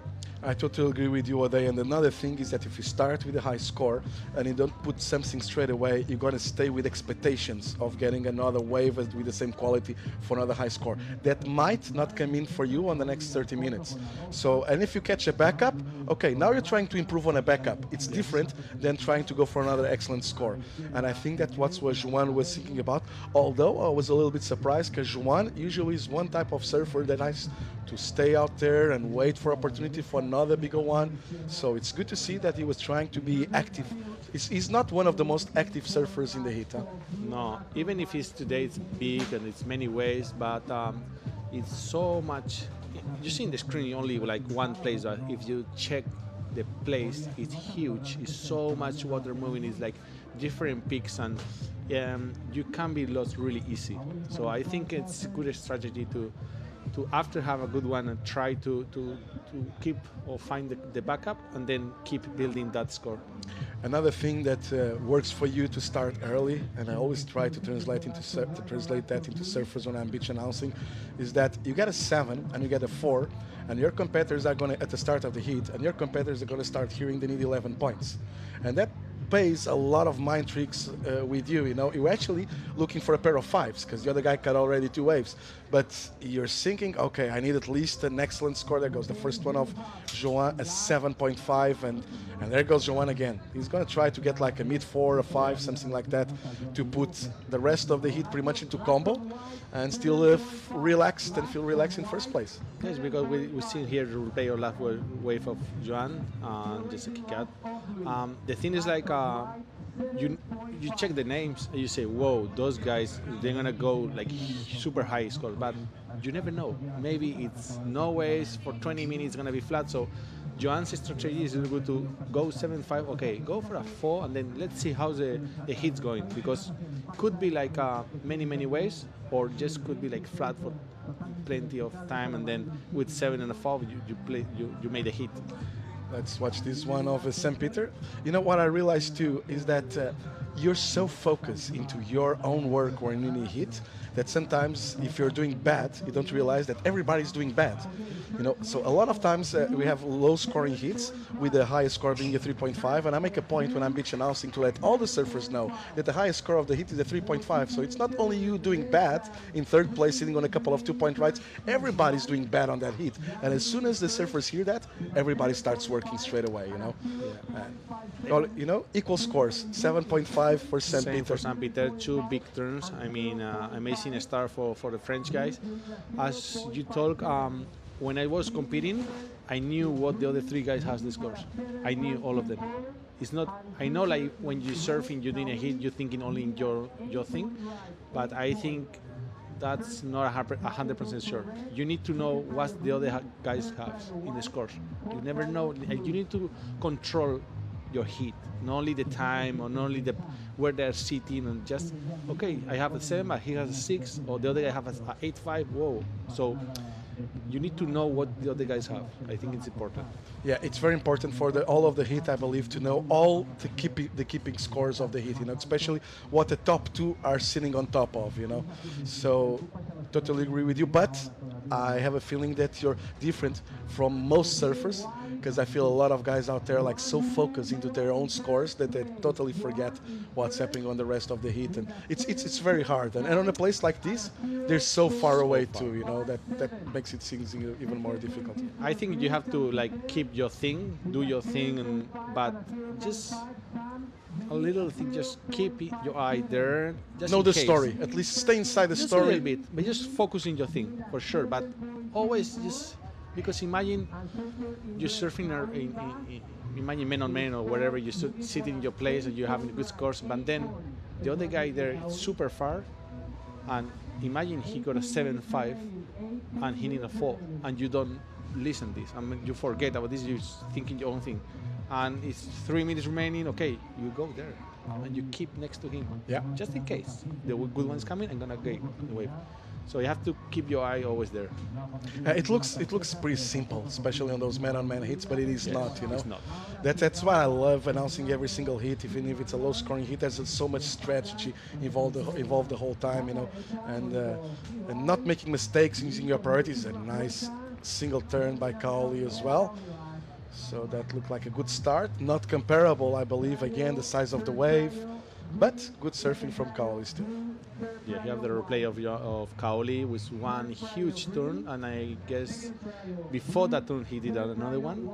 So I don't think it's gonna go as high as the 7.5 of Sam Joan. Yeah, maybe mid-5s, low 6s for this one of yes, Kaoli. Yeah. Yes, and we can see more sets are coming at the back. And we have plenty of waves today. Live action here. Kaoli was with a huge turn release snap, and with finishing in this one is going to be a good one. That was beautiful to see the release on that first snap, tail slide. Let's watch the replay of this one of Kaoli, and how fast was he on his feet after catching that last one. Beautiful turn there, huh? That's very impactful on the judges. Yes, I like Kaoli because he's going so big. We haven't seen one little like check turn or like a soft turn in 2 days, or maybe all week. I haven't seen all week, but in the last 2 days, every wave is going so big, and you see if he cuts like a bomb, it's gonna be dangerous. Yes, for sure. Huh? And let's watch now Joan Duru. That's the backup Joan was looking for, and that's the third Joan was looking for. Nice combination there. Plenty of white water, making things difficult. A little bit of a double up to finish and making it. So that's the solid backup that Joan was looking for. So now he's going to stay pretty solid on first place. 6 points for the last one of Kaoli Ras, like we announced on the mid-5s, low 6. So well done by Kaoli on the previous one. And now let's wait for scores on the last one of Kaoli. And there's a replay of Joan's. Yeah, Joan he did one huge turn, another clean carving, and then just waiting for the closeout. I mean, the way he read the waves, it's amazing. I mean, he feels really comfortable. I think, like really like I'm doing good in those kind of rides. Some people you see in the previous heats, like whoa, like it's not hard, the wind, the water moving. They feeling like, oh, whoa, that's weird. But for him, it's like, whoa, I'm doing good here. I mean, it's easy for me. You know, you took the words out of my mouth because I was thinking about Joan, how easy it looks, huh? And it's not. And I think it has a lot to do with economy of movements by Joan. That's why you're saying it feels like so under control and so really mellow. That's and style has a lot to do with that. Economy of movements, you know, yes. Don't doing anything else that you need to do. And I'm eager to see as well the score for the last one of Kaoli with that snaptail slide was a beautiful one. It's going to take a while for the judges to check that last one of Kaoli because they actually don't have a lot to compare with. You know, we see the strong turns on the right-handers, but a turn like that on the left, it's like the first time we saw that this morning. So let's see how it comes in, and a 5.83. So close to the 6-point ride he got on the previous one. Looks fair, you know, it was only that turn. It was not a hit on the lip. It was a different turn, but not as critical, but still beautiful surfing. As we talked early in the morning, we know that the right, if you go with a big turn, you will have a big score. The left, it's hard. I mean, it's not as good as the right. If you want to go big in the left, you have to do something like amazing, as Kaoli did. So imagine he got an amazing turn, 5.8, but still that left needs something different. I mean, I think if you don't go and hit the first section of the wave on the left, it's going to be pretty hard to get a high score. Yes, you're right. And then on the right-handers is the opposite. The name of the game is pretty much the closeout section. They're still waiting for scores on that last one of Joan Duru. Judge is still reviewing. It's going to be a very interesting hit. Well, Leopold has to show up and has to do something fast using his priority. But it's going to be very interesting to see, you know, with a 7.5 and a 7.5 for Joan and Sam, and those pair of mid scores, a 6 and a 5 with 3 of Kaoli, that puts him in the lead. So let's see. Well, requirements right now are very, very low. Yes. I think that the next wave of St. Peter, it's going to be a very important one for the history of this hit. I think so, because he's in a really good position right now. He got a 7.5, but he's still near like a backup, because Kaoli Bast, he just went for the 6 and 5.8. Joan with the 7.5, and the last wave he's gonna improve. He's gonna go straight into the lead. And Leo Etienne, he didn't show up. Watch out, this guy is really like famous because he's doing huge airs backside. I know about this win. Could be like interesting to see, because on the left he's probably gonna try 1 or 2 ways to go big, and it will be interesting to see how the judge is gonna score if he go big for air. Now we do have last of Joan's, a 6.67, so way better than I was expecting, which is good news for Joan Duru. A really good backup, gives him solid first place. Now it's between Kaoli and Sam. And well, let's not forget about Leopold, like you were saying, Goday. And here goes Leopold. That was a nice snap for Leopold with a huge floater. That was an amazing. That's what the judges like it. So let's see what they're gonna score. But what I've seen is gonna be like an amazing score. Pretty amazing turn, the last one, and he was almost out of center with the board. And I love the way he finished this one. And look, the board was almost running away from him. Kind of remind me what happened with Vicente Romero a few weeks ago, but actually staying on top of the board there, Leopold Etienne, very well composed. He's at this stage on combo. He's going to get out of the combo with this last one. And again, we're going to have a very tight hit for the last 11 minutes remaining. So it's really open heat right now. So right now we have the 4 guys into the heat, 11 minutes remaining, and we are waiting the last wave of Leo Paul Etienne. It's gonna be a good one. So yeah, I think the 4 guys, they're gonna have one really good wave in the pocket. So I think the key is gonna be in the backup. Yeah, exactly. I think that the 6 of Kaoli might work as a backup. This one of Leopold might work as a backup as well, but they both need something higher than 7 points if they want to make this one.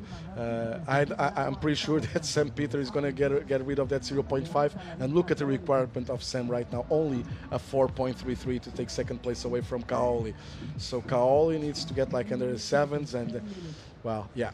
You need to go over 13 points, I believe, to make it to the next round. Yeah, and the priority is going to keep a really important moment right There's now. Sam using priority? Yes. We have Sam keeping his eye in the right. That wave is really hard to serve. He's looking for a second turn. We have in the screen, and whoa, that was a huge turn for Kaoli. That was a huge combination of turns and a very big wave. And thanks to our director, amazing job with giving us the split screen. Yes. As we saw Sam, we always seen Kaoli, and looked like a very, very strong wave by Kaoli. And I reckon that's the 7 he was chasing to make sure he's safe on the top 2. Yeah, I think Sam Peter is going to improve in his wave. Yeah, it's not going to be like a high scoring wave, but as you see, so many like bumps in the wave, and he tried his best.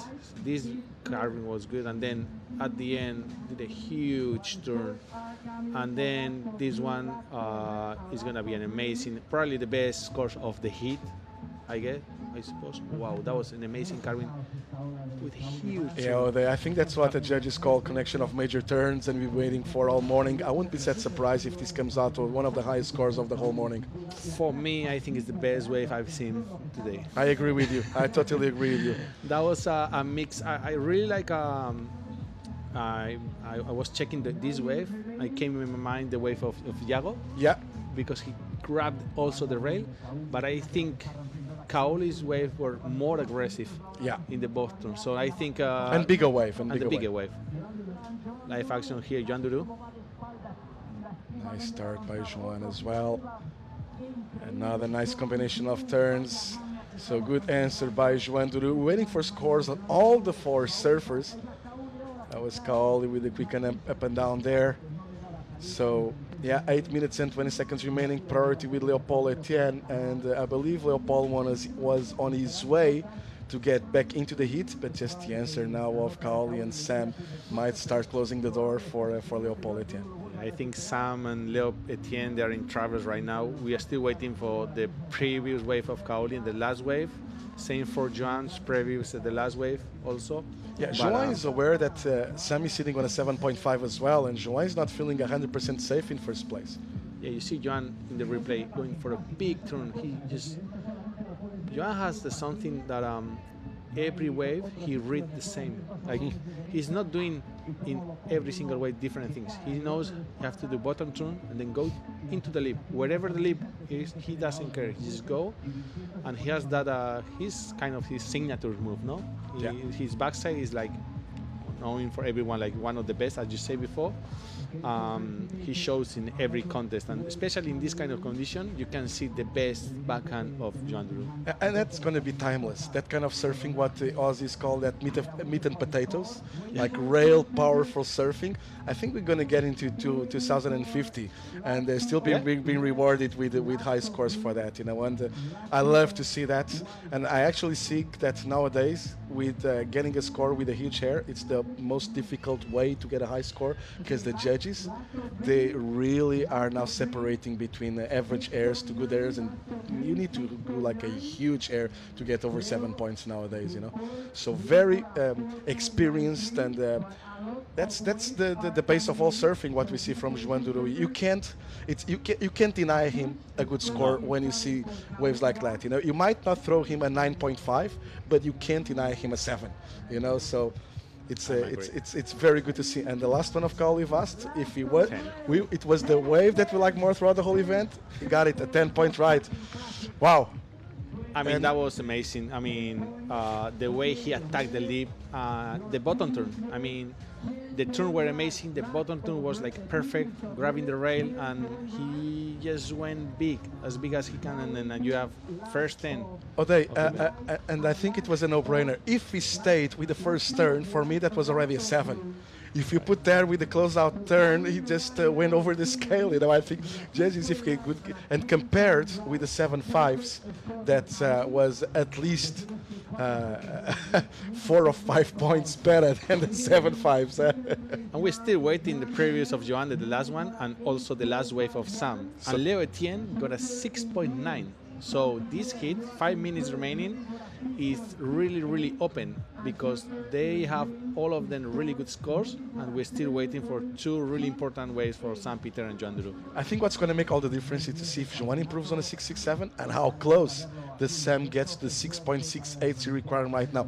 I'm calling it's going to be very, very tight, very close for both of them. I'm not 100% sure if Joan is going to improve. I'm not 100% sure if Sam is going to get better than a 6.68.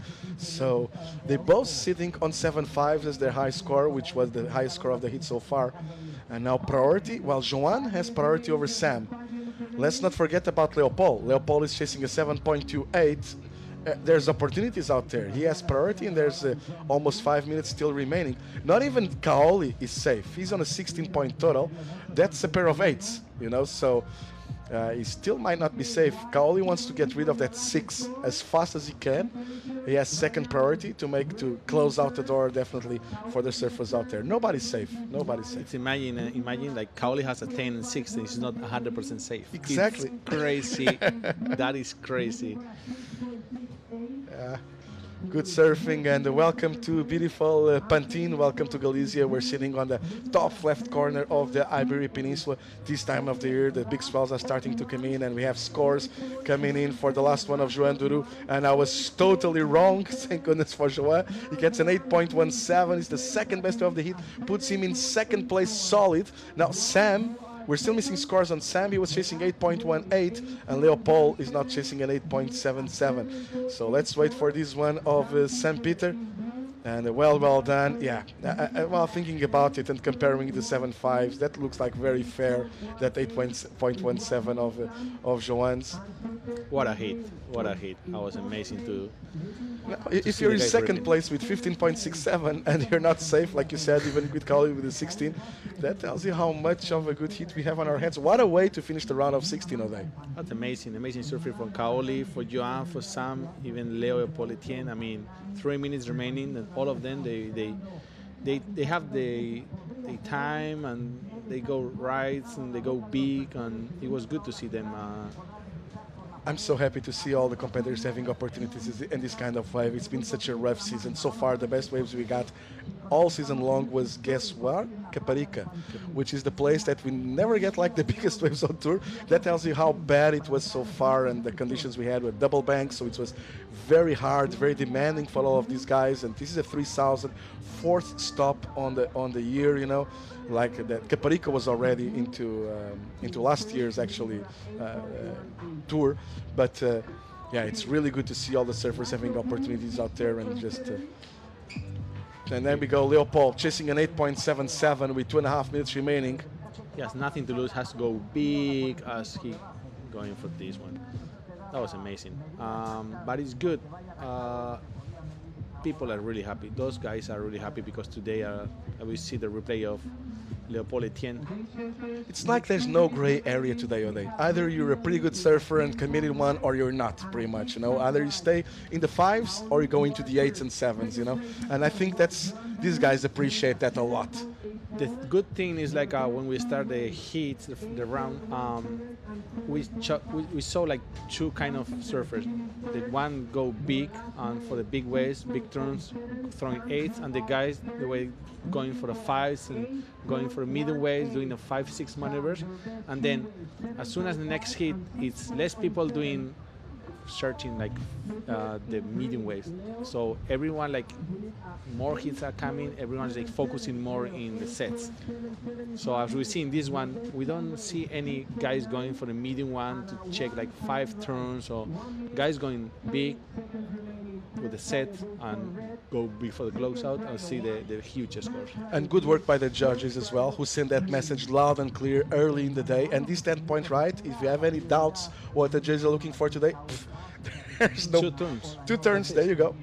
There But you go. Pantin, you've been Pantin for years, and I feel like every year it's kind of same conditions, and the judges like the same thing every year. I mean, I've been competing here for 15 years, and then every time I came here, I knew I have to do 2 turns. I mean, I never try to go the inside of the reform, do the cutbacks. No, okay, go, big set. If you find okay, if not, you lose. But you try this, and the message is clear, and it's not in not many contests you have that clear. That message is that clear than in Pantin. Yeah. It does look like it has a feeling of a different wave, like more kind of a deep water wave, this wave here. And like you're saying, and all the excellent scores I remember throughout like almost 15 years I've been announcing here, you're totally right. It's been like for single big turns, midi sections. And yeah, this is probably the place that we have more chance of having bigger swells this time of the year, and the judges want to make sure to reward it, and it's good to see power surfers making it through to the next round. We're about to finish. What a hit. 16-point total by Kaoli. There goes Kaoli having fun. 15.67 for Joan Duru. Unfortunately, Sam Peter losing here. Leopold took him too long to be active in the heat, only finishing with that 6.9, and that was it. And we have the first 10-point ride of the whole event. So we're going to cut into a quick commercial. We'll be right back. Join us. We're going to come back with now, I believe, the ladies' quarterfinals after this small break. Stay with us.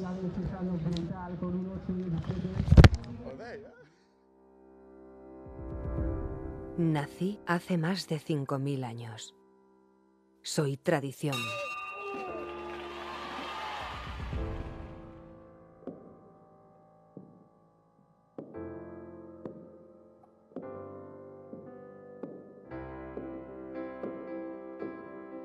Soy artista.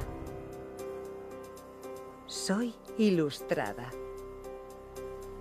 Soy moderna. Soy histórica.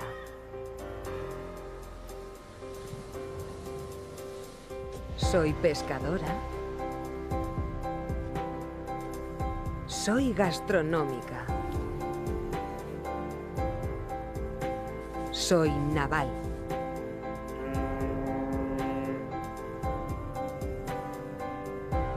Soy océano. Soy natural. Soy ría. Soy alegre. Soy todo en una ciudad. Soy Ferrol. Ferrol. Todo lo que una ciudad quiere ser.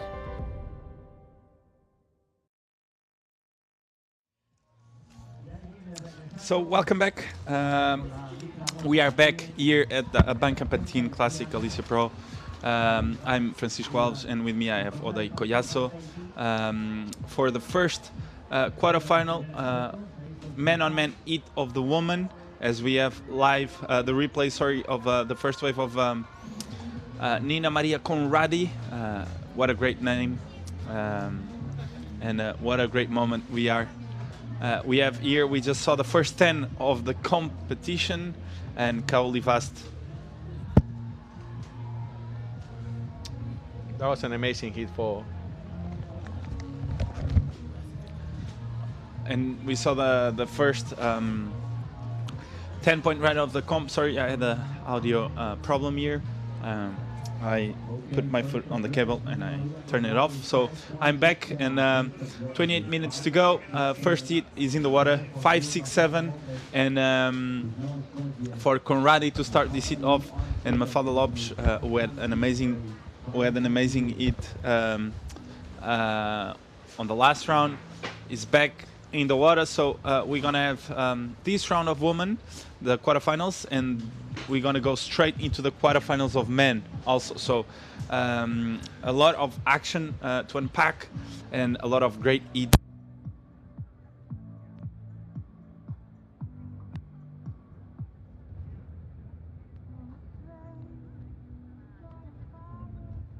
Estamos celebrando ahora la primera manga de los cuartos de final femeninos. A partir de ahora las mangas serán de 2 surfistas. Todas las mangas serán un cara a cara. A partir de esta manga que tenemos ahora mismo en el agua, nos quedan por delante todos los cuartos de final femeninos y los cuartos de final masculinos. 4 mangas de chicas y 4 mangas de chicos. Ahora mismo en el agua tenemos a Ina María con Radi, color rojo, representando a Francia, contra Mafalda López. La portuguesa de color azul lidera la francesa con un 5.67, conseguido en su primera ola en esa izquierda que ha conseguido coger, acabando prácticamente sobre el canal de entrada junto a las rocas.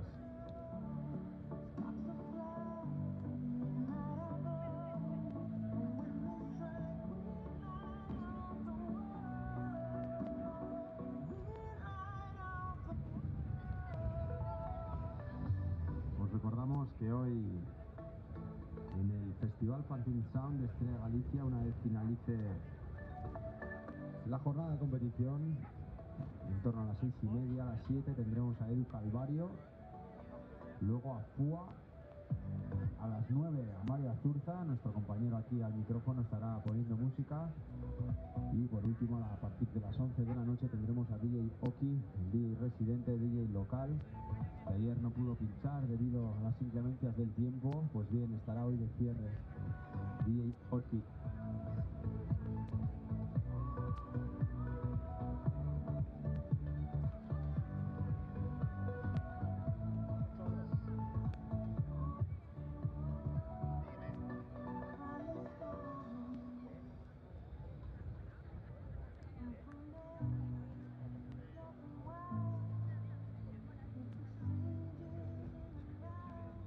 Situation, ladies, 25 minutes remaining on the timer. Red in the lead, Ina Maria, with your opening ride of 5, 6, 7. Blue second, Mafalda Lopez, with no scores yet.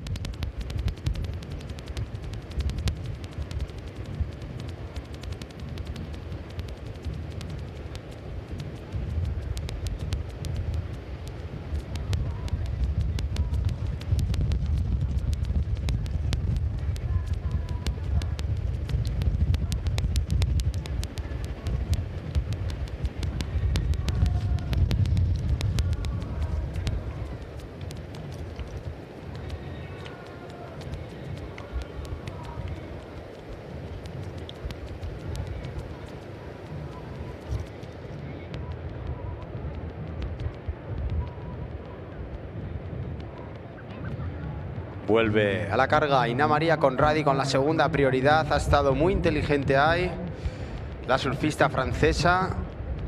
Una ola de una sola maniobra. No obstante, una maniobra muy bien ejecutada. a ponerse aún más líder. Las condiciones no están del todo fáciles, por lo que es complicado encontrar olas que verdaderamente tengan potencial y te dejen surfear gustosamente. Está bastante bacheado el tema ahí fuera. Lo que ocurre es que estos surfistas hacen que lo difícil resulte fácil, pero las condiciones realmente no son tan fáciles como lo que parece al verse desde la colina.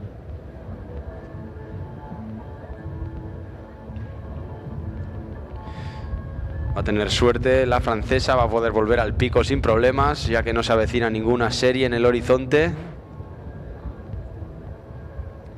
On standby for last of red, Hina Maria Conradi.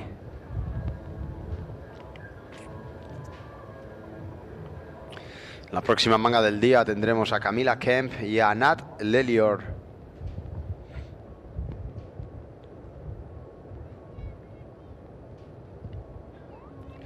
Last of red, a 5-3-3. Last of red, 5-3-3. Good on you. Ya veis pues, la última de rojo 5.33, su primera ola 5.67, una ola de un par de maniobras frente a su última ola de tan solo una maniobra, pero que ha sido puntuada casi con una puntuación similar a su anterior. Una vez más queda claro que los jueces valoran más la calidad que la cantidad de los giros y maniobras que se hagan sobre una ola. Y gala de ello ha hecho Hina Maria Conradi con esa última ola que ha cogido sin prioridad, sacándose otro 5.33 de la chistera. Situation ladies, red in the lead with a 5.67 and a 5.33. Blue second, Mafalda Lopez with no scores yet.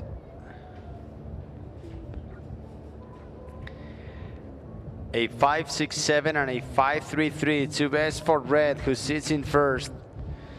Blue second with no scores yet. Prior blue, second prior red.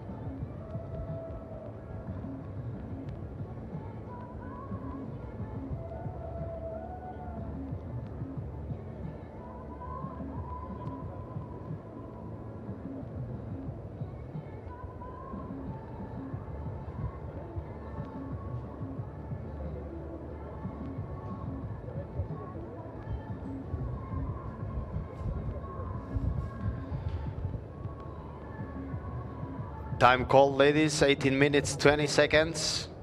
And the situation remains the same. Red in first with a 5.67 and a 5.33.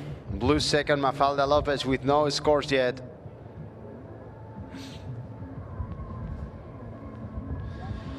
Coming up next, quarterfinal heat number 2 of the ladies with Camila Kemp and Anat Lelior.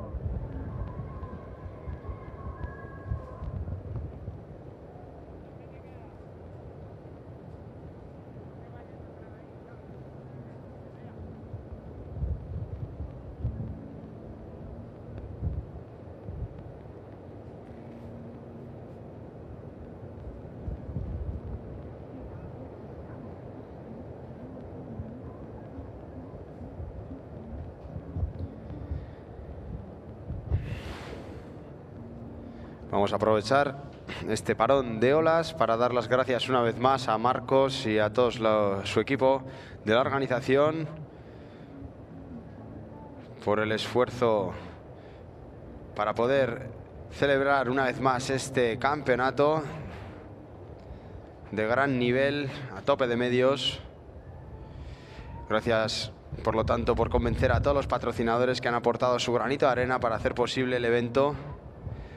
Empezando por las autoridades, el Turismo de Galicia, la Diputación da Coruña, Consellería de Empleo e Igualdade, Plan Corresponsables, Deporte Galego, Concello de Valdoviño, Concello de Ferrol, Concello do Mar y Galicia Calidade. Y muchas gracias también a toda la iniciativa privada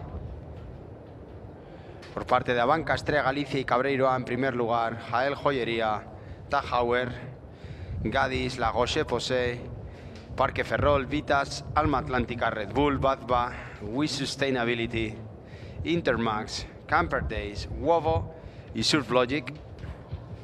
Gracias a todos y a cada uno de vosotros. 16 minutos, estamos casi ya en el Ecuador de esta primera manga de los cuartos de final femeninos. La factoría de olas que parece decidido tomarse un pequeño descanso, ya que tan solo se han surfeado 2 olas en esta manga que estamos presenciando. Y las dos olas han recaído en manos de la líder Ina María Conradi. Ha cogido una izquierda nada más empezar la manga yendo hacia las rocas, un 5.67 con un par de maniobras. Y luego ha cogido sin prioridad una derecha que con tan solo una maniobra ha conseguido cosechar un 5.33.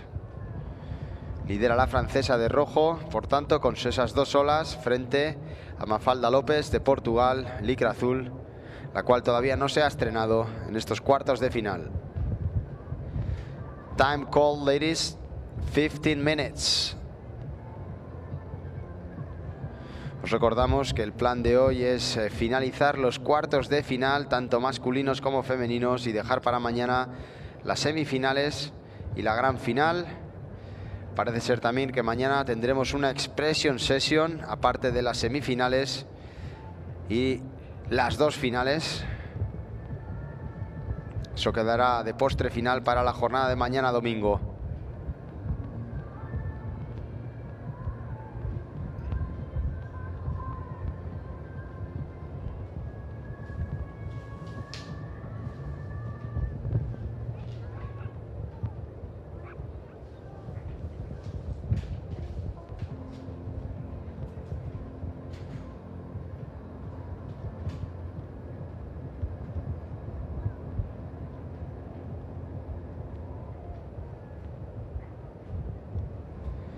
Priority blue, second priority red.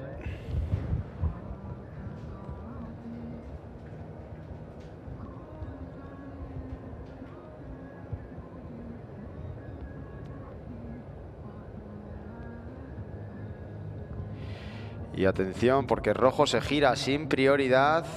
Vamos a ver, consigue coger esta ola Ina María Conradi, que vuelve a intentar un giro que no va a poder finalizar con éxito esta vez.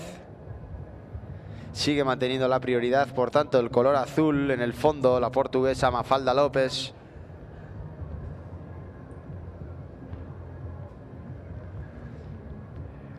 Puede que atrás tenga otra oportunidad la surfista de azul. Vamos a ver si decide remar esta ola. Parece ser que sí, ahí va remando Mafalda López, señoras y señores, en ola de backside. La ola no le da demasiadas oportunidades, pero por lo menos ha roto el hielo la surfista portuguesa. 13 minutes remaining, ladies. 13 minutes on the timer. The situation will remain the same. Red first and blue second.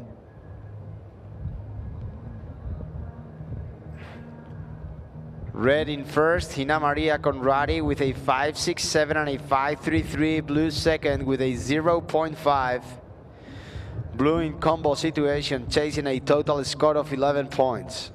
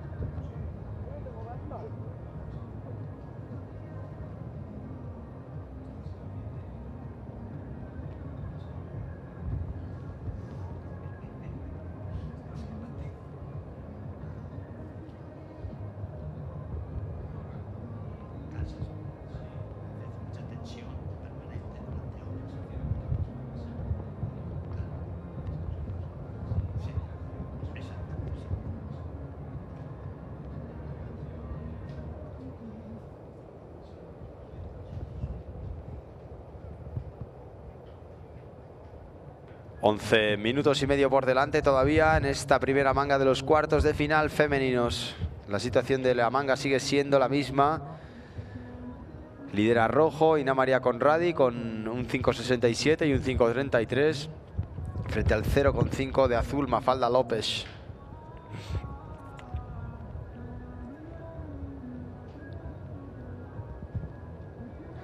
La marea que se nota ya que está empezando a subir. Cuando vemos a rojo en ola una vez más, Ina María. Iba con todo a ese off the lip. Lástima que no haya podido finalizarlo. Estamos presenciando ahora el replay en la gran pantalla. Cuando quedan 10 minutos y medio. Están ya preparándose las concursantes de la próxima manga. Camila Kemp y Anat Lelior. Prio for blue, Mafalda Lopez. Prio for blue. No prio allocated yet for the surfer in red.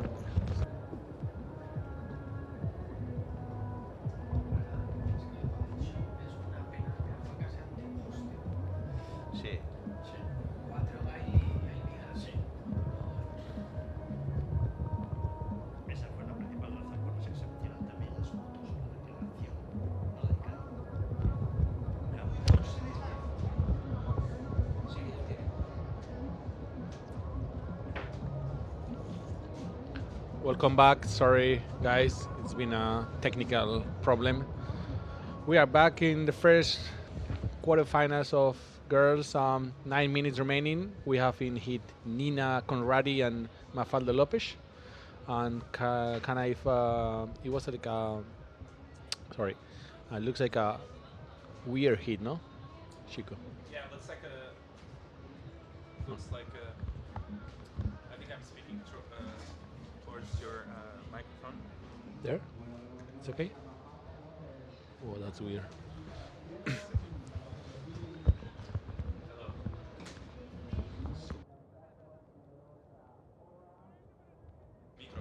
Sorry, guys.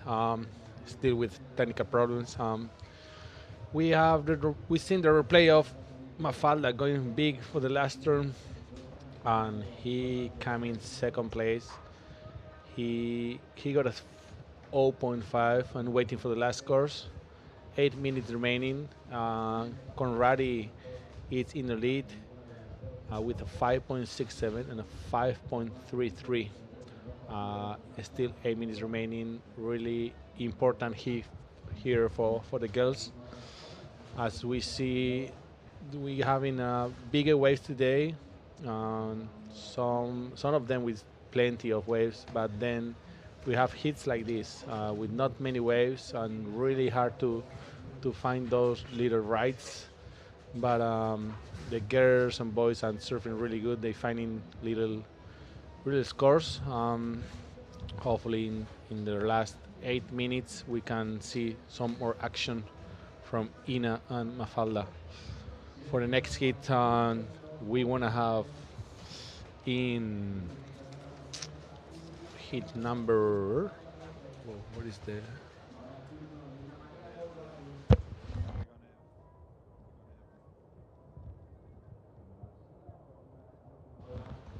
Se 7 minutes remaining. First place still Hina. Second place Mafalda. Last wave of Mafalda 5.37. Here the replay of Nina's last wave with a huge turn, but didn't make it. But as we say, last wave for Mafalda 5.37. That's the second best wave of the heat. Now needing a 5.64. Still 7 minutes remaining. Really weird heat, kind of slow. The girls didn't catch many waves. The tide is still low. We see some set, but it's a lot of wave moving, a lot of water moving, and we have winds come up. And they are sitting right now next to the mountain and checking the the right. It's hard because we have a lot Hello. of current. Oh, I'm back. You're back. Oh, welcome. Thanks God. I was trying so hard to be back with you. So my microphone is back. So 6 minutes to go all day. And as you said, it has been a slow eat. And sorry everyone for the technical issues. We saw a bit of a paddle there for Mafalda Lopes. She has priority right now. She's trying to get 5-6-4. So this looks like a good wave for her. Let's see if she can finish it off strong. Just a quick 2-4-1 snap there. I don't think it's going to be enough. She needs probably a better wave to improve her situation. I think regarding wave selection, this I think it wasn't a really good option in terms of the waves she should be looking at. She's got 5 minutes, probably a long paddle out. The Swell is here, so it's big, and I think a lot of paddling and work. They need to put on a lot of work to catch waves, and Conradi they're a bit disappointed there with the priority, I think, because I think Mafalda had a quick paddle before, and she thought maybe the priority should change in her favor, as we see Mafalda, as I'm speaking, trying to get back to the outside. So it's going to take probably around 3 to 4 minutes for her to get all the way back to the outside. So she's in trouble, needing a 5-6-4, and there's not much time to go. So we see Conradi here paddling for a beautiful wave and doing a quick carve on the outside, and another quick snap, and she's going to try to attack the lip, and she makes it. I spoke too soon, Oday? Yes, I don't think they're gonna make like a count that turn.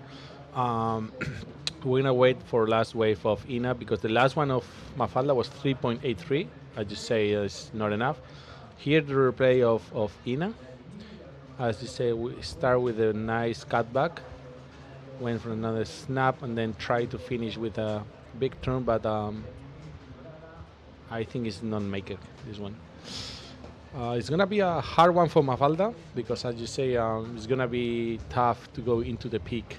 It's going to be 2 minutes, 3 minutes to paddle. We have a lot of water moving, and it's not going to be easy to go into the peak and find another one. Yeah, we saw there the disappointment of Conradi trying to get the priority on her favor. We saw that Mafalda is still paddling and really close to the rocks, so I think I don't know if she will have time to actually take another wave to make this hit. So as we see, it's really far out. They're literally on the right corner of your screen near those rocks, so it's still a long paddle till the main break, which is really on the outside. And thanks for the drone view. Like that, you can have a better understanding of the point here. And yeah, they go near those rocks because there's a rip that takes you towards the outside. So once you get into that rip, that's the water that it's going back into the ocean near those rocks. So it's going to help you out to paddle a lot more faster towards the outside. As we saw the girls there from the next seat also paddling out. With 2 minutes to go, we have an empty lineup, a beautiful empty lineup, and we have Conradi in the lead with the 567 and the 533, and Mafalda Lopes with the 537, and that last one was a 383, so not enough as expectable. That wave was just really small and not much on offer for Mafalda to put an exclamation point on that wave. So with 1 minute and 40 seconds, looks like Mafalda is a bit closer to the outside. She might be a bit tired because she paddled really fast for a long time now. And there's 1 minute and 30 seconds. Probably she needs to take anything that comes her way in these final stages. And yep, she's there. She's just sat down, so probably she'll have an opportunity to try one more time to turn this seat around, as we see some more lines approaching out the back, and Conradi there on the inside getting completely slammed by the waves that never stop. There's a lot of waves coming all the time, so it's really hard for our surfers to paddle out after they surf for a long ride. I think Mafalda, you can see on the left screen, Mafalda there getting caught up again by another wave. So nervous moments for Conradi, pressure moment for Mafalda Lopes. She really needs to catch another wave and try to do that 5-6-4. We are on the quarterfinals. It's important. The difference in points for the semis, it's huge. And nervous moments for Mafalda. There's a little wave coming, 10 seconds to go. I feel like she maybe can get it, and she will get it. So live action for Mafalda. She needs a 5-6-4. So she does a big turn and she fell. So a bit of a shocker for Mafalda Lopes on this one. She stayed a long time waiting for waves. She had a quick fall right at the start, so maybe some nerves, and she couldn't really reset on this heat. So congrats for Conradi. She's into the semifinals.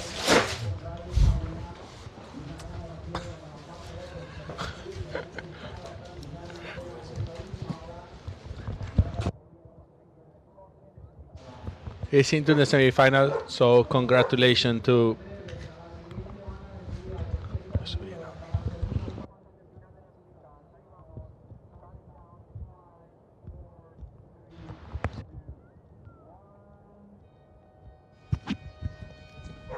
Hello.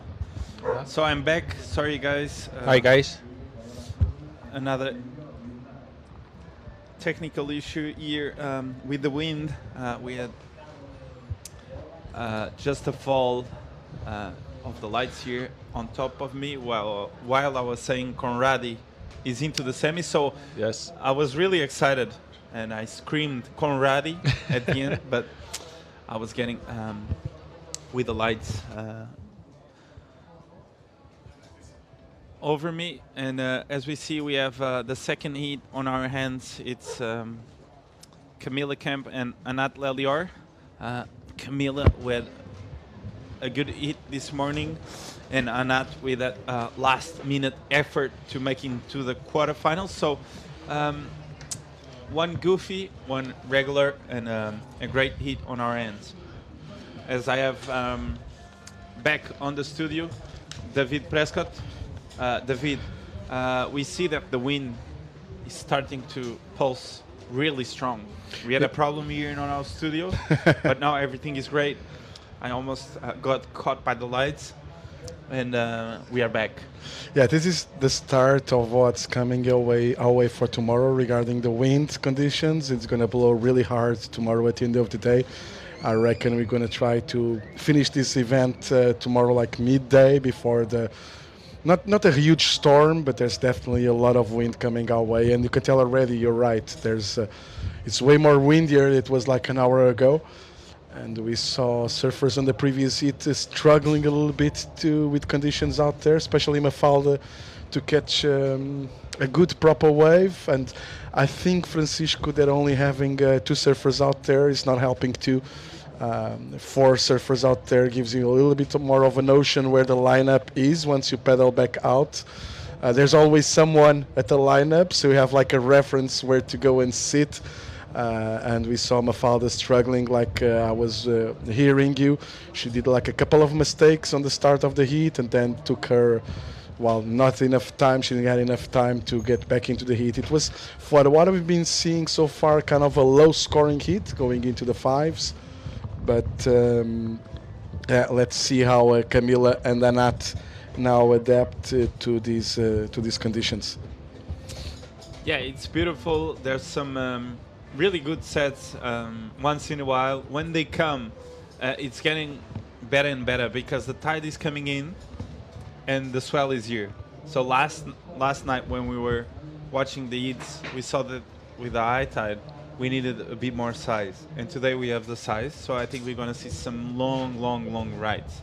And they're going to take a while to come, but when they come, they're going to be excellent scores. So hopefully they can be in a good position to catch those sets and be patient out the back and really put themselves in the good spot to catch those bombs that we saw. Even on the last heat of Conradi and Mafalda, we saw some beautiful sets rolling in without no one. So it's really breaking far out, but you need to be patient.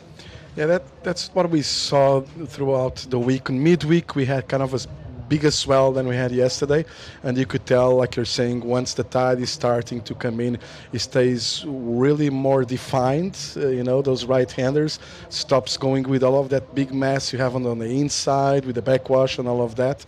The lefts have a tendency to fade away pretty much and no longer be like an opportunity for the surfers out there. But it definitely, and under this size, this will make this lineup well more defined with the tide coming in than with the low tide.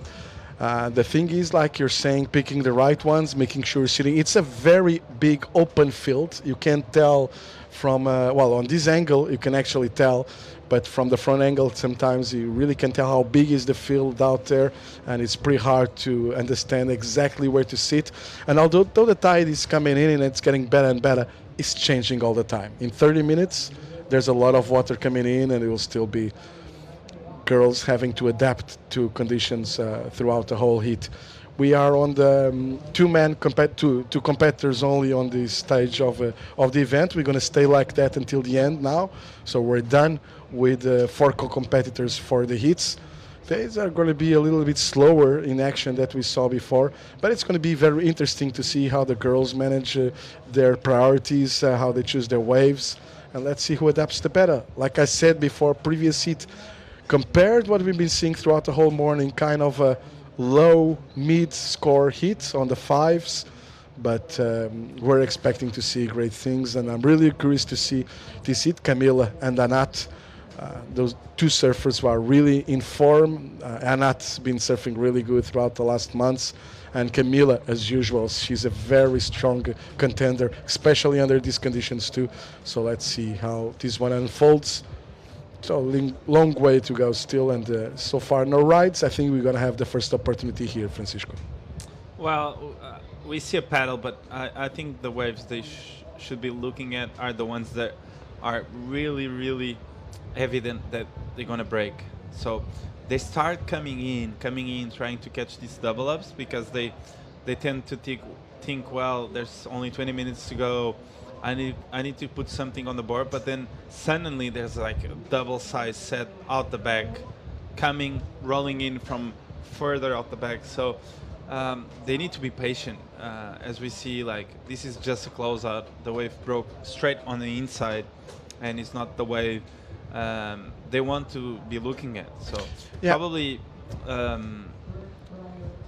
don't know, maybe having someone on the mountain could help in terms of how far they should be on the lineup, because once you're in the water, it's just a huge field. So it's really hard. Pantin, it's really known for being hard to be on the right spot for the right wave. Yeah, and 100% agree with you. And going back, those smaller ones, we saw Anat paddling for that one. And like you said, it was pretty much of a closeout. So those smaller ones coming into the inside bank, still a little bit of a mess, a little bit of a guess once you pedal for those waves. And like you said, if you wait patiently outside for the bigger ones, those are way more predictable. One thing is for sure, you're going to get a heavy section to hit if you catch one of those. And again, and I was talking with the head judge just a while ago in my break, and it's pretty much the same. go big or go home. That's what the judge has been looking out throughout the whole day. That 10-point ride of Kaoli was a huge statement by the judge, is what they're looking for. We're seeing that all morning. It's pretty much keep it simple, wait for a big one on the outside, go for a huge hit, and you get something higher than a 7-point ride most probably. Now, if you stay on the smaller ones, it's all going to be around the mid-4s and the 5s, so you're not going to be very solid in your position in the heat. So keep it simple, stay outside, wait for the bigger ones, and then go for it once with a big section presents in front of you. There's a huge distance right now between Anat and Camila. Here we go. Anat is going to take a left, just checking. And again, you can tell these inside ones, they're very hard to understand if it's going to be a wave with potential or not. I think that wave starts to be a potential wave when you're full on high tide. Yeah. Yesterday we saw that. Especially on this size, huh? Exactly. It's going to open up a lot more. But until it is fully high tide, you really need to stick to that ride and to those sets that come once in a while. They take a long time, though. I feel like I'm just here talking, okay? So I know it's really hard to sit on your board for more than 15 minutes waiting for a wave and not get tended to come to the inside and try to put something on the board. So as we see some more lines approaching, Camila getting caught by the first one, and there's something more out the back, that's for sure, and she's going to get caught again. So the set came, and they got caught by the set once again. So it was what I was saying in the morning. If you stay in between sections, inside and outside, you get caught by the outside, but you cannot catch the inside ones. As the inside ones are so bad right now, and it's just like a quick one turn and not much space to really present your surfing, you have one option. You need to really stay focused on the outside and sitting there, not being afraid of being too far out, because when they come really, really far out. So we saw on Kaoli Vast Eat where they were sitting, and they sat really, really far from where they're sitting now.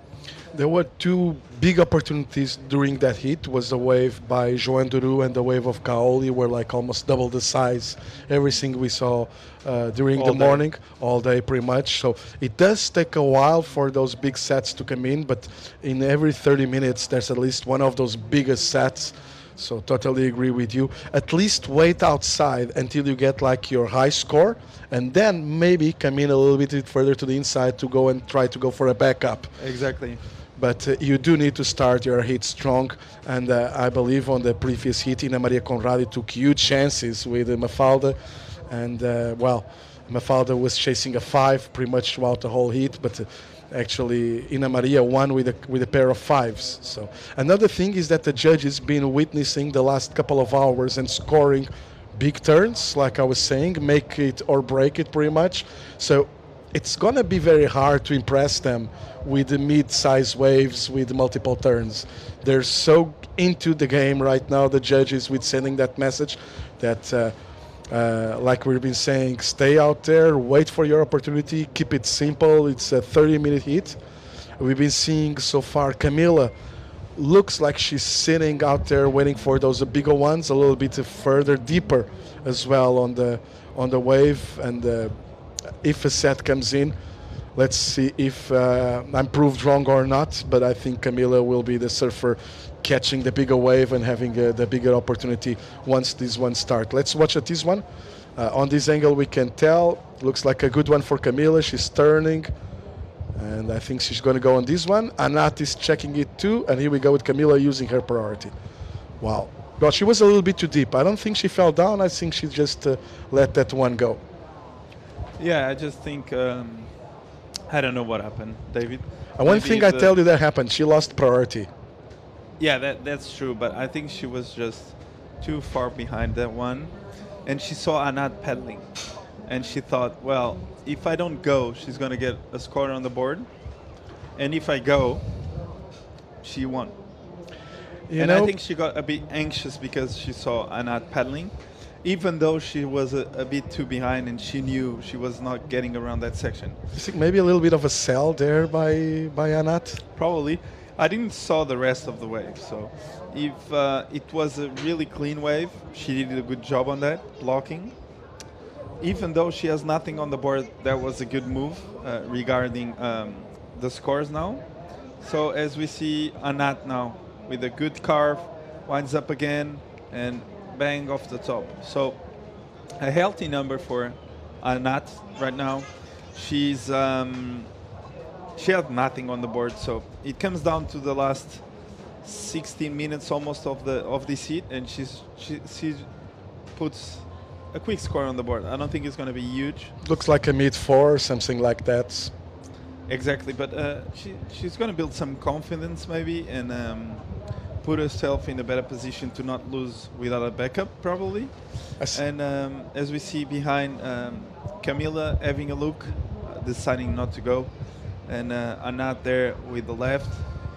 Every goofy finds always a left, and Anat, it's no different of any goofy footer, so they always chase a good left, and Anat probably thought, well, I surf for 3 days now on my backhand, and I'll love to go left. And when she saw that wave popping up, she said it's go time. So I think she will put a 4.5. You said it, David. So yeah, looked like a mid-4, you know. And I thought about what happened with the wave of Camila. Now looking at it, it was just too small for where she was sitting at. You know, you need a bigger wave to stay open all the way if you want to catch a proper one where Camila was sitting, and I think that was just too small. And we saw Camila while Anat was pedaling back out, looking for a couple of times into waves. I think Camila's been out there looking for the bigger one for almost 15 minutes now, so I can't blame her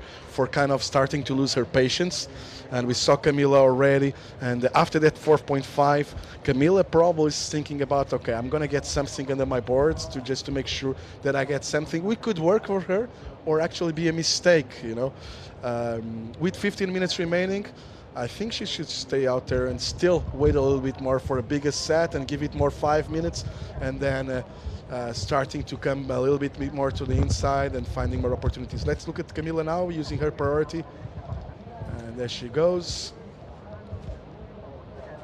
And that's what I was talking about, see, Francisco. These are too small and they close out too fast for Camila, so a chance there for a turn, but nothing comparable with the kind of waves we saw for Kaoli and for Joan during his hit. You know, this is looking not even close to the mid-4. I think this is going to be around the mid-3, this one of Camila. So the hit is going to be very even at this stage. Anat now is going to get priority, and Camila, well, it's tough to be sitting for 15 minutes and then catch a wave that's going to probably deliver you something around a mid-3.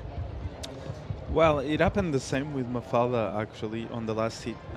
She had a plan, maybe. Coach said, well, stay out the back as long as you can to catch a bomb. She got it, but wasn't the wave, and she started struggling and trying to find a rhythm and couldn't really find it. So I think it's happening the same to Camila. Like, she waited a long time, 2 bad decisions in a row, and it starts to get into your head, you know, when you're competing and you start making a couple of bad decisions after you thought you had a plan.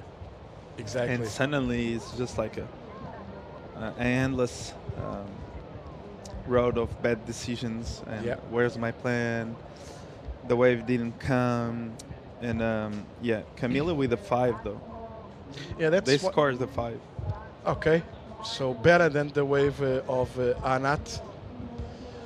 Again, those right-handers, that close-out section, it's more impactful for the judges than obviously we can see on the lefts. So good for Camila. I was, well, if a 5 and a 4-5, you have to look at it this way. There's 5 judges inside the tower. That might be a few judges who liked more the wave of actually of Anat than the wave of Camila. The average goes like that. But yeah, I saw a little bit more if I was sitting on a tower, I would like more the wave of Anat actually than the wave of Camila. Let's go with Anat once again now on her backhand. And this looks like a better section. She lost a little bit of control there during the first bottom turn. And then staying composed for the remaining wave. But there you go. It's a smaller one. Might get another opportunity here on the inside. That was a long wave and really well served wave. She caught the rail a bit on the first turn, but she recovered so well on that one. As we see, she's winding off the bottom and she lost it there a bit, but actually put her on a beautiful spot to actually throw some spray and make it look good. So I think this is going to be, this is the bonus section. I didn't thought she was going to have something more, and she attacks it one more time. And yeah, this is the best wave of the heat so far in terms of the wave and the way she served. So Anat here with a long and beautiful wave. Yeah, she's going to take the lead with this one. Her requirement was pretty low, only a 1.08. 11 minutes and 40 seconds, long way to go. Priority now with Camila. And there goes Camila, really quick getting out of this one. She wants to make sure she stays with priority and realizing there was a closeout there. So just watching a quick replay there, seeing she has enough time for a quick, no, not even enough time for a quick bottom turn and a hit in the leap. It was a really fast one closing out. And beautiful scenery from the drone view, from the seagulls. Look at the lines. Yeah. There's a big set coming now. You can, that rock that we call the Goose Barnacles rock is what they use as an indicator on this kind of direction. If you see a set breaking out there, you have like a good 15 seconds to prepare yourself for what's coming your way. So that helps a lot the surfers under this kind of size of swell. Now waiting for this last one of Anat. What's the size of the swell we have today? Yeah, well, we're coming from Portugal, and you know it's very hard to put numbers in that because we called like meio metrinho, metro, metrão, all of that, and I like how you, when you compare with human size, I'm call it like solid overhead, solid, a few feet overhead in meters. There's a couple of 2 meters on those wave faces, huh? Oh, big turn for Camila now. I like that better. Me too. I thought it was way better than the 5. So long stretched out bottom turn as we watch the replay. Compressed on the bottom. Face of the wave was beautiful. Big snap under the lip, and she was able to make it. So a lot better for Camila this one. I think it's going to help her cause a lot. Because Anat is probably going to post the best score of her cause until now. Eager to see how the judge is going to compare that last right-hander of Anat with this single turn of Camila. Me too. Anat 4.47. Okay, that looks proper for a smaller wave. Multiple turns well served, but a smaller wave still. And let's see how the judges score now this single turn of Camila. I think Camila will take the lead for sure. She was chasing a 3.97. Well, they love the first approach of Camila on that 5. So comparing this one to that 5, I think it's going to be at least 2 points higher. Because this wave was beautiful and the section was there, and she applied a lot of pressure under the lip. So probably it's going to take the lead for sure. But yeah, there you go. 607. Last one of Camila, 607. So Camila jumps into the lead. Judges loved it. 1 point higher than the last one. So Camila improving again, and now Anat on a pressure situation. How things can change in surfing, it's really quick. Francisco, 6 minutes ago we were saying Camila is in trouble, and now we are saying Anat is in trouble. So we just commented what we see, right, David? Yeah, for sure. And we are here with our opinions as well. Obviously, we leave it to the very experienced international judge panel. One thing I think is for sure today, And again, the judges have been very consistent with that. Size matters definitely today. And the judges are looking for bigger sets, bigger waves. And you saw that on the waves of Camila, both of them, especially this last one. It looked like it was a good turn. I think it was not as dramatic as she was like finishing the turn. I think it was a little bit of a claim there by Camila too. But definitely a good turn on a bigger wave. And you know, Francisco, with bigger waves out there, and the judges know that, it's going to be pretty hard to impress them on those mid sets. You know, it's going to look like you're surfing for backups instead of surfing for high scores. And the judges today are going to put big emphasis on bigger waves. Again, keeping simple, and there's a good example, the pair of fours for Anat on multiple turned waves, and they were well ridden. A wave like that, like yesterday, I think will go like a couple of points, maybe higher than we're seeing today. But I actually thought the last wave of Anat wasn't that small. Well, compared with the wave of Camila, it was a smaller wave, and compared to her first left, yeah, was bigger. Yeah, and the wave was better also. So maybe they are a bit biased about that cut in the rail on the first turn. Oh yeah, you're right about that. Exactly. So maybe identifying that as a mistake and not really making a turn well connected. So no, it's a very good point, and now I'm remembering that first section of Wave of Anat. I think if that was a proper turn on the first heat already, she got probably a point and a half at least higher than she got. She lost the fins a bit. Exactly. We could tell that it was one of those that you could tell straight away on the live that she got a little bit out of control on that bottom turn. Exactly. Like you said, it put her actually on the right spot of the wave for the turn, but the waves, the judges were like merciless on that small mistake of the start of the wave. But still, I believe it's going to be way harder to get a high score. You can go into the sixes, but at least you get like a proper heavy section. It's going to be very hard to go into the sevens without one of those turns that we kind of second guessing if it's going to finish or not, all the drama.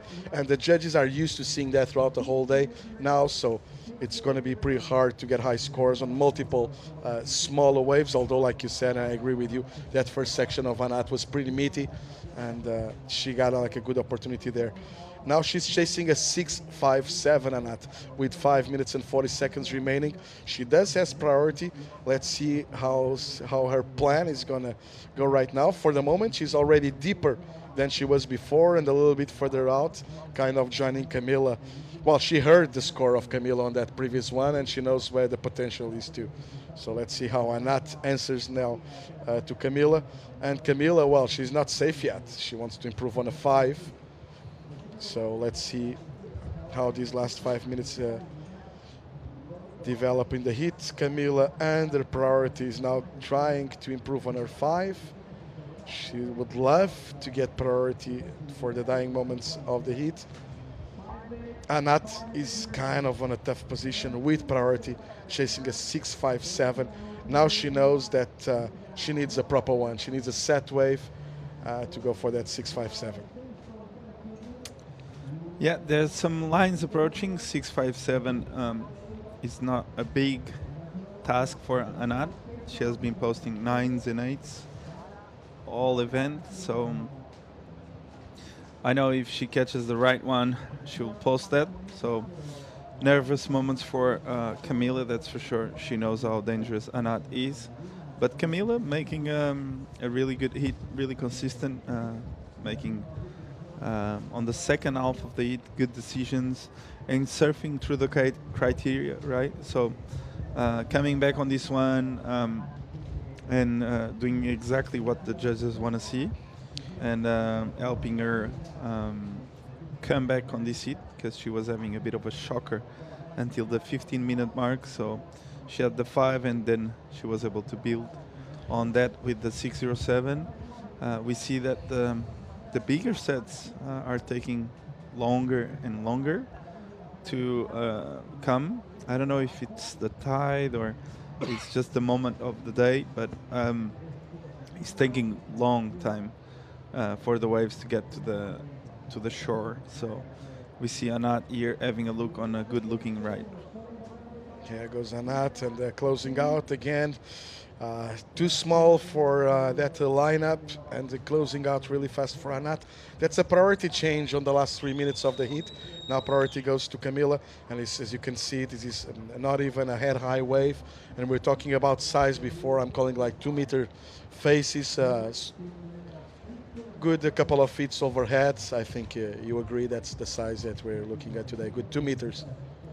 Well, we saw some big sets in the morning coming through, and yeah, we saw some heavy waves today. So we saw some heavy surfing and guys and girls attacking big sections. So it has been a really incredible day of action here at the Patin Classic Galicia Pro, and it's always a beautiful place to come down and watch waves this size come in. Like there's places when it's bigger, okay, it's bigger, but then when you watch it live, is all about the wave. Here it's about like the environment around the wave. You can see like the ride pouring in near the rocks and the mountain, and everything gets a bit more magical when you see like a 2 meter wave coming in. Yeah. Feels safer. I don't know what to say. But it feels like, wow, I would like to be there. That feels like great. And other places, just like you see like a 2 meter wave coming your way, and you're like, oh no, I want to go to the cinema right now. I'm good, thank you. But yeah, in this place it's just like magical when the waves come. They are really peaky, and the right hander like looks like a point break actually. Yeah, I was thinking about that. It's a little bit of a point break, a little bit of an open water in this place as well. These big baits, it's kind of magical, and it's one of those events that most of the years, at least for a couple of days, we have solid surf. So when you're gonna come here to Galicia, and we saw some years already with like maxing out, going to 3-4 meters, and that's very common. We are on probably the most exposed part of the Iberian Peninsula regarding swells. This picks up everything that's around us, and then getting already close to the end of summer, it's very common. And if you look to the swell that's coming for the rest of the week, it's going to get pretty much out of control. It's reaching like the 3.5s on the 20 seconds with the 60, 70 kilometer gusts from the north. So I think we're going to finish tomorrow around midday before that huge swell and big, especially the wind starts coming in. You know, I'm really. It's good to see Camila. There was a part of this, it was crucial, I think, Francisco, when Anat got at 4.47.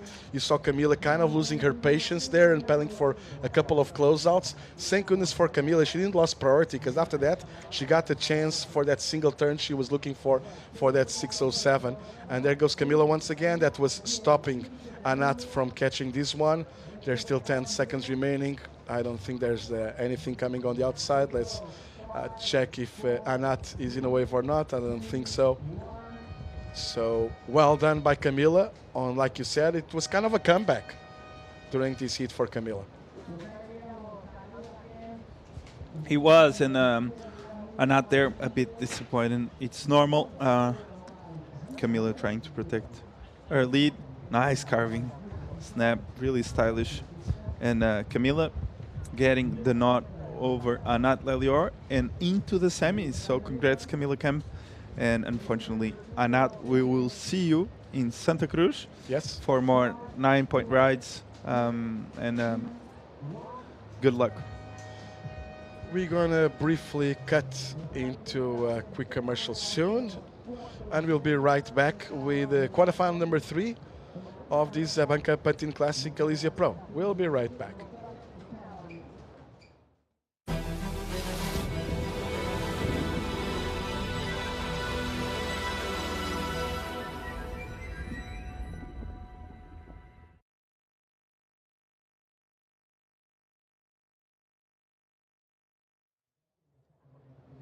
And we are back live already with quarterfinal number 3 underway. On your screen, that was Janine Gonzalez Echavarri. She's now joined by Yolanda Hopkins on this second to last quarterfinal. Joining me back, it's now Ode Collazo. Ode, one more very interesting hit ahead of us. I might be mistaken, and I might eat my own words, but if there's a lady out there who really likes these conditions, is Yolanda Hopkins. Yes. She's really likes single turns, and she's very solid into those. So exciting times ahead of us. First time I heard about Yolanda was with Goni years ago. He was like, whoa, there is one girl in Portugal. She surfs at night. Every month, the first girl in the water is her.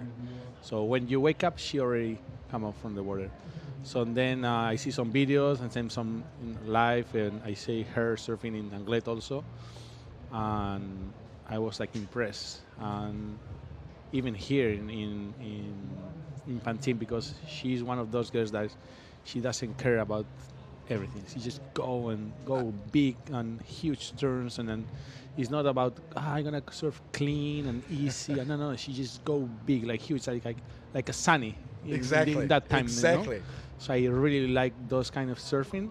I think her middle name could be Commitment. Commitment. Yeah. Yolanda Commitment Hopkins. Yeah. And then for the other hand, we have Janire Gonzalez, is new surfer, young surfer from the Basque Country. She surfs really good. Where does she come from in the Basque Country? Zumaya. Okay. And then she has kind of the same commitment as Yolanda. Like always, she likes to go big. You know, she's like skinny. Here we play of Janire. She's been surfing really good this year, probably her best year so far. And there you go, huh? She's surfing so good, Janire. I've just seen she likes to go big. I mean, she surfs a lot in Norua. It's a point break there next to where we live, and then I see her surfing a lot there, and then she just go big. If it's 1 meter, like 6 foot, 4 foot, whatever, she likes to go big also. Yolanda had a really highlight earlier this year where she beat it to Carissa Moore at Peniche at the World Tour event, which I was announcing at the time for the beach, which I called 2 left-hand uppercuts. That was pretty much it. Yolanda won the heat on 2 turns, pretty much, like we were saying. And to beat Carissa Moore on power surfing on a beach break like Super Tubes, that tells you a lot about Yolanda. And actually, Carissa texted her after the heat, taking her head out to Yolanda and wishing her all the best and recognizing how she was a better surfer. So that was a big motivational thing for Yolanda for sure. But Janire, like you said, she's coming out of good results. She was really good on the Spanish team throughout the Eurosurf too. Her sister has been surfing really good too. So like they're feeding from each other. And there's another like Nadia Restarbe. So it's like the same thing with the Portuguese girls we're seeing right now with the Basque girls feeding from each other, and it's really good for the Portuguese to have someone like Teresa Bonvalo up there, and Nadia on the Challenger Series and almost making it to the World Tour too. Looks like a reference, and it looks like they're stepping up their game now. Janine started with a 4.83 on the left with multiple turns. I think that's a good warm-up. But I'm staying with what I've been saying the whole time. You have to go big or you're going to go home. Yeah, you have to go big. And then if you have a Yolanda in the heat, more, you know. So here we are. And again, it's amazing, huge turn for Janire. This one is going to be... still a 4.83. Yeah, it's crazy. I mean, I know I've been in the contest area just before this hit in the break. And I saw him because his coach is Cese Abra. Yeah. I know Zé really good. So here we replay of the last wave. You know what Zé did with the team just a few weeks ago as a surf trip? He brought all the team to Brazil. Not to the Maldives, not to the Mentawais. To Maresias, no? To Brazil, Maresias. Yes, and the boys were like biting their fingers the whole time, because even the Brazilians who surf worse than them were not like catching any waves at all. But on the girls' side was the opposite. You saw the young Brazilian surfers, girls, coming out of the water to watch girls like Janire surfing, you know, and because they were ripping there. And there we go. This is a replay of Yolanda's. Again, huge turn.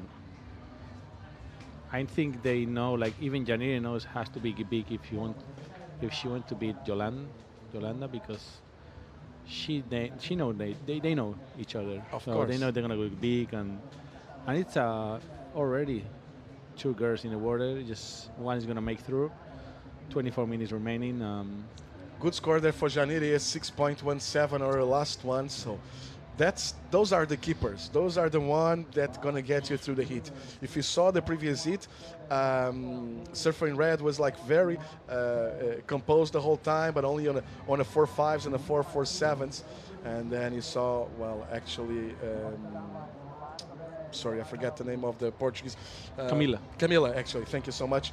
Kind of almost losing her patience, but then staying composed and getting that 6.07 on a single turn. So good job by Janiri starting with that 6.17. If she wants to defeat Yolanda, she has to play it on the same game, going for really strong turns. And then knowing Yolanda and Janire, they like to be busy in the heat. Yes. They're not like those kind of girls, okay, I'm going to sit, I'm going to wait for the headset. No, they like to be busy. They like to go big, so they like, okay, I want to try this wave, if not the next one. So they trying all the way. So I think this kid's we're gonna see so many waves. And what's so impressive with both of them, it's not only they like to get busy, but they're very consistent in starting their hits really strong. It's very common to see both Janiri and Yolanda putting 6-point rides, and we see already that from Janiri on the first couple of waves of the heat, which always puzzles me how they're so focused and can get out there and straight away. And then they build from that, for sure, and they try to get better throughout the heat.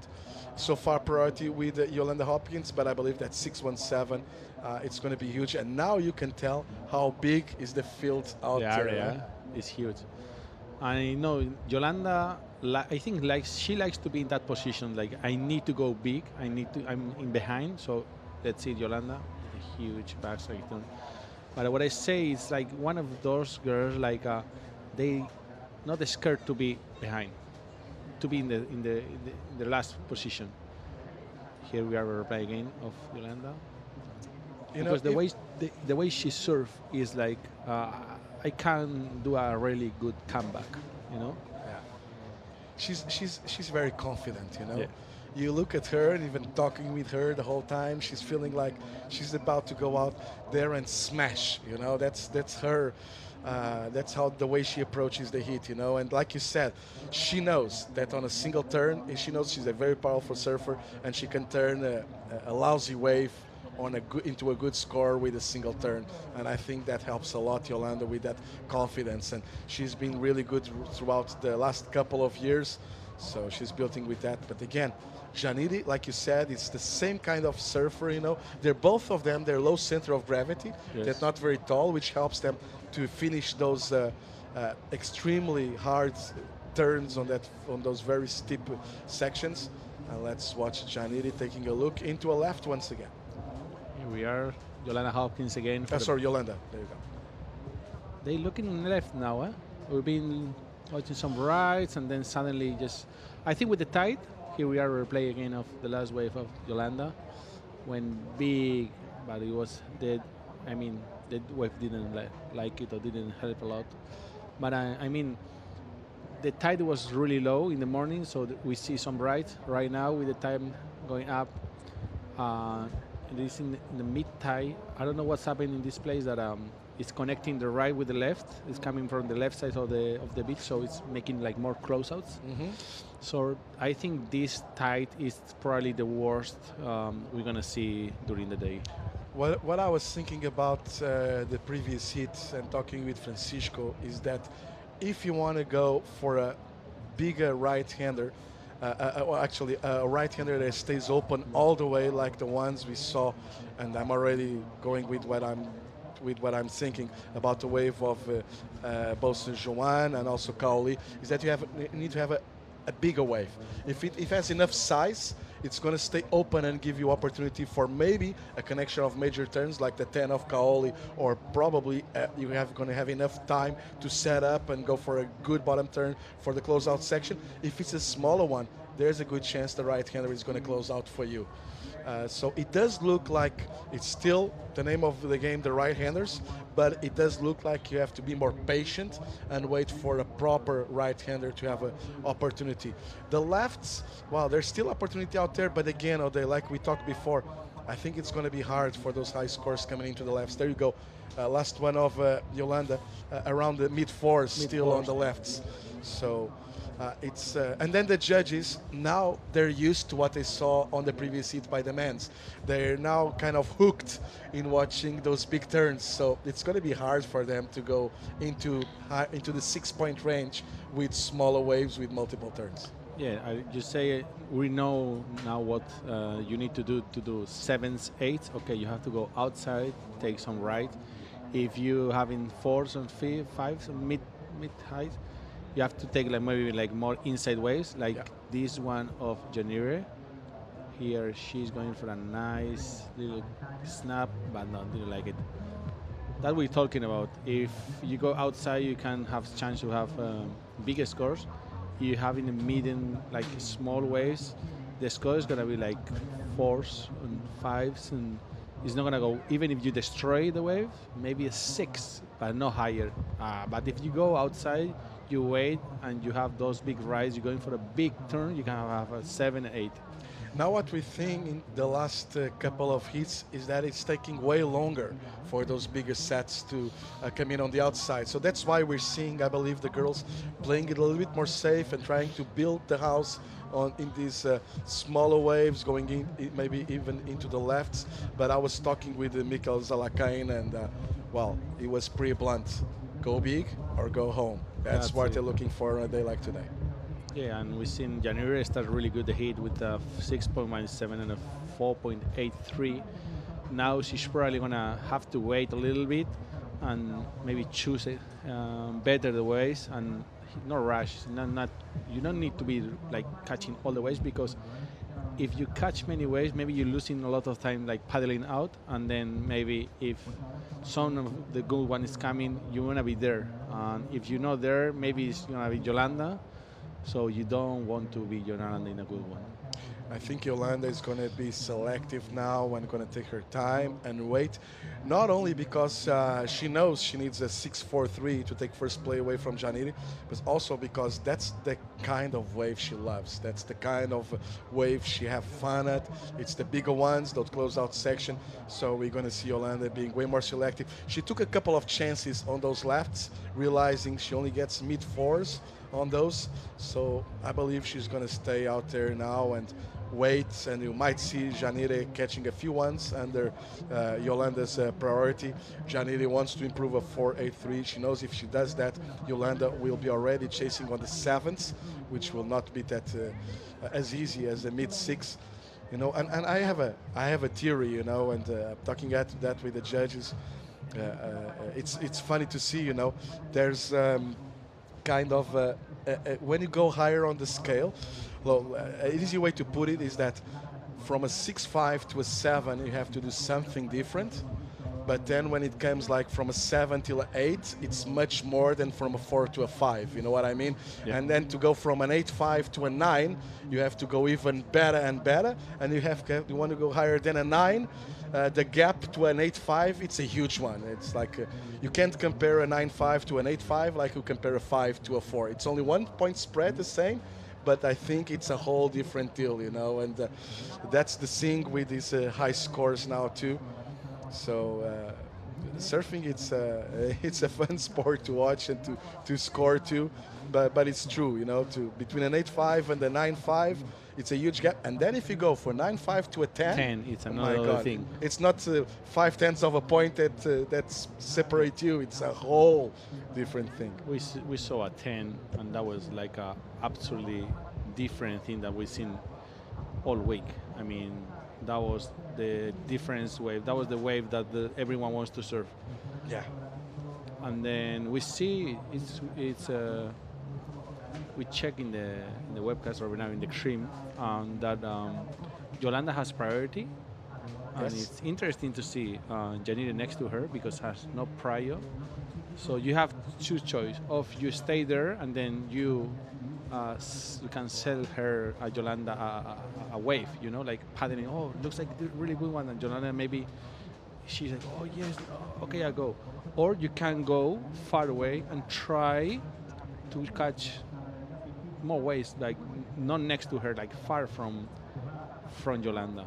You know, if you do that, if that will be the option of Janire, she'll be trying to improve on a 483, but probably going only into the mid fives, something like that. And she is aware that Yolanda is chasing a 643. She's chasing a single big turn. So I think Janire, right now, she's going to go for another mid six at least, you know, to make sure she's safe into the heat. And there we see Janire taking a look here. And not going, but she doesn't have to be as selective as Yolanda. She doesn't have to manage priority. So I think that's her game plan right now. See if there's a bigger one that slips under Yolanda, and she maybe get like a mid six and starting to close the window of opportunity for Yolanda Hopkins.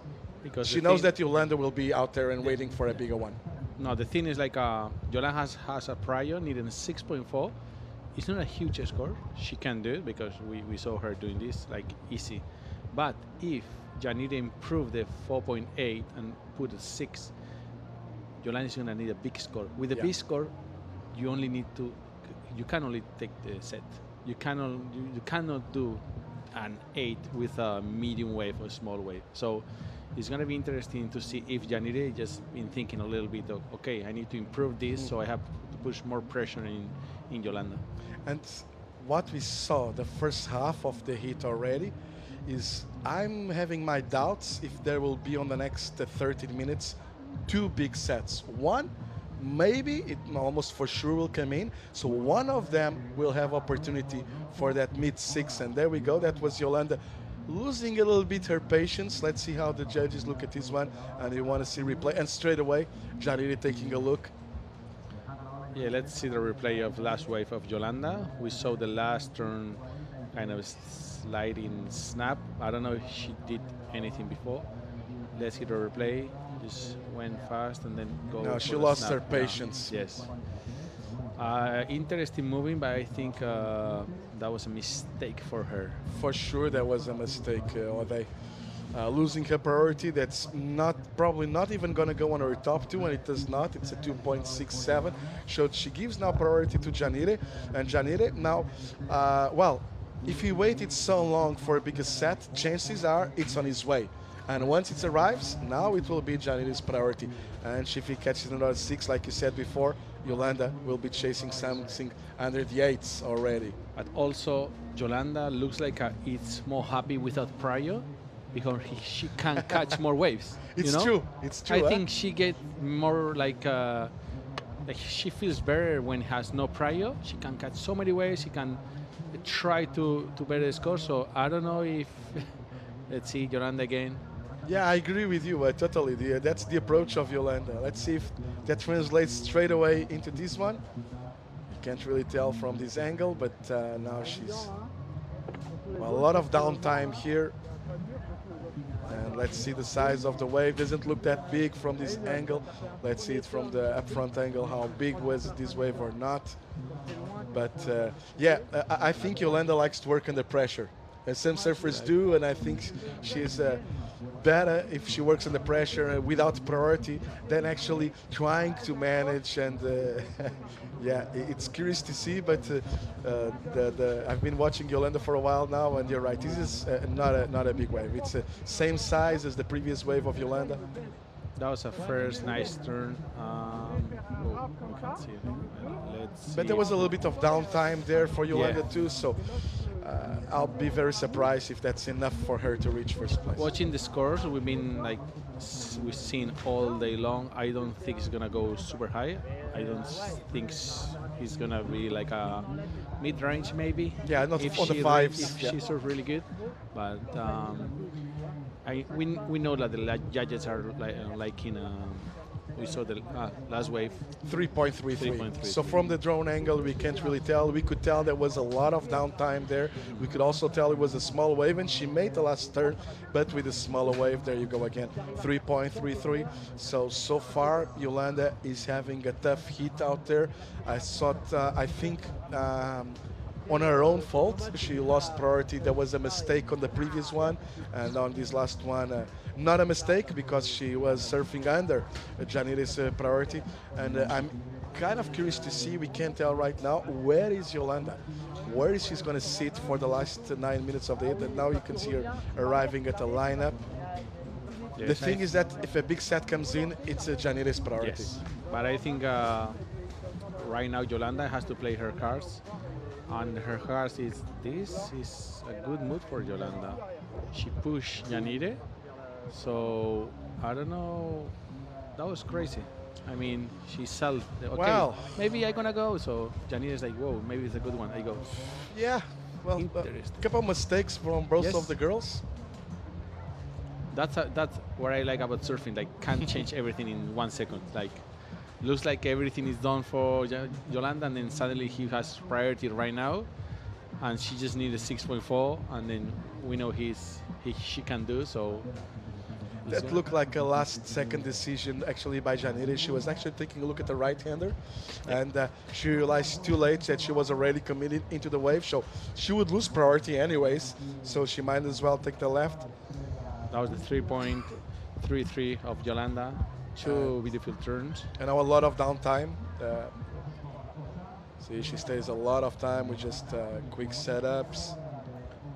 And a very small section to end with, which was a nice finish, under control, but a very small wave. As we're talking, the people that doesn't like that kind of waves, like long ones and mashy, and they want two big turns. Wherever you surf really good, but they want two big turns. I think on the judges' head, halfway throughout that wave of Yolanda, they're already setting on the threes. Just watching at the wave size and what's ahead of her for the closeout section. They, well, like we said before, after the size of turns we saw early, it's going to be pretty hard for the judges to be impressed with these smaller rides. They're pretty technical still, but Yes. there's no risk involved there. So. Yeah, we have 7 minutes remaining. Janire is still in first with a 6.17 and 4.83, and Yolanda Hopkins needing a 6.43. Oh, this is a very important pedal out. There's no priority yet. They're both kind of stuck on the inside, and this priority, I believe, will be very important. Both of them had priority mistakes. We saw a couple of waves ago. Yolanda on that first right-hander mistake. Then you saw Janire on the left. That was also a priority mistake. And the one who gets priority now, it's going to be a pretty important priority. Let's see who gets it. Looks like Janire. Feeling like she's a little bit further out, but you really can tell on this angle. Angles are different, so I don't know. Now even one of the cameras has more zoom than the other. Yolanda Hopkins. No priority to Yolanda. That and is Yolanda gonna got a 5.43 on her last one. We haven't seen that one. No, we haven't seen that one. But interesting because has prior 6 minutes remaining, and she now need a 5.58. So she remembers properly what she did on the 5.43. Now she has priority, and she knows exactly what she has to do to get a 5.58. So yeah, interesting. These last 6 minutes. It's gonna be like a crazy. Probably Janire is gonna be like, "Whoa, this is taking so long," and for Yolanda, it's like, "Whoa, it's like only 5 minutes remaining." It's gonna go really, really fast. Yeah. But I think they have to play in the game. Yolanda have to sit, wait for the one wave. One wave is the last chance. She don't think she's gonna have more than one chance. So, and Janire, she just try to bet a 4.83, or just sit next to the. I think Janire is gonna sit close to Yolanda and hope that that big set has two waves. Oh, wow! There goes Yolanda. Move. Yeah, she's going. She saw something further down the line. She went for a big move, but the wave didn't help much. So I don't think we're gonna have situation change. Yeah, we missed the previous one, the 5.43, so we can't really compare this turn with the 5.43 of Yolanda. Single turn there, you can see Janire a little bit puzzled too, trying to look back and see what's happening in this one. And let's watch a replay of this one of Yolanda. It's a bigger wave that we saw before from Yolanda. I Is that the replay of the last? The last one? It No, I looks- think that was the first, like the 3.3. Yeah. Because definitely the last one looked a bigger wave. Bigger for wave, Yolanda, yeah. And the scores 4-7-3 for Yolanda. So situation remains exactly the same. Still chasing a 5-5-8. Now priority goes to Janire. That was a weird move. Like she has 5 minutes, so, but I don't know why she paddled that with much confidence or way like that. I mean, when she paddled, like whoa, I haven't seen like looks like it's like an amazing wave, you know, like. So it was weird to see paddling wave like that kind of. I think she saw something that down the line that actually didn't translate in what she was hoping for. Yeah. At the start of the paddle, looked like the left going into the right might have like a good, nice close-out section. Looked like it was a grower when she paddled for the wave, and actually the waves pretty much stayed the same size all the way and surprised a little bit Yolanda there. Now a 5-5-8, like we said before, between how different it is from an 8-5 to a 9-5. Yep. A mid-5, it's totally different than from a mid-6. So it's not going to say it easier, but it's less difficult for Yolanda to get that score, and Janire knows that. Janire is on a very tough spot at this stage with priority. She's biting her nails. She wants to, on one hand, she wants to make sure if she catches a wave, she improves on a 4-8-3, but she doesn't want to leave the door open there for Yolanda. 3 minutes remaining. Let's see how these ones... they're going to have one more chance for sure to see what's going to happen, but Janire is in a really good position right now. Yolanda needs 5-5-8. As we see during the day, that's one big move, but you need a wave. So she needs to wait for a good one, but prior is what Janire. Janire is not going to let her catch a good one if she is sitting next to her. Yeah, Janire by now is aware also of those low scores on these mid-sized waves.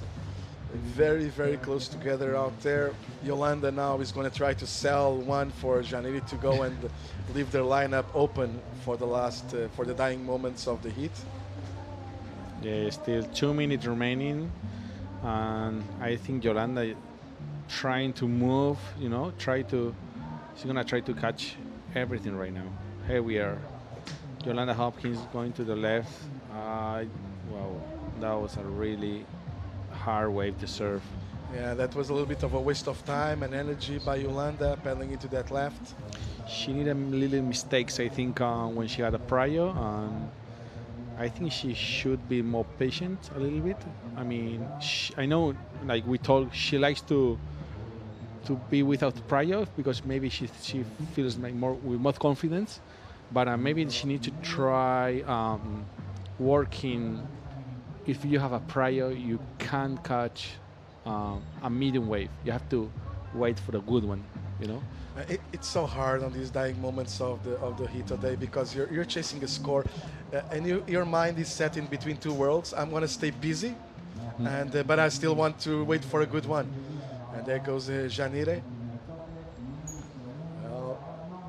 One thing is for sure, it will be easier for Janire to improve a 4-8-3 than for Yolanda for a 5-5-8. For sure.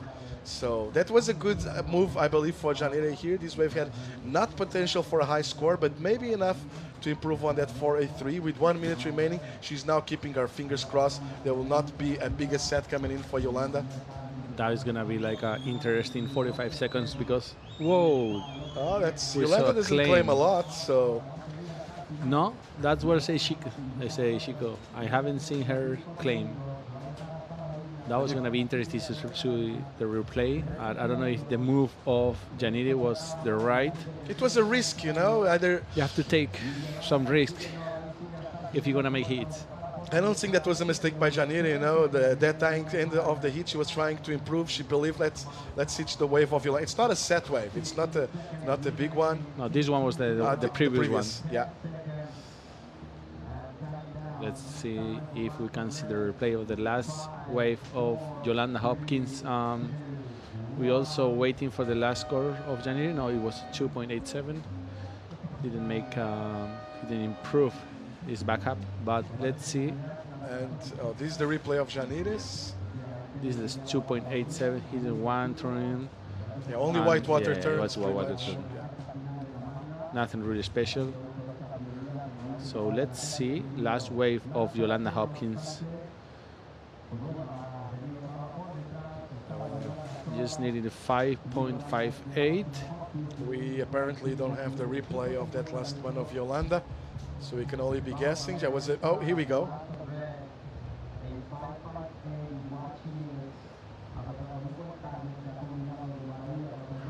Mm.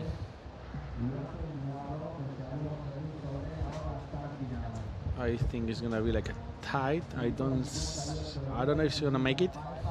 I don't think it's being the best wave of Yolanda in the heat. No. I think in the first wave of Yolanda, the 5.43 looks good. We're going to cut into a quick commercial, and we promise you when we come back, we have full results of these last ones, if the girl on the screen made it to the next round or not. So stay with us, and we'll be right back.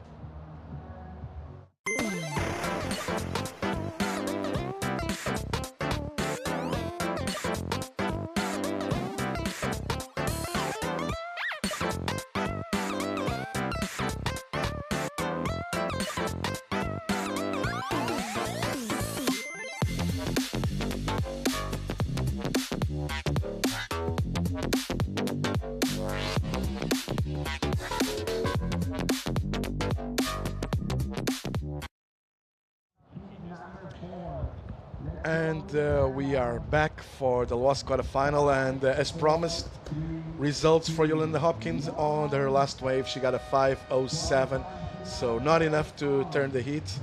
And well, Janiri advancing, and now Maud Lecard against Tessa Thyssen, an all French affair out there for these two experienced, very experienced girls. I'm gonna leave the booth and leave O'Day with Francisco Alves to comment this last quarterfinal. We have special guests here. I'm gonna let you guys with Chico Alves and the one and only Laura Cobiella.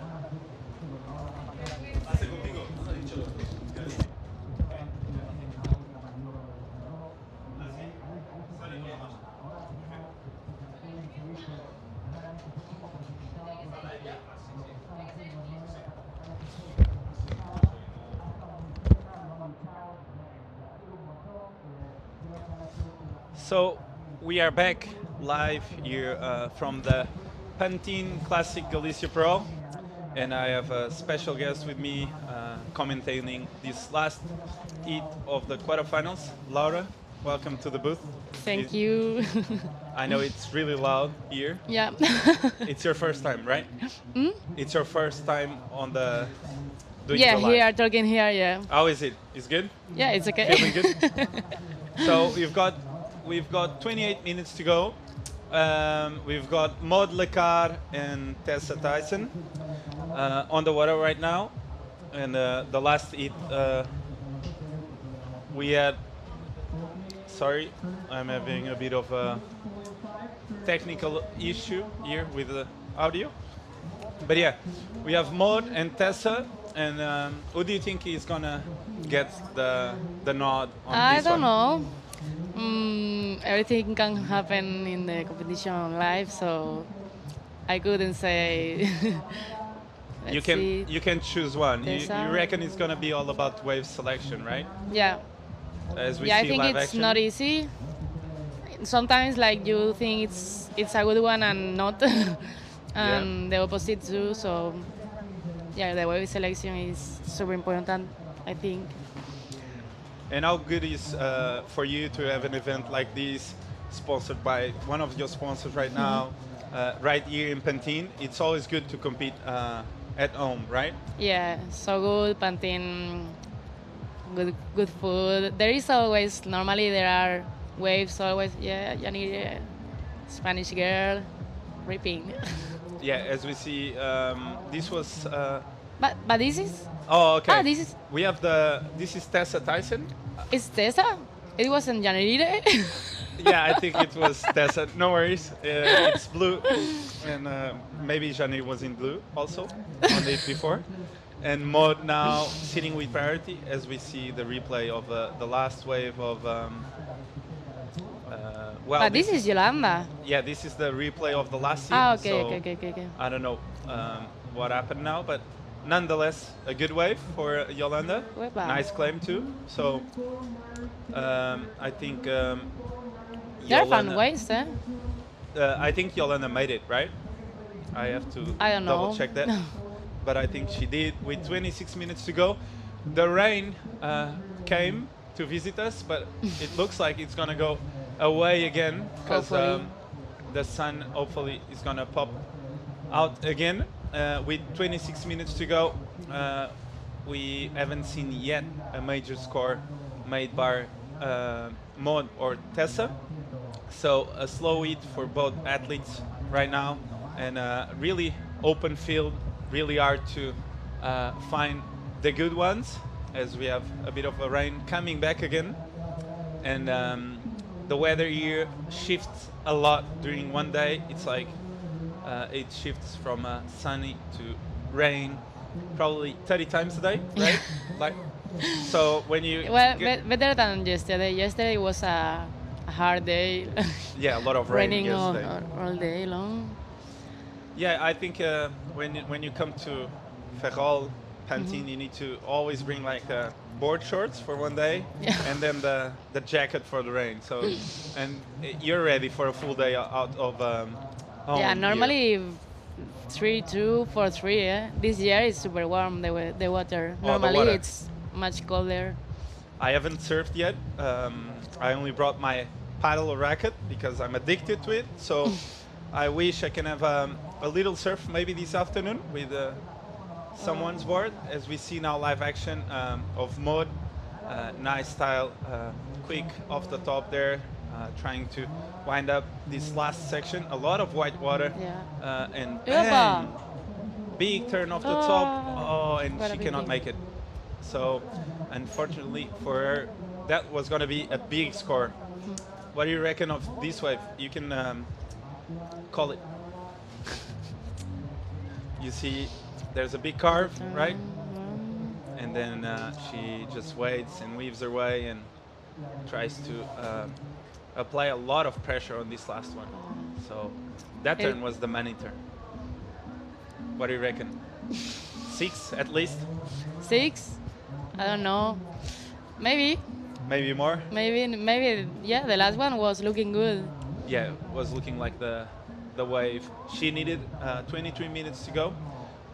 We are on the beautiful coastline of Galicia in Pantin. Next, we're going to have Santa Cruz. So, Laura, you're going to add to Santa Cruz No, next? there is no girls in Santa Cruz, right? actually. Only men. Only so, here, yeah, So back you home. go only Costa next year, the Caparica. Exactly. Costa Caparica yeah, it's is the only next one we for have you. in Portugal. Yeah, okay. So this is the last one. Yeah, the last one basically of the this year because Azores was cancelled too, so... And are you heading to Nazaré to surf some big waves this year? I think so, yeah. I have your goal? some missions in mind, and yeah, I would like to go this year. I tried to go last year, but the conditions weren't really good to try. Is that on your mind, like doing the world tour of big waves in the next couple of years? I would love it, but there is not anymore. No, but like just being part of that group that always chase for huge sure. swells like Nazaré, Jaws, all those swells. Yeah, I would like to surf as well in Hawaii also this year and compete in the Red Bull Magnitude. Okay. So yeah, let's see.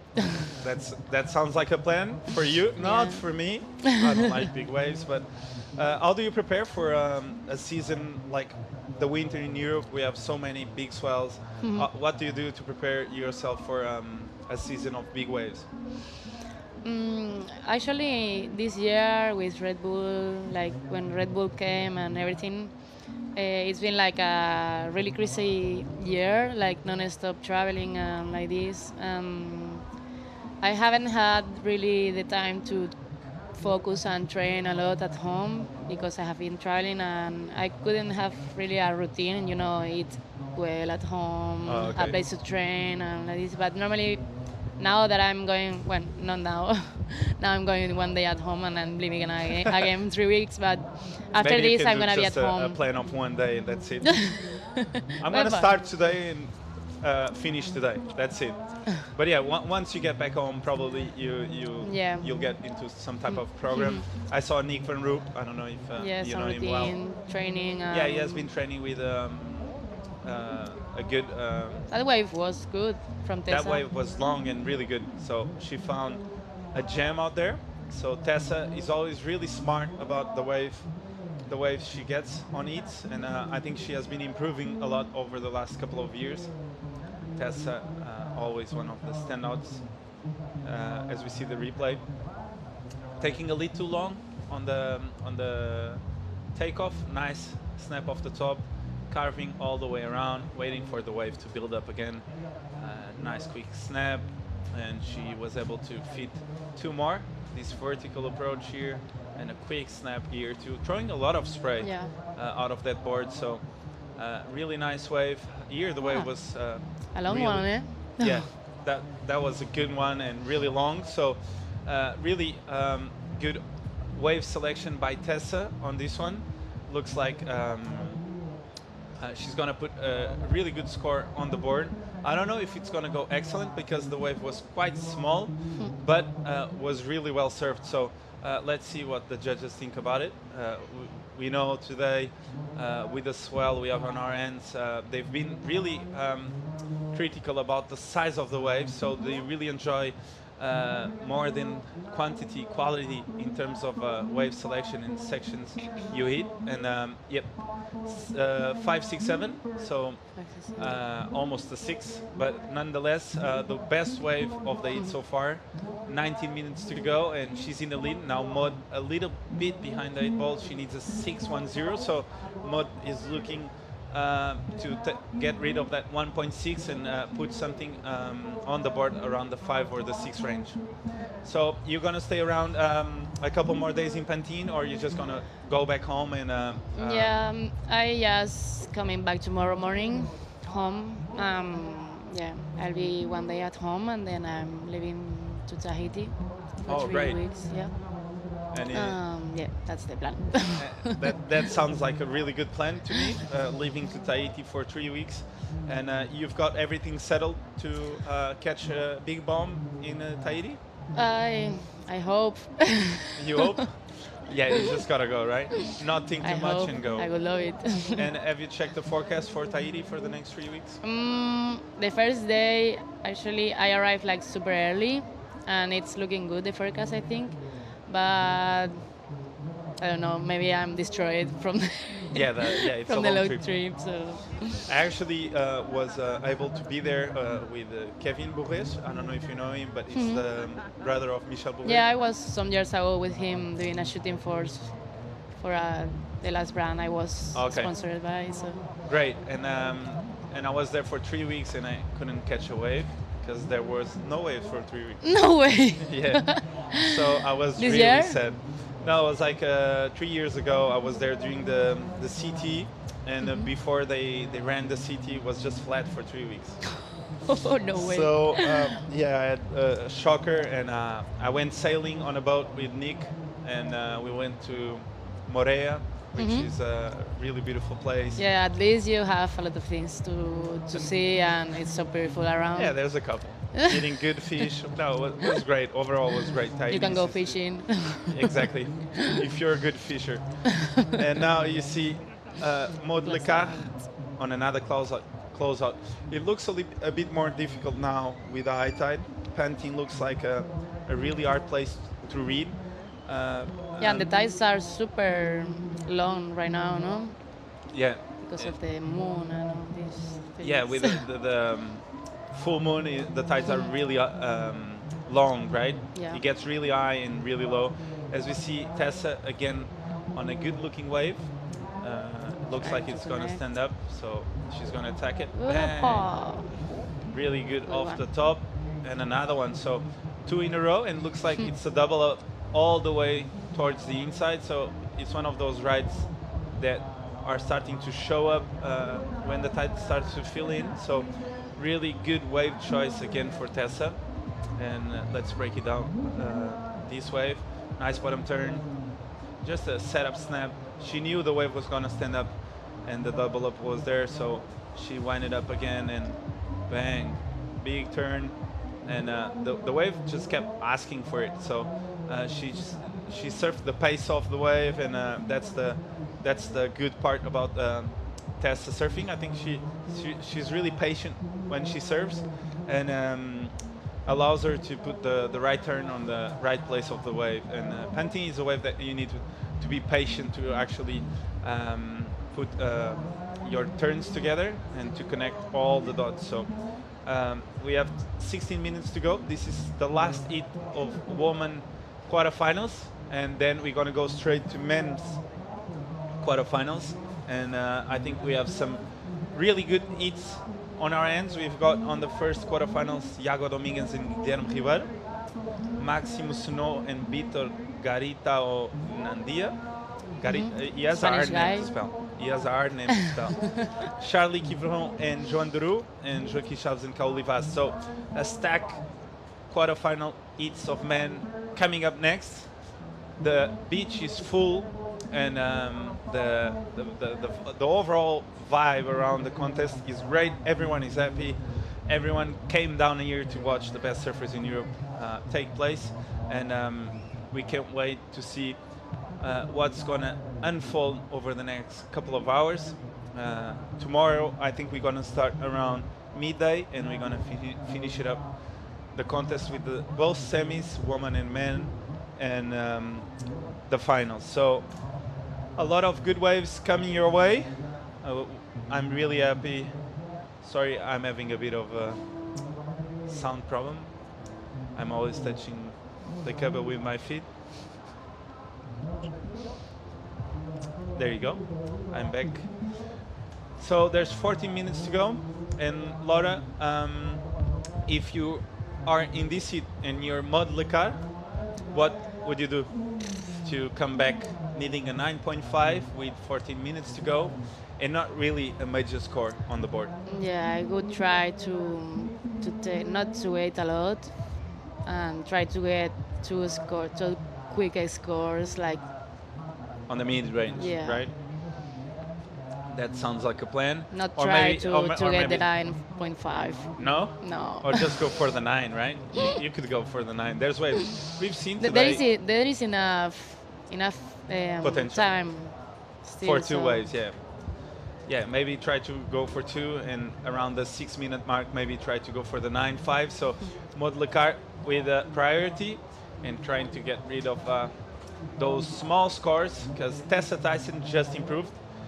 She just posted a 7.33 with that last wave, so judges really enjoy that first attack on her backside.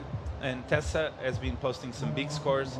Last heat of the previous round of 16 of women, she surfed really well too, with an amazing wave selection. So Tessa is working really well on her plans for her heats, and it feels like she has been improving her competitive skills a lot.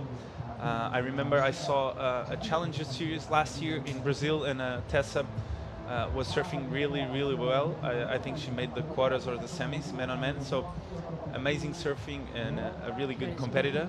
As we see live, Maud listening to Laura and trying to get rid of that 1.6 or 3.5. This wave looks a bit flat to me, so she's not gonna do that. And it's so hard when you're out of rhythm in a heat to really get back to the rhythm and getting your mojo coming your way. Psychologically, it's really hard. Yeah. Kind of difficult. Yeah, it just feels like when you make a bad decision, everything comes with it, and you start making a bad and a bad and a bad.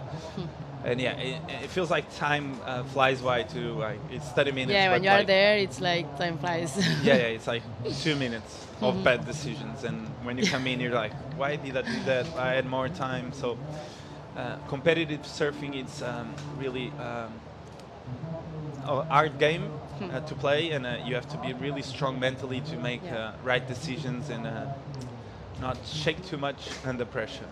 I think we can see now with 12 minutes to go that there's a bit of a lull in the ocean. Waves take a bit longer to feel on this stretch of the coast. There's long periods. When they come, they are big, and we've seen some big sets today, but now it's taking a little longer because of the tide filling in.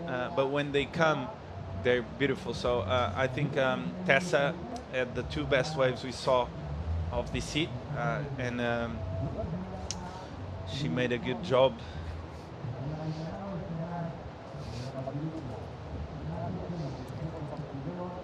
And again, I lost my micro.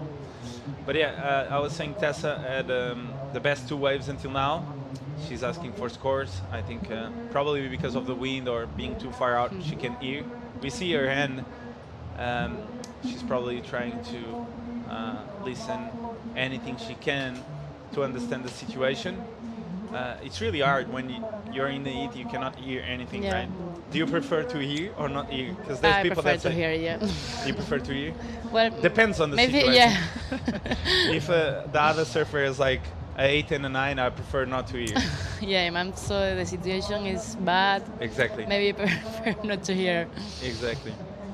But yeah, sometimes it's really hard to hear when it's really far out like this and a lot of wind. Yeah, it's windy there's some today. size. It doesn't look like but there is a lot of white water outside. Exactly. There's 10 minutes to go, and after that we're gonna go, as I said before, straight to Iago Dominguez and Guillermo Ribeiro. What a great matchup. I think they're more or less from the same generation of surfers, around the 20, 21 probably age. So a good matchup, Goofy versus regular coming up next. And now we see Tessa Tyson well and truly comfortable in the lead. A lot of points on offer going from this round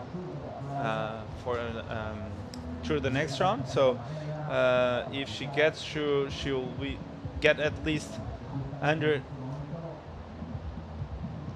and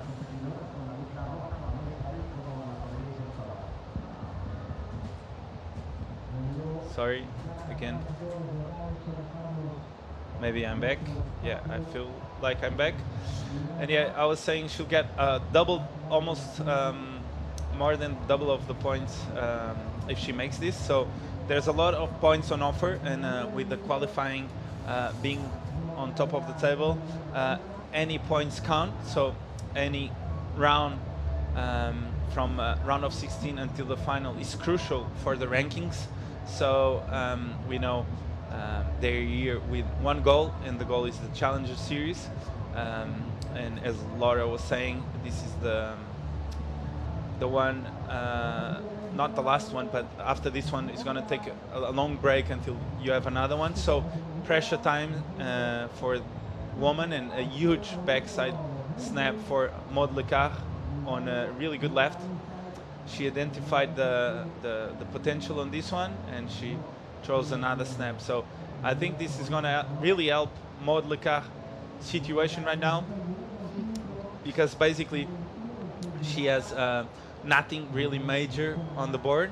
And as we see the replay, I really enjoyed this bottom turn to top turn transition. It was a good one.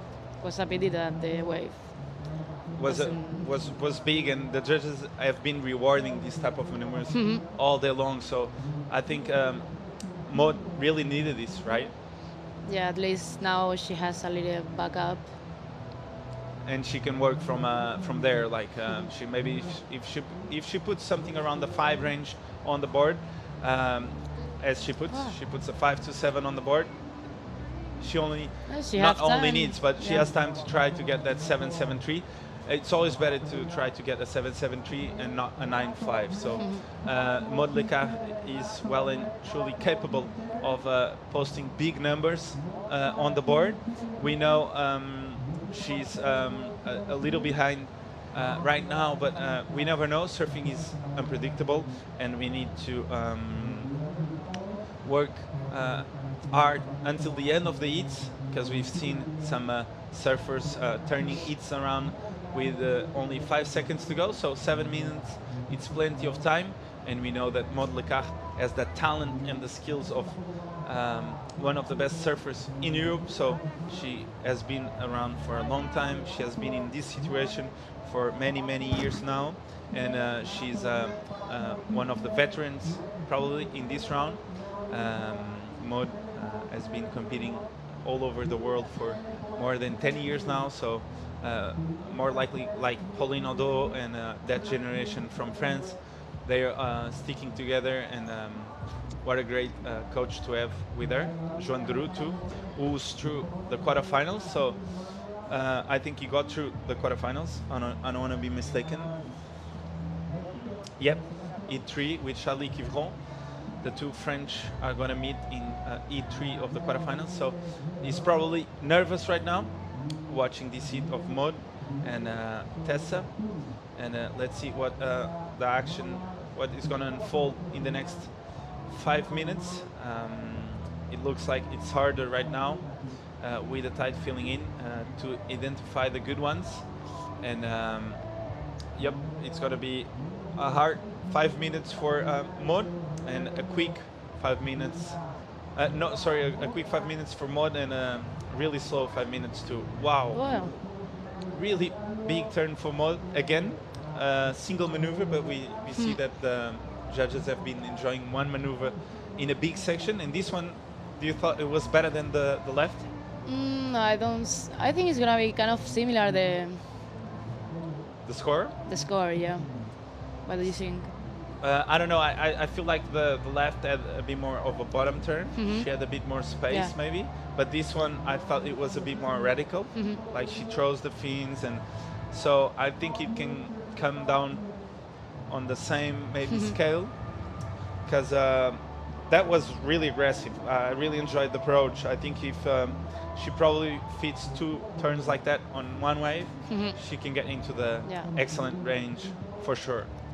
It's better one than the other one.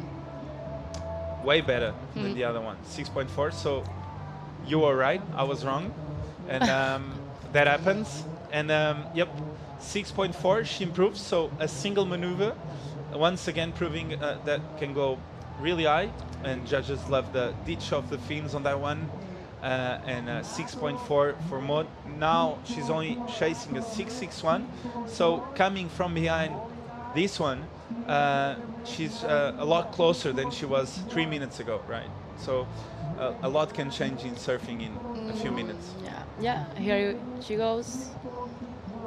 As we see Tessa, live action Tessa blocking a bit Maud on this one, and looks like a good one. So let's see what Tessa can do. Quick off the top there, winds up again, and just a little snap on the end section. I don't think she will improve on the 5, 6, 7. Well, now Maud has priority. Exactly. And 3 minutes, already more. So this is the last of Tessa replay. A quick snap. This quick off the top was nice, but then the wave just faded away. And yeah, now Maud with 3 minutes to go, as Laura said, only is needing a 6.61. So she definitely can make it. Yeah, so from a 9.5 to a 6.6, it's a lot better, right?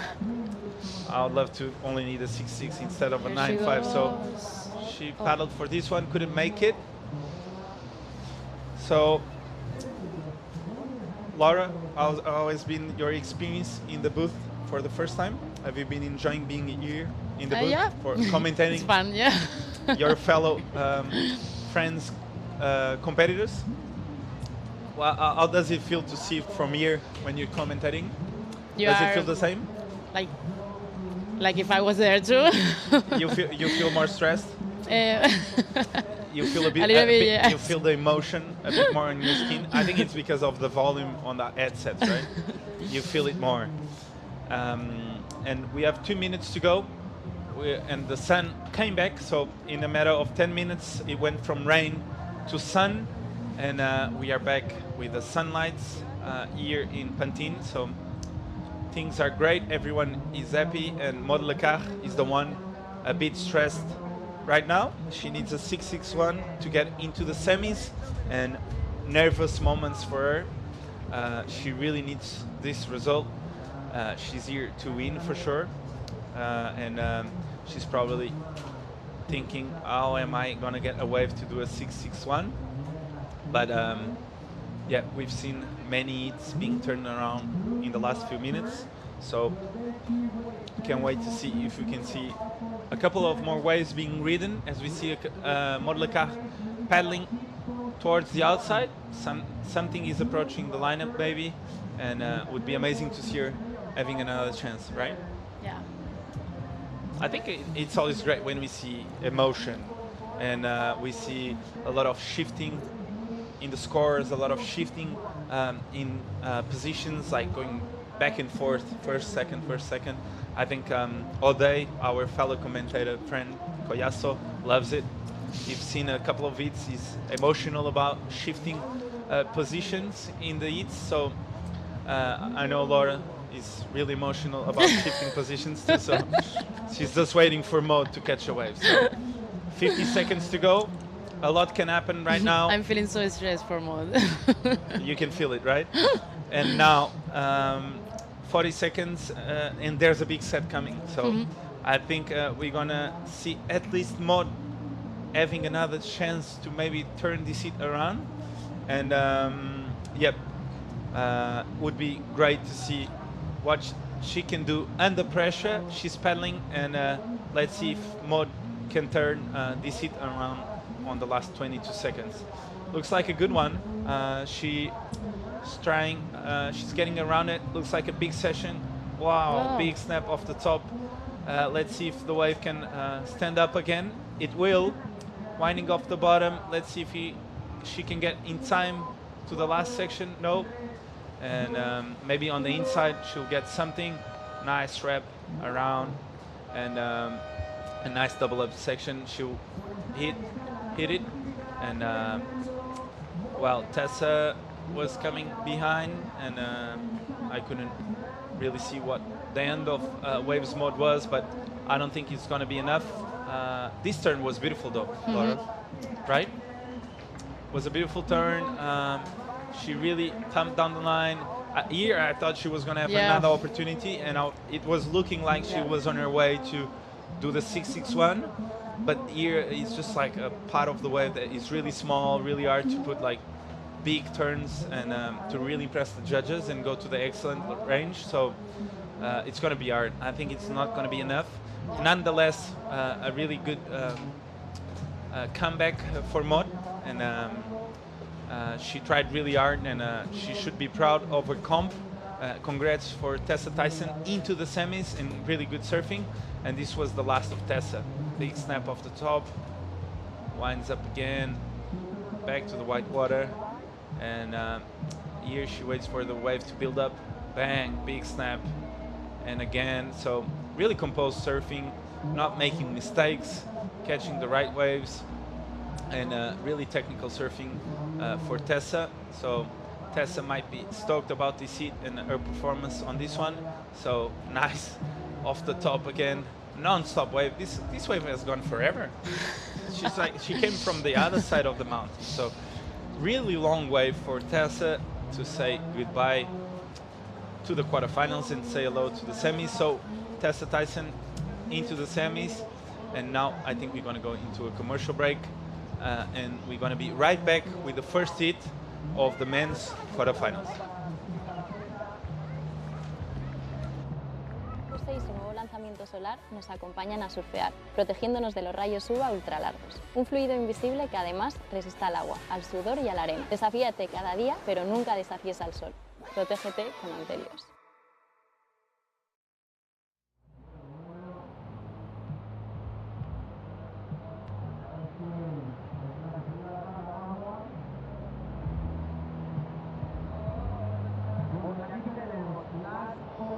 Red 5.23 is not enough. So Maud Lecard in second place, still waiting for And welcome back live. And we're still finishing this quarterfinal number 4 for the ladies. I think all scores are in. So let's go with the men's. Starting in a few moments, we have first quarterfinal on this ABANCA Pantin Classic Galicia Pro now for the men's event. I think we're still lacking one score of Tessa from the previous heat. That's why we haven't started yet. Ode, welcome back to the booth, to the commentary booth. Yes, I think waiting for the last wave of Tessa, but it's nothing is gonna be changing the situation. She already made a hit into the semis right now. So next hit already coming from the boys. Yes, we have the Portuguese Guilherme Ribeiro with the Basque Iago Domingues out there. And it was really good to see the boys cheering it from each other when they're picking up the vests, just like wishing them, both of them, to have fun out there. I think, Ode, when you come to this part of the event, this man-on-man is a lot more you fighting against yourself than fighting against your competitor. It's so much different. For my hits, it's like more strategies, and then you have to be worried about so many things. The way you are competing probably in the man-on-man hits, it's like you have priority, just wait, go for it, and then if you don't have priority, just try not really things, but you kind of not that much stress, or you maybe like you're more calm because on like, okay, two guys, it's a good result. So as soon as you are here, your confidence is bigger because you've been making many hits, and also you have nothing to lose. So when you have nothing to lose, you go bigger, and then you can have bigger scores. Yeah, it's a huge relief getting to the quarterfinals. There's a lot of points between this round and the previous ones. And now what they want to do is be sure they're here for the last day, the finals day that's scheduled for tomorrow. This will be the last 4 hits of today. We're going to finish with these men's quarterfinals. And today we were, both of us, by the beach marshal, checking the previous heat, as we see already live action with Iago Domingues. Incomplete on this one, and you saw on the previous heat how spread apart were the girls. It was the first time. Most of these boys are optioned to stay closer to the rocks again, but that might be during the heat. Wouldn't surprise me if one of them pedals towards the middle of the beach, like we saw Maud Lecard pretty much sitting there throughout the whole heat. So, but it's a really big field. Here we reply of Iago Dominguez. He is known also because we saw him surfing an amazing surfing with rail to rail, but also is known about his air game. He throws huge airs. He knows how to do them. So it's gonna be interesting to see, because we have been seeing maybe Guillermo is gonna be sitting more in the right, going those like round right, because right now the tide is went up. We don't see like those big right handers that we see early in the morning. Right now it's more like a high tide, mashy waves. So it's gonna be interesting to see how they're gonna work both. I think there's a little bit of change in the swell direction as well. Look like these lines are coming more straight into the beach and closing out a bit more. So let's see how the boys adapt to these conditions. There's already a try there for Iago. There goes Iago checking one more wave, and Guilherme, as usual, is very calm, very composed. I call him the silent assassin. Yeah. You can't even tell that he's around the contest side until you realize he's in the final, pretty much. So yeah, he's really good. He's been surfing in whole heaven, an amazing performance. Also, same for Iago. I mean, the surfing he did this morning was an amazing, one of the best we've seen today. And it's gonna be interesting to see those guys surfing men-on-men hits. They're young. I don't think they've been surfing in a lot of men-on-men hits. So it's gonna be interesting to see how they're gonna make this. We have a pretty good mix set up for this quarterfinal on the men's side. After this one, we have another Basque against the Frenchman from Union Island, Maxime Snow. That will be then quarterfinal number 3 will be an all-Frenchman affair with Charlie Kivron and Joan Duru. And to finish this quarterfinal number 4, we have Joaquim Chaves on the quarterfinals, which is his best result, as we see Guilherme Ribeiro up and riding. And Joaquim is going to face Kaoli Vast on the last quarterfinal. that was an amazing wave for, wow, that was a huge car for Guillermo. And I was thinking that was a really good choice in wave. He is still in the wave, and as we talk, right now we have long waves, nothing like we see early in the morning with the big closeouts. So right now everything has changed. So guys, they need to mix like big turns with the like big curves right now, I think. So it's gonna be interesting to see, because Guillermo, I think he knows what he has to do to make the hit. Yago is playing more right and left, so let's see if he can find also a good potential wave. I love the aggressive approach of Guillermo on the start of this one, making sure he approaches his first section really, almost gets stuck. There was a bit of a backwash into that third turn, but getting still under control to finish the wave. So a little bit unlucky on that third turn there. It looked like a mix of a double up with a kind of a backwash. He was a little bit stuck on top of the lip there for a while on that snap, but nice finish of Guillermo. And now Yago. We have Yago, he went for a good right-hander wave, starting with the cutback, another carving of the top, and now looking for a bigger turn probably out there. So as we see, Yago is been surfing like really fast, right to rail all the way until the quarter. So it's gonna be, that wave was an amazing. Also, it started really good for Yago Dominguez. We're gonna be waiting both scores, but I think for 25 minutes remaining, and both guys started really good hit. Yeah, for sure. They look like keepers, definitely. I'm curious to see how the judges are going to score. I think they might be a little bit even. The scores shouldn't be that spread apart. Although I felt like Yago was a little bit more... I like better the first part of the wave of Guillermo. Yeah. Way more aggressive than Yago. But then it was a tricky second part of the wave for Guillermo with that third turn, getting a little bit stuck there. And Yago pretty much connected all the dots from the outside to the inside. Yeah. I think the point is going to be like probably the best turn Guillermo did with that huge carb. So I don't know what the judge is going to think about this, but Guillermo did like a huge carb before a couple of turns. Yago's wave more like in more shorter time, he did more turns. And Guillermo was like more calm in the wave, just trying to push in the bottom turn, going up to the lip, just reading the wave. So we're still waiting for the scores, but I think Guillermo's probably gonna go a bit higher than Yago's. Yeah, the judges always put a big emphasis on those first turns on the outside, where it's more critical. And here we go, Guillermo straight into his second one. I believe he's going to kick out. Yeah. So right now, Yago with the priority. So he's going to try to keep that prior and wait for the good one.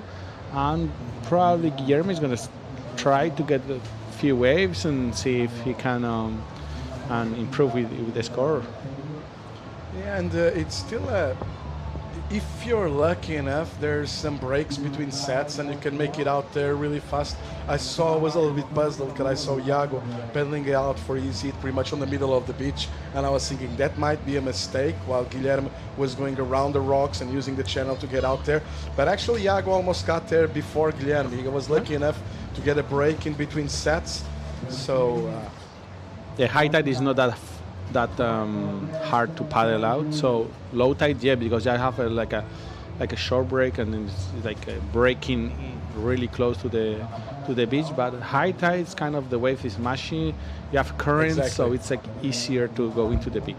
And that mushy that you were talking about, the wave lacking a little bit of power on high tide. And let's watch Yago Dominguez now. He's going to lose priority with that paddle, so it will be a priority change. Goes to Guilherme Ribeiro, and I was listening to Joaquim Chaves, kind of getting debriefed by his coach, and let's watch Guilherme. Beautiful bottom turn, nice one, a lot of power into that back foot, nice connection there by Guilherme. He's going to finish this one properly, beautiful carve, and I'll bet you there's a nice slash coming our way if he gets a closeout section. Behind we can't tell, but there's Yago up and riding too, and Yago finishing his wave, and also Guilherme Ribeiro, when we already have scores, 6 points on the first one of Guilherme, 4.67 for Iago. And now let's see, this is the last exchange, how the judge is going to score it. We saw the wave of Guilherme. We're going to try and get a replay of the one of Iago. Yeah, we saw the previous wave of Guilherme. The first one was 6 points. Let's see the last wave. I really like this wave. First one was a huge layback, coming out to the perfect carving. Then the wave kind of stayed like calm, but I would say that was the best wave of the heat. I haven't seen the one of Iago, obviously, but I really like it. He was sort of like stay there, really calm, and just wait for the finish big turn. So perfect riding for Guilherme. Let's see the last wave of Iago. Now Iago on his backhand, nice hit on the lip there as well by Iago, connecting really fast with the second turn. Mid-face bottom turn to finish on that, I'm calling it last turn. This last one was kind of a whitewater turn, but I really like the approach of Iago on the first two turns as well. Yes, it was an amazing surfing also for Iago Dominguez. The first one was a big turn. The second one kind of like big carving, and then finishing with the hitting the lip. So let's see what's going to be the last one of Iago. Yeah, that is going to be like 4.17. The judges think that is worse than his first one. And let's see the last of Guilherme. I think it's going to be the best wave of the heat. Yeah. The first two turns were the excellent, so I don't know, it's going to go into the 8-point range. Yeah, I agree with you. If we compare with the first one of Guilherme, for sure it was bigger turns on the first part of the wave, so that's the one that usually are looking for, and they give him 1 more point actually spread, 1 point spread between his first one and the second one. 7 points in under 10 minutes. 13-point total already for Guilherme. It was a pretty nice start by Guilherme Ribeiro. Yeah, an amazing start for both of the guys.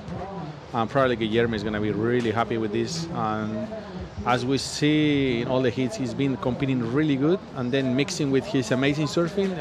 That's really like good point to make hits. 19 minutes remaining. Iago with priority, and he got a 4.6 and a 4.1, needing an 8.33. So it's going to be good to see what Iago is going to do for the rest of the heat. Yeah, Guilherme's been improving every single year. He's a Portuguese national champ. I mean, it's a pretty hard Portuguese league, as we see Iago trying to answer straight away and not being left behind in this one. He's already now chasing an 8.33. He must forget about what he's going to hear by the beach announcer. He doesn't want to go for an 8.33. What he wants to do right now is try to build on a 6, a 7, and then go for another one. But a nice approach there by Iago. Quick carve there. And that's a done deal on this one. Let's stand by for scores. But like I was saying, I was hearing Joaquim Chaves getting debriefed by his coach. And what I heard from him is like, it's way more mushy out there than it looks from the outside. It's much harder to put on vertical surfing than it looks from the outside, actually, you know. And I can understand that. Another thing about Pantin and about the whole setup is that we're like on top of a cliff.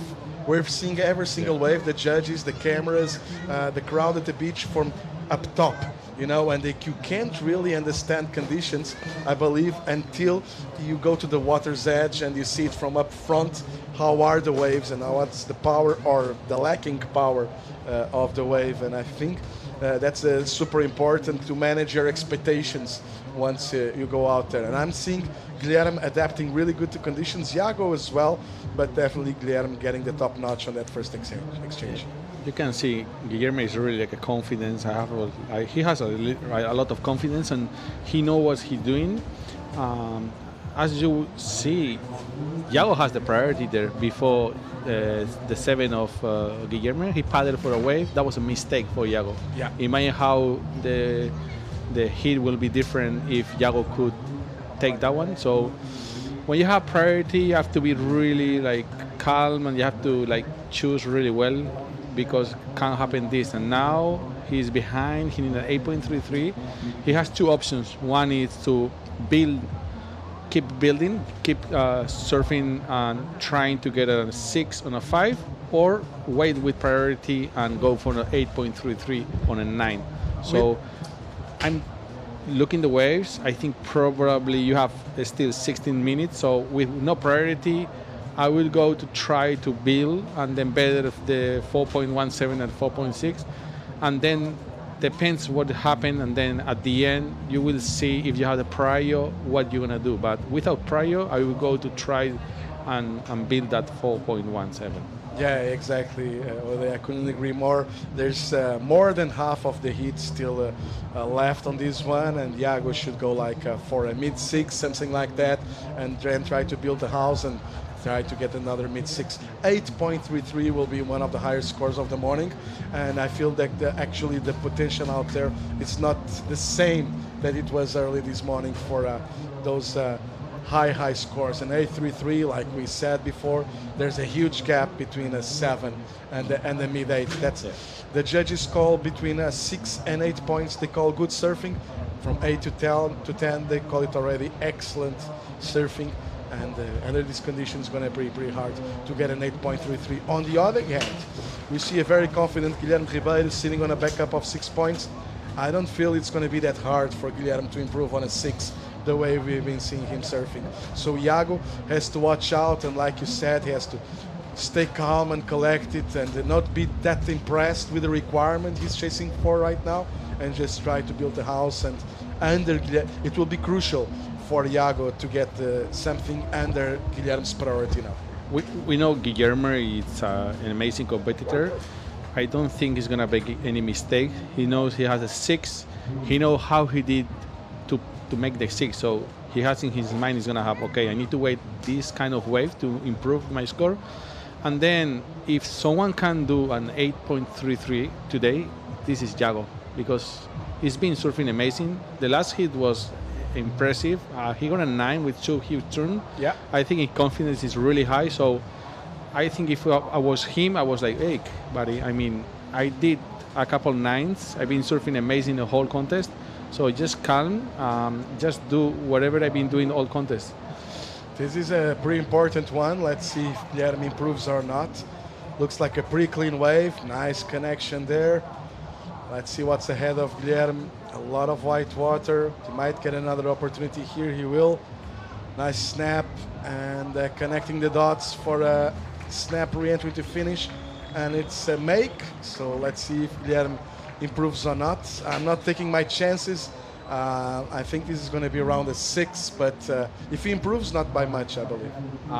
The way he started, it was amazing. The first snap was huge, and then the wave didn't help much about. I think he did it really well. He surfed like the best you can, but the wave didn't offer him a lot. But the first carving was an amazing. I don't think it's going to be, as you say, maybe a 6 or maybe a 5, something like this. So let's see what's gonna be there. I like the way he approached, although I don't think it's gonna add a lot to the score. I like the way he approached the last part of the wave. There was a lot of white water, but somehow he managed to deliver 3 turns there on the white water. So there was no like downtime until he go to the closeout turn. But again, was not very strong. And if you remember the size of the wave and his turns on the 7-point ride were like totally different than what we saw on this one. So he's not going to improve. Well, put it today a 5.73. So close to the 6-point ride, but not enough to improve. And now there goes Iago. Iago went for a huge hair, as we said before. Now coming with a little cutback. Looks like this one is going to be really good wave for him. He's going for another carving, and then he's going to try to finish this wave. Whoa, that was an amazing. Let's see how the judge is going to score this, because he started really good with huge air. The worst of, let's see the replay of Iago. Really nice one. Totally under control. In skateboard, you call that like bolts. He landed super clean. Nice snap to connect. And it's funny, you know, because before this wave of Iago, and we were talking about how Iago is doing good, and if someone can do it and chasing an 8.33 is Iago. I was thinking about his approach on the first wave of the heat on the left, that he went for a huge air. So you could tell already his mindset going out there. And then he got this one, which pretty much what he was looking for. So you could tell he got an eye out for those lefts and he had a game plan already set up. So let's wait for scores. Obviously, I believe that will be by far the best wave of Iago in the heat. Let's see how close this will get him to Guilherme. Now it's Guilherme's priority, but this is going to do good things for Iago. It's going to build his confidence, and well, it's all going to be about the score. Let's see how the judges score this one. Yes, after the huge error, because the tail was so high, and then he was coming to a little cutback, but then the third turn was huge. So I think he's in a really good mix of maneuvers. But maybe the worst of the wave is like you don't have like a closeout to finish. Yeah. That's the part that I don't know the judges how he's gonna score. I know that the air was huge, but I don't know if the judge is gonna go super high or maybe go 7.5 or 7. Or I don't know.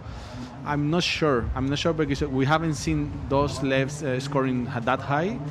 So it's gonna be interesting to see how it's gonna be. On the other hand, that air was on the first section of the wave, and the judges loved that. You know, I was thinking about the finals that's approaching us in Trestles, and let's watch Iago, very motivated and confident from the previous one, realizing there's no potential on this one. He will be surfing, and there's Guilherme's priority.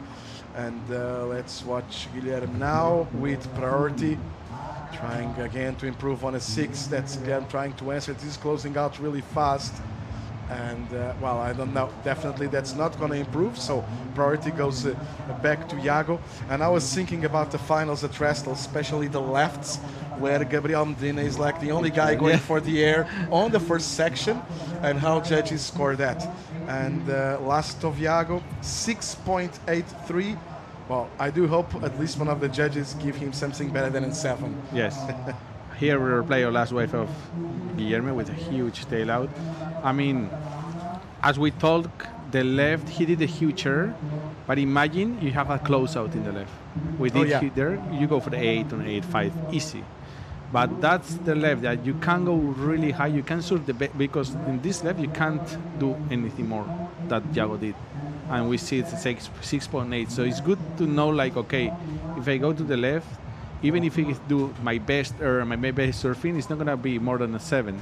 But if you go to the right and you do like big, huge car, beautiful, and mixing with a couple cutbacks and then one closeout, you're gonna go to the 7, to the 8, to the 8.5 or 9. Yeah, just on a static kind of thing, if we saw that big air coming towards us, it will be way more impactful than running away from us, you know. Although the replay helps a lot, I think that, and like you said, the section is not as steep and it lacks the closeout section, and that I think makes a big. This could be with the closeout section the best wave of the heat for sure. You know, around the 7.5, maybe even close to 8 points. Anyways, that puts Iago with priority now chasing a 6.18, and that was the second best wave of the heat. So Iago is feeling very confident right now. Guilherme is probably wondering what Iago did. So 8.5 minutes remaining. This looks like a very exciting heat to start these men's quarterfinals. Yes, 8 minutes remaining, and Zhao has prior, needing 6.18. Right now he has to be calm and wait for one of those right-handers and going big for a couple big turns outside, and then wait for the reform. On the other hand, you know, Guilherme is gonna try to find those waves, because I think he's gonna improve the 6.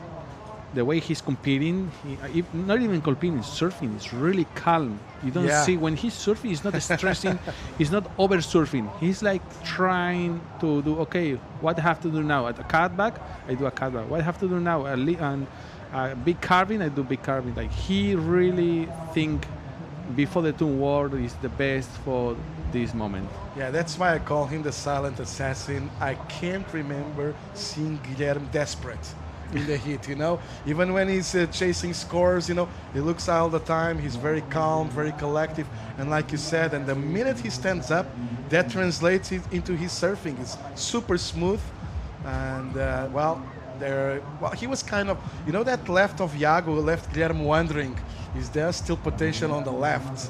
So this was a mistake. He was too deep to going for the right, and well, just improvising a little bit there. I think he was actually chasing the right-hander and just realizing he was too deep for the right. Yeah, as we see the left and didn't give you much during all day, and seeing the right has like more potential. So, but I know without priority, that's what you have to do. Just try to keep easy, and maybe you're lucky and you get a one big reform, and you can improve your backup. Here we are, Yago Dominguez, really important wave with a huge tail out coming through. Oh, what a shame. Wow, that was interesting, because I think if he could make, let's see the replay. It was a very technical second turn and very difficult one, a lot of white water. Kind of a snap foam climb there, and there's a lot of water coming from the left as well. Pretty hard to connect that turn, so priority goes back to Guilherme. So we've been seeing priority going back and forward throughout the whole heat. Yes, I don't know if even if he could make that turn. I don't know if Yago could make the 6.1. The first one was huge. The second one was an amazing, but the wave didn't help him, and it was already breaking, so it was like kind of in the white water, just doing like a little floater. But let's see here. Guilherme, no, mistake. Oh, weird. Mistake. We see a couple of mistakes on this one for both surfers. Yeah, so let's see Yago now with priority. 5 minutes remaining, needing 6.18. And he's surfing really good. He's going to have one more chance to improve his 4.67. You know, that turn that we saw Yago, that kind of white water foam climb into a snap, it's one of those turns I think it's super unfair for the surfers, because it looks ugly. It's not one of the things that's very impactful, but it's so hard to do. If you surf, it's so hard. You're pretty much surfing on top of air, just bubbles of air. There's nothing to connect the rail there, nothing to connect the fins, so it's super hard, but not very impactful. Mid-face bottom turn, and this one grabbing the rail, a nice one. Nice one by Yago. Amazing surfing for Yago Dominguez. I mean, looks like Yago doesn't need much to get the scores, because his surfing is that high right now. That was an amazing surfing for Yago. I love the red he got on this one. Not being too greedy on the first turn, kind of mid-face bottom turn, making sure he had enough time to hit the lip and jump back down, and for the closeout section, which make all the difference. So really smart surfing, and technically very well done by Yago Dominguez. That was a really hard surfing. I mean, if you see, when he did the takeoff, he didn't went too much down into the bottom, because he was okay. This is a closeout. So when he did the takeoff, he did a big carving, but without much space, and then grab the rail, because if he couldn't grab the rail, it was impossible to arrive to the lip. So he held with the rail, going to the lip, going to amazing of the lip floater, huge, and it's gonna be crazy, because we have the last wave of Yago. It's a 7.5. Situation change right now in 3 minutes 33 seconds remaining. Guilherme Henriques is second place with priority and needing in 7.4 to make the hit. You know what I'm loving about Yago, and I think if he makes it throughout this one, we're going to see, well, it's all about biorhythm, and one day at a time. Tomorrow finals day will be a whole different day. Yago is realizing, hey, I got a 7.5 and a 6.83 on waves. They didn't offer me a lot. So imagine what I can do if I get a proper one. So that's building a lot of confidence for Yago Dominguez. I think it's important for him after this hit to just sit and say, okay, I did a huge score yesterday with shitty waves, and then also this morning with good waves, and right now with waves like potentially was fun but nothing special. But the most I like of Yago right in this hit is like, as you say, he don't need to wait like a perfect wave to do a 7, because his surfing is right now, he has that much confidence, and his surfing is that good that he is right now is really high. He has something different, so I think it's gonna be good to see if he make this hit. Tomorrow, if he thinks what he's been doing today in the morning and yesterday, is gonna be like really important if he wants to win a contest, because we're talking about Cowley, we're talking about Joan Duru, but watch out this guy. If he really like believe in himself, what I did, I don't need much. If he keeps surfing like this and thinking like this and competing like this, he's gonna be one like really hard to beat him. And Ode, that's what makes the difference from world champions, and we've been hearing a lot about that on the commentary booth throughout the World Tour events. Surfers who can get like really bad waves and turn them into great scores.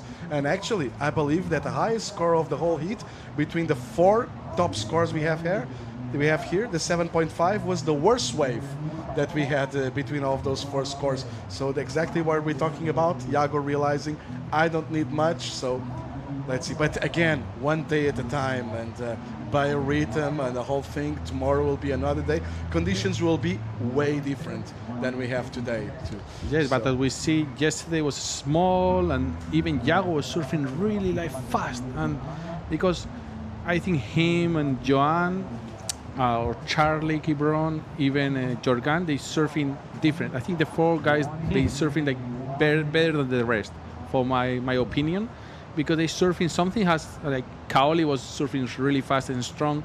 Iago is kind of Cowley surfing, but maybe more smooth, not that aggressive. And Joan, same place. I think those guys have something different to offer to the rest, and you see in the scores. Now let's go. A very motivated Iago with 30 seconds remaining. He's going to try to close out the door. It's a blue priority, so Iago is surfing under blue prio. That's not a priority mistake there. Now with 25 seconds remaining, let's see if Guilherme has one more opportunity for chasing that 7.34. Can't really tell where Guilherme is sitting right now. Now you can see him. I think Guilherme could be really proud because the way he compete this contest and even this hit was amazing. I mean, and he didn't do any mistake like, whoa, you lose because of this. No, you lose because this guy, the other guy, Iago Dominguez, surfed an amazing level. Right now it's really hard to beat this guy. So it's amazing to see both guys surfing like that. Yeah, Guilherme lost with a 13-point total, so you can't be ashamed of that. So we're gonna cut into a quick commercial. All scores are in on this one, and we'll be coming back for quarterfinal number 2 with Maxime Snow and Vitor Garita Hernandez. So stay with us. We're gonna be right back.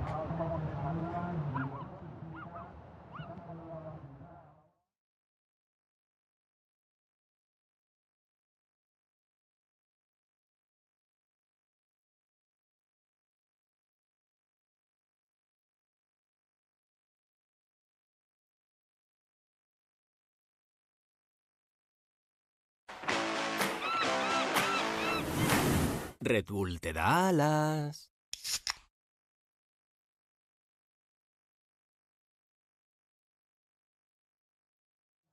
And we are back live again.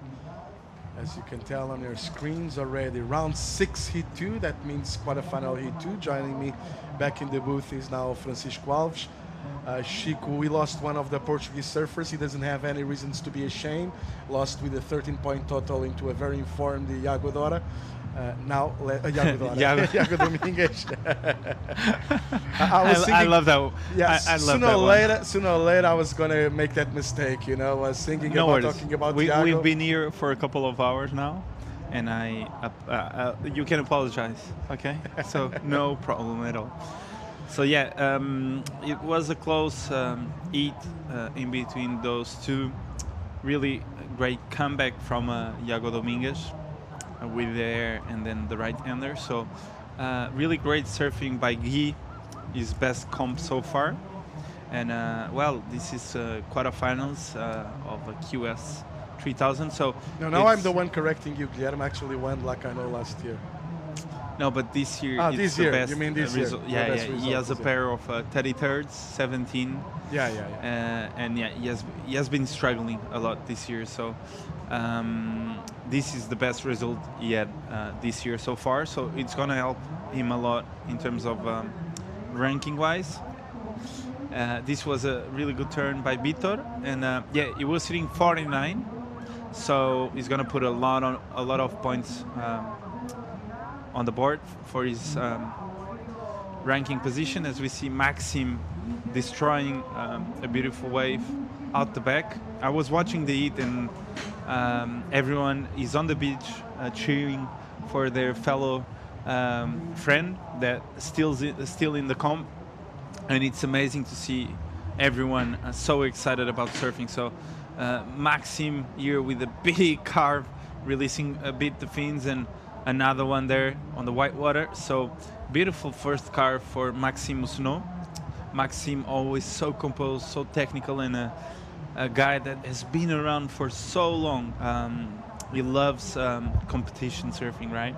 So I don't know how many contests Maxime has already done. I can tell you that he was showing up on the Pro Juniors when I was starting my commentator career. That was back at Curduama and Amado. So he's been competing for like 15 years or something like that since he was a very, very young kid, you know, coming from Reunion Island already. But maybe more. Sure. Maybe even more than that, yeah. Maybe even more than that. No, more than 20 years, it's hard. No, he's not that old. Max is 29, 30. Yeah. I think he's from 93, so yeah, probably 15. No, but I remember him coming to Europe still having that big afro, and and we could tell already straight away that he was a really, really good surfing. Always with the family, traveling with him too. That gives him a lot of support, and it's one of those surfers that surfs so good that we really want to cheer for him and want to make sure to see him. We could tell that he could excel on better waves and better conditions. I'm still keeping. I'm not mistaken. If I'm not mistaken, he was a junior world champ. He was Maxime. In Narrabeen. Exactly.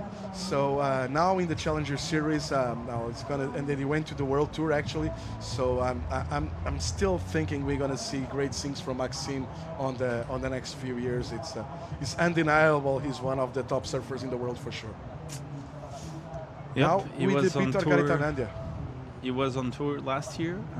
Vitor is the new generation of Basque Country. Vitor is, from what they told me, is a really hard worker. Like, he really likes to put in the work out of the water, understand his boards. He trains a lot. He's the national champion. Yep, he's got a mindset of a champion. Last two rounds, he caught, I think, 4 waves in total.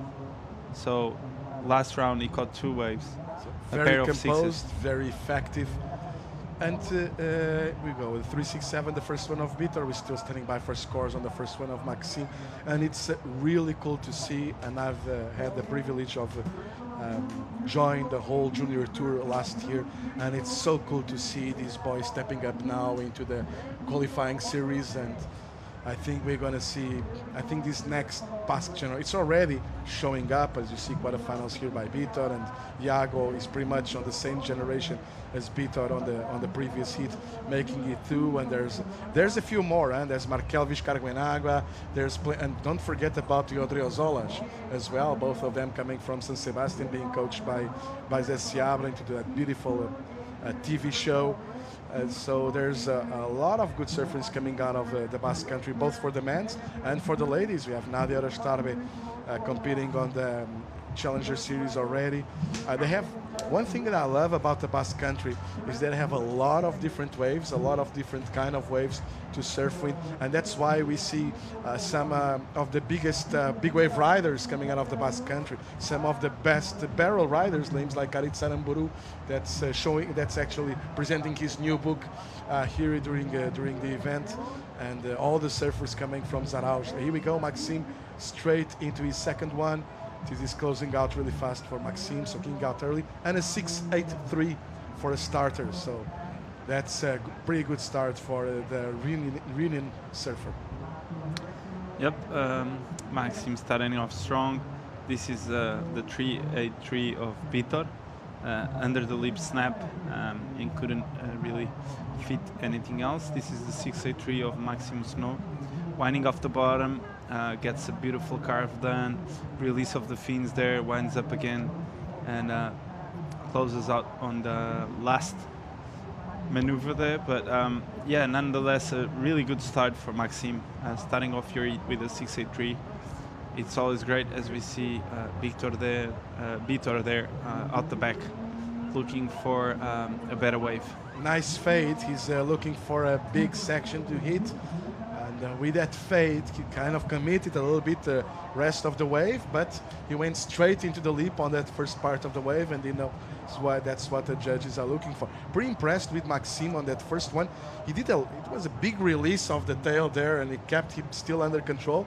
But well done by Maxime. Let's watch the replay. This is the other one, I believe, the closeout. Yeah, no turns here on the Maxime. And now Vitor, I love the fade here. He pretty much knew that if he did that, the rest of the wave was gone. But he was on the right spot to hit the leap at that first part of the wave, and the judges love that. Although comes out as a 4.8, nothing really special from Vitor. And the 6.83 of Maxime so far making all the difference, but we're a long way ahead of us. 21 minutes and 35 seconds remaining still. Maxime now with priority, and sinking a little bit further out.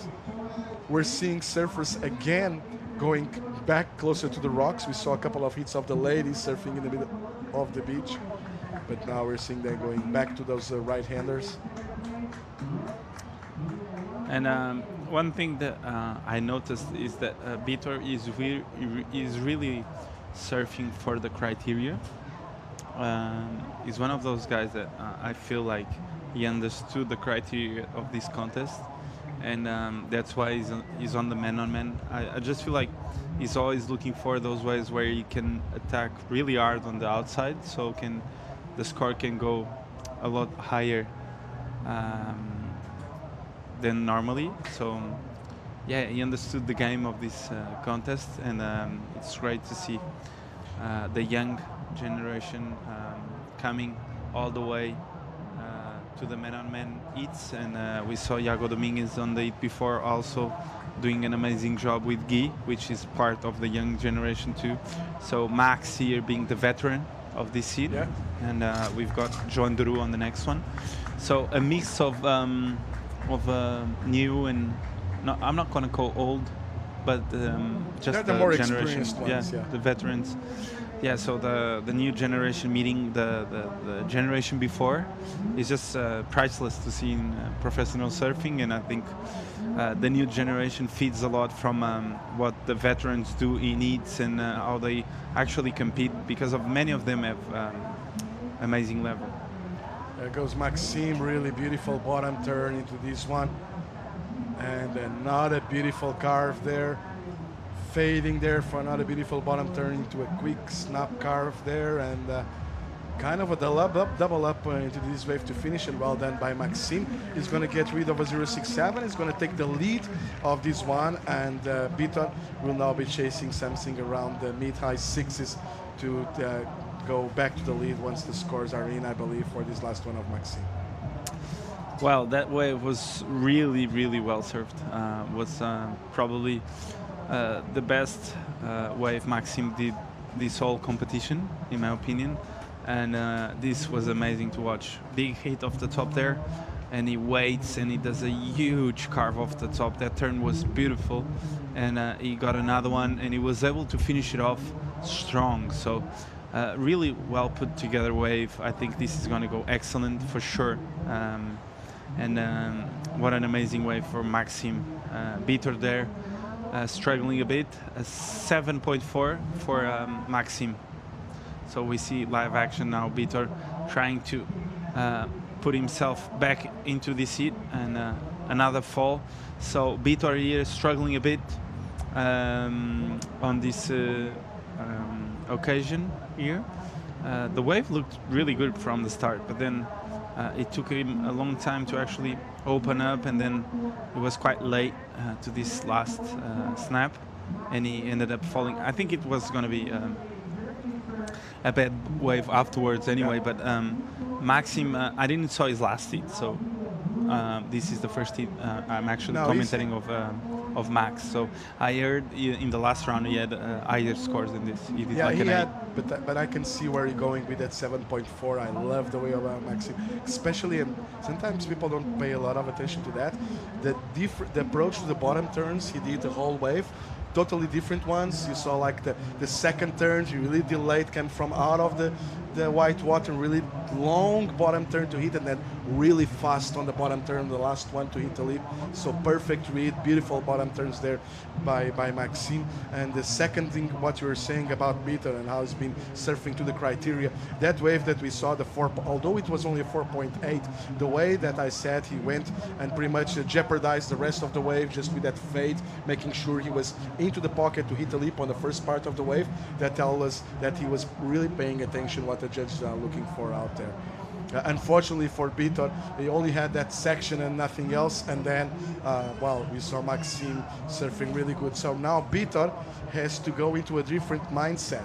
He has to forget pretty much what we'll be hearing from the beach announcer. He's not chasing a 9.43. He's chasing kind of a combination of scores right now. And there we go with Vitor. Again, beautiful bottom turn. The wave just a little bit too soft. And now Maxime. And this is going to be cruel for Vitor because Maxime is going to surf this one right in front of him. Wow. Big snap off the top. Let's see if he can get in front of this one. Looks like a double up on the inside. And yeah, if he finishes strong, I think he can improve on the 683. Amazing turn there again. Another carve. Looks like he's going to get like a bonus section here at the end. And he does. So I don't know if he will improve on the 683, but nonetheless, what a rhythm for Maxime Snow. Yeah, it feels like it. It feels like he's about to improve. When I thought he was done with the wave, he still actually got a couple of opportunities there. And this is the previous wave. Vitor just holding and holding, stalling with that bottom turn, then realizing it was a really mushy wave. And now let's watch Maxime from a different angle here. It's a bigger wave for sure. Nice kind of a floater there, then to make sure that it I like keeps this turn here. Bang! Really vertical snap. And here was quite like downtime, but this one he unloads again really hard. Boom! Throws the fins. Going for another one still. Yeah, and he throws the fins a bit. So really great surfing by Maxime. I don't know if he will improve, but as I said. What a rhythm for Max to start off these quarterfinals. We are halfway through this quarterfinal number 2, so let's see if Vitor can catch up a bit on this one, and we have a flurry of action on the second half of this one. But Max being the standout until now with a 14.23 combined total, so a really good start for Maxime. David. You know, one thing about this event, and we love the ocean, so we're paying attention to every single detail, is that everything is done, well, I mean, for the judges, for the crowds, for the cameras, everything is from up the cliff, which gives it a whole different view of the lineup. It was a very hard, it looked like a very hard wave to surf, the one by Maxime, especially what we call the downtime. There were kind of a bit of a backwash, a little bit of a double up there. So Maxime making sure he stayed under control the whole way until he find the last part of the wave. But just connecting between the outside and the inside looked like it was pretty difficult and very, very well done, very well surfed, well connected by Maxime Snow. Now we're still missing scores on that one of Maxime. Let's see if he improves or not. So far, Vitor, well, it's one of those hits that what we've been seeing for Vitor and the scores kind of doesn't translate what we've been seeing so far from Vitor. But yeah, he's needing bigger waves and still waiting for scores on that last one of Maxime. It's going to be one of those waves that I think it's hard to judge. And again, judges are working with replays, but still the cameras are a little bit from top of the cliff. So compresses a little bit the size of the wave, and 6.87 the last one of Maxime. So that's his new backup. So improves for 0.04 of a point, not for much. Vitor is now still chasing that 9.47, and I do hope that's not playing mind tricks on Vitor. Staying with that, what he actually has to feel like it's kind of in a combo. He needs to go into a 7 straight away and then shakes a mid-6 to make it throughout this heat, and it's still plenty of time ahead, 13 minutes remaining. But sometimes it can get into a surfer's head hearing those numbers from the beach, that 947. Yep, a lot of pressure on the side of Peter right now. Maxim looks like he's got the mojo right now, and it's really hard when someone has the mojo on a heat. It feels like all the good ones go his way and nothing goes your way. So it's really hard sometimes to break that curse. Surfing is so weird with those stuff, you know. That's why we are very still mystical and all of that, being surfers, because there's things that happen in the ocean that are just weird and looks like they make no sense. But you're right about that, you know. If you see a surfer with good momentum, looks like the ocean wants to pay tribute to them, and you're surfing so good that I'm going to give you a couple more. Exactly. And for your adversary, just plays mind games with you. You saw that happening with Kelly for years and years and years, and it looks like they can call the waves, you know, and you're competing. It's pretty hard. What you have to try to go into a different mindset, but it's hard. It's like when you're coming out of the water, you always look back. The best set of the day is coming in when you're coming out of the water, you know. So those fun things. I think we always have that one friend that always catches the wave of the session. Yeah, it's true. And it's impressive. Like, why? It's always him. It's not true. because he's more smart. He's having fun, but he always catches the best one. So everyone that I know in surfing always says, well, David is the guy that always catches the best one. You go on a trip with 12 friends and you stay with them for a week in Mentawais, and there's one that always catches the wave of the day. And there's like 10 guys in line waiting for the one wave, but when it's its turn, always he catches the wave of the day. So you know you're doing turns, but 6 days through the trip, everyone is like, no, come on. I know it's your turn, but like, this one is the one, I don't care, you know, like, and it's funny how like the same guy can attract so many times the good one. I think there's a lot to do with intuition when you surf, kind of a sixth sense. I remember that growing up, then later on in my life I realized you can actually line yourself and find places at the shore that you can line yourself. But how many times you've been surfing on a beach break and you catch a wave and you pedal back out without even looking back to the beach, and you go exactly to the right spot and you surf there, especially if it's kind of your home break. You know where to sit, just by, I don't know, even looking to the water, you know, you just know where to stop and where to sit. And then if you look back, you actually realize, oh, I'm lined up perfectly, you know. But most of that, you do it on intuition. So exactly, it's a pretty interesting sport, the way you approach it, you know. I think there's a lot of senses involved in surfing, you know, like hearing, seeing, but there's a lot more involved too. And here we go with Maxime. As we speak about mojo, there you go. Exactly. He's on a bomb again. Beautiful layback jam, another carve. Beautiful surfing. I love how he compresses down the bottom, puts himself right in the money, and bang, blows the tail out again. And another one gets around it. Great carving snap. And I think he is going to finish it off here on the sand with a bang. Big snap off the top. So yeah. I think Vitor here trying to reply to it. Nice carve off the top as well. Winds up again. Nice carving snap again. But the wave wasn't there. We didn't saw the start, but the end of the wave was really smooth though. The wave from Maxim though. Are we going to see another 9-point ride today? There's a part on this wave that you can tell already it's going to be a really good score. It's going to go for it, and I hope the camera stays. And well, not anymore. Let's see if we get another replay. I think it was on the third turn. Let's see if we can get it from this angle. That you see Maxime kind of stalling a little bit before the bottom turn, and you could see he was very confident. Let's see the huge layback snap to start it off. I love this transitional carve. Right in the pocket. And look here, you know, he's taking his time. I love this turn here. This turn was critical. Bang, blows the fins out, gets around it. Nice one off the top again.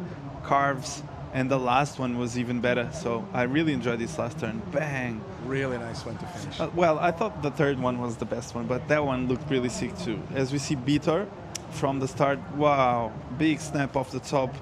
Nice stretch bottom turn, another carve. Winds up again. I love how he grabs the rail on each bottom turn, makes it look really smooth. And this carving snap again. A lot of carvings though. I didn't see much variety on this one, but the wave was bigger, and it's going to be for sure his best score. So I think Max is going to go excellent again. I think it's going to be the best one so far of him, 8-8-3. So right on spot. I thought it was going to be a 9, but I was just a bit under.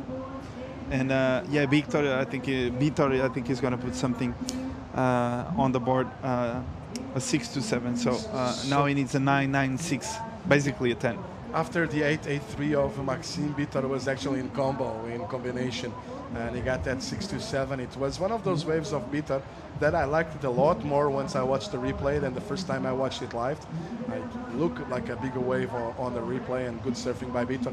What I believe he lacked was a closeout section. If you remember, he pretty much kicked out on the shoulder with no finishing turn, and that made the difference for Vitor. He's now chasing a 9.96 with 6 minutes and 50 seconds remaining. So this was pretty cruel by Vitor. He made kind of a comeback with a 6-7, but Maxime just delivered the highest score of the whole heat with that 8.83. And like I was saying, after the third turn of Maxime, you could tell he was not going to fall down on that wave. He was very confident, very, very strong on his feet, a very nice stance, and well, he connected 3 more turns on the inside for an 8.83 for a total of 16.23. So it's good to see. We're seeing a lot of scores going over 14, 15 points total throughout the day already, and we're still in quarterfinal number 2. And conditions, I'm calling it, well, not as exciting as we saw in the previous round for the men's, when he got the 10 of Kaoli. But the waves are not anymore about single turns. It's pretty cool to see these guys connecting the dots the way we saw Maxime did right now for an 8.83. Amazing surfing. The 8.83, we can watch that all day. Was a clinic of surfing how to bottom turn, top turn approach on a wave. And one thing you said was that after the foam claim, the wave just kept giving, and it was not like surfing safe towards the second half of the wave. It was pushing more, and it was like a building score. Like from the start, we saw, wow, what a wave, and then the wave kept building, and it was like putting more pressure each turn. So it felt good to see him releasing more towards the end of the wave instead of like doing a big turn and then surfing safe the whole wave. So he started off really technically speaking in terms of technique, he started off really well, and then he started pushing and doing stronger turns down the line, and I think that was the beauty of that wave. Every time you see someone surf safe, you always think, maybe he could have done a bit more on that one, but Max he kept on going with more and more rhythm, and that was really cool to watch. Yeah, 100%, Francisco. We got a lot of confidence out of those first turns and get really aggressive to finish the wave. And here goes Max once again. Wow. Well, now he's opening up the game. That turn was so good. You can tell he's having fun right now. Yeah. Now he's in max free surf mode. This carve was beautiful. Look, right in the pocket, grabs the rail at the end of the carve, went for the layback, but the pocket wasn't really there. As we see Vitor there, a bit of a paddle, decides not to go. I think he's going to stay with priority. There's still no seconds, so Vitor might still be holding on to first prior. Yes, he is. He's going to take another chance on this one. Looks like a beautiful one. Let's see if there's an open face all the way until the end. And ooh, kind of digging a little bit. I think there's a bit of a double up here. I think he's trying to get into that part of the wave. But yeah, nothing done major on the outside. So really hard to go excellent when he hasn't really produced anything on the first half of the wave. A really hard hit for Vitor in terms of wave selection and who's against. Because Max has he has been putting pressure on him on every wave he stood up. So yeah, and that's for him to hear someone like 8, 7, 7, 8, 6, it gets to you. Like you just feel it, and Vitor is feeling that. So I believe that Vitor, from the start of the heat, he was hearing all the time that his requirement was into the excellent. First on the 8s, then on the 9s, then on combo, then back to high 9s, and it's so hard. And you can tell on this last one of Vitor, his body language, his body English was already telling us that he wasn't feeling that confident he will make it throughout his heat, chasing that 9.96. I think he did good with that 6.27 to go back into the heat, but definitely that 8.83 of Maxime just pretty much closed the door, closed the window for Vitor. It's still not over, but with first priority with Maxime and Vitor chasing a 9.96, it's gone pretty hard for the surfer from Union Island not to advance into the semis. Although super good results by Vitor these quarterfinals on the 3,000 event. yeah, I was saying that I think the new generation came to stay, and they've been reaping, and Vitor is one of those guys that is gonna do a lot more damage than this over the next few years. As we see, Maxime on a bomb again. Let's watch this one. It's been relentless. Big layback jam. He almost made it. He actually caught the outside rail there at the end, but that layback was huge. And he was on the right spot of the wave to do that, because he had the force of the wave to push him back up. That's really helpful when you do a layback. On a big section, you want to have a lot of water moving behind you. So when you fall back, you get with the white water on your back and helps you to get up. So it's like an half ab, you know, Yeah. when you do an ab, it's an half ab Yeah. because you've got the help of the white water sometimes, but you see guys like Climax will just do it everywhere without the help of anything. So a really technical turn, as we see Vitor there struggling a bit. I don't know if he's going to lose priority, but I think yes. I think Vitor is now just out of focus with 40 seconds remaining. Yes, it is. But like you're saying, that white water helps a lot. That and working on your core as well. And nowadays you see a lot of surfers. I know a trick, so you don't need to work on your core to get back on your feet in this turn. I'm curious to hear it. I'm just looking at you and a little bit scared. You want me to tell you? Yeah. You know what guys do to stand up from layback snaps? They put the backhand on the tail of the board. All of them. If the judges don't see that, you might get away. All of them. All of them. Everyone puts the backhand to come back on the board like this. They here and they grab it with this hand. They put the left hand on the tail and they put the back foot, and then they come. So most of the time that happens on a big explosion of white water, so you really can tell that when that's happening. Like he did when he stays with the white water behind him. You can most of the times when you're coming back with the white water, they put the hand on the tail of the board and they put the feet.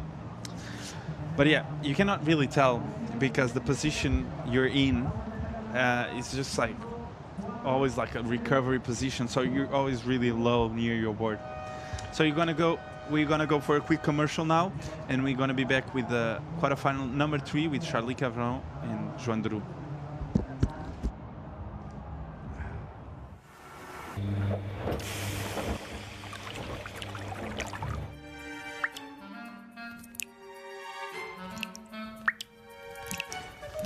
Vamos a hacer la fiesta de la espuma aquí. Ya ves. Familia, había oído que daban lluvias para hoy, pero no dentro de mi casa.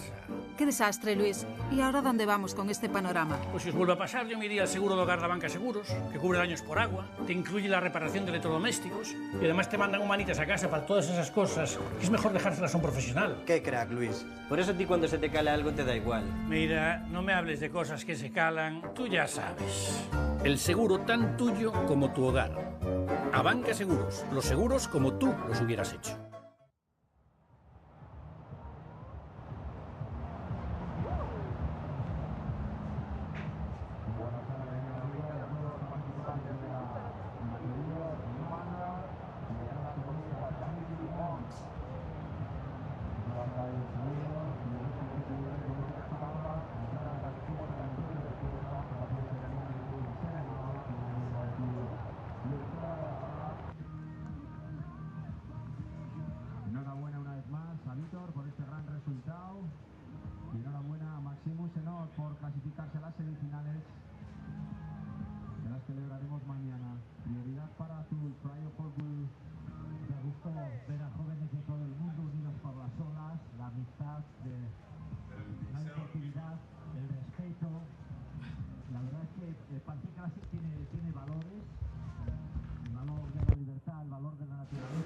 Welcome back, guys. We are back on the studio. With me, I have the myth, the legend, the one everyone wants to hang around, one of the greatest guys around, Odey Collazo. Hello, hello, hello. How was the last hit? It's amazing, eh? Surfing of Max. I'm a bit sad right now because I did the whole presentation about yourself being the myth, and now you say, have you seen the last hit? So that's really sketchy for me, but yeah, he's the myth, the legend. But yeah, the last hit was crazy. Maxim was on a roll, and Vitor was always trying to catch him, but couldn't really get into the rhythm of the ocean. So sometimes it happens, the mojo goes one way, and you can't do anything to change it. Yeah, and I think guys like Maxime, Joan, the veterans, they are like harder to beat them in a man-on-man hits than in the first rounds. I think the first round with 4 man hits, it's probably easier to see them doing mistakes or to beat them. But as soon as you arrive for the man-on-man hits, those guys have a lot of man-on-man hits in the back, so it's really hard to see them doing mistakes. What do you reckon is the main difference when we speak about the 4-man heat in terms of what type of mistakes they can do, and on the man-on-man, why do you reckon it's way more difficult to beat guys like Maxim? Or of course they have more hits on man-on-man, but rather than that, what's the main difference? 4 hits is more like there is no many ways for everyone, but I think that the key is like those guys, they're really good surfer, but when you start in a contest, the first hit you kind of cold, like okay, I'm start surfing, and then suddenly I'm making hits, but those guys, they making hits, they feeling more loose. At the same time, the confidence going really high, and somehow when you arrive to man-on-man hits, the confidence of those guys are really high. They really sometimes step up the game. Yeah, and then I think before they hit, sometimes they win already. They feel like they win. And I think this type of conditions suit really well Joan. This right-hander with a lot of power. This one was a bit hard for him. He's a bit behind, but I think he's gonna be able to throw the fins out and finish off with a really big turn. A lot of downtime though on this wave, but the last turn was really good. Yeah, the way it didn't look Yeah, really it was a bit behind on this one. Great carve there, but here judges won't really love this part of the wave. But this last one, boom, throws the fins out. But yeah, I think it's going to be a great score to start. I don't think it's going to go huge, but I was saying this type of wave suits Joan surfing really well. He has space, lip, and a long right-hander. So anyone that follows Joan's career knows how good he is on anything, but mostly on his backside. Over the last 20 years, he has won so many hits on his backside, so his backside is little, so he's a great guy to watch on waves like this. Yeah, I think this wave can fit really good in Joan surfing. He really likes make the combination of big cabins with of the lips, and I think Charlie is one of his best friends. He really know if he wants to beat Joan, he must go in the best waves of the hits and try to go big, because we see the last wave of Joan with 5.17. That wave was like terrible. First turn was really good. Then, as you say, the middle of the section was like wet water. Didn't do nothing special, and then finished with a big turn. But if you see the wave, the whole wave, it wasn't a really like quality wave. But he started with a 5.17. So I think it's gonna be really dangerous if he catch a good one, and we wanna see an excellent score there. Yeah, of course. He had a 5.17 on a really hard wave, as we see him paddling now. A bit on a wave that looked like a double up, but yeah, can't wait to see Joan probably take off on one of the waves Max got, for example. Imagine. And yeah, I can only imagine how many backside snaps he's going to throw at us. I think we are not safe here all day. You need an umbrella. Yeah, we need the umbrella for the studio. I think if Joan catches one of those rides, it's going to be problematic for us. And another guy on this seat who's problematic is Charlie Quiffron. Watch out with this guy also. I mean, how good his technique is. Seamless. The surfing he did yesterday was absolutely amazing. The way he was reading the wave and like carving, and he did a kind of all maneuvers. But here we are joining the wave with two big turns. Oh, that was weird to see him falling. At the back, Charlie Quiffron, good looking wave. Start with the foam claim, really cut back, and now looks like this section is gonna give over him wants something more. And wow, he's going with a huge turn. And that turn was massive. Wow. That was an amazing turn for Charlie Quiffron. the one before I was like, wow, and then it went even harder on the last one. So Charlie Quiffron, he entered the chat saying, I'm going to give everything on this matchup. He knows Joan is tough. He knows Joan can post big scores, and he was like, I don't care. I'm going to throw everything at every section I see. So Charlie proving us that seamless surfing and technique, it's everything in surfing. Great off the top there. Started off slow, but I like the rhythm setup. Roundhouse cut back.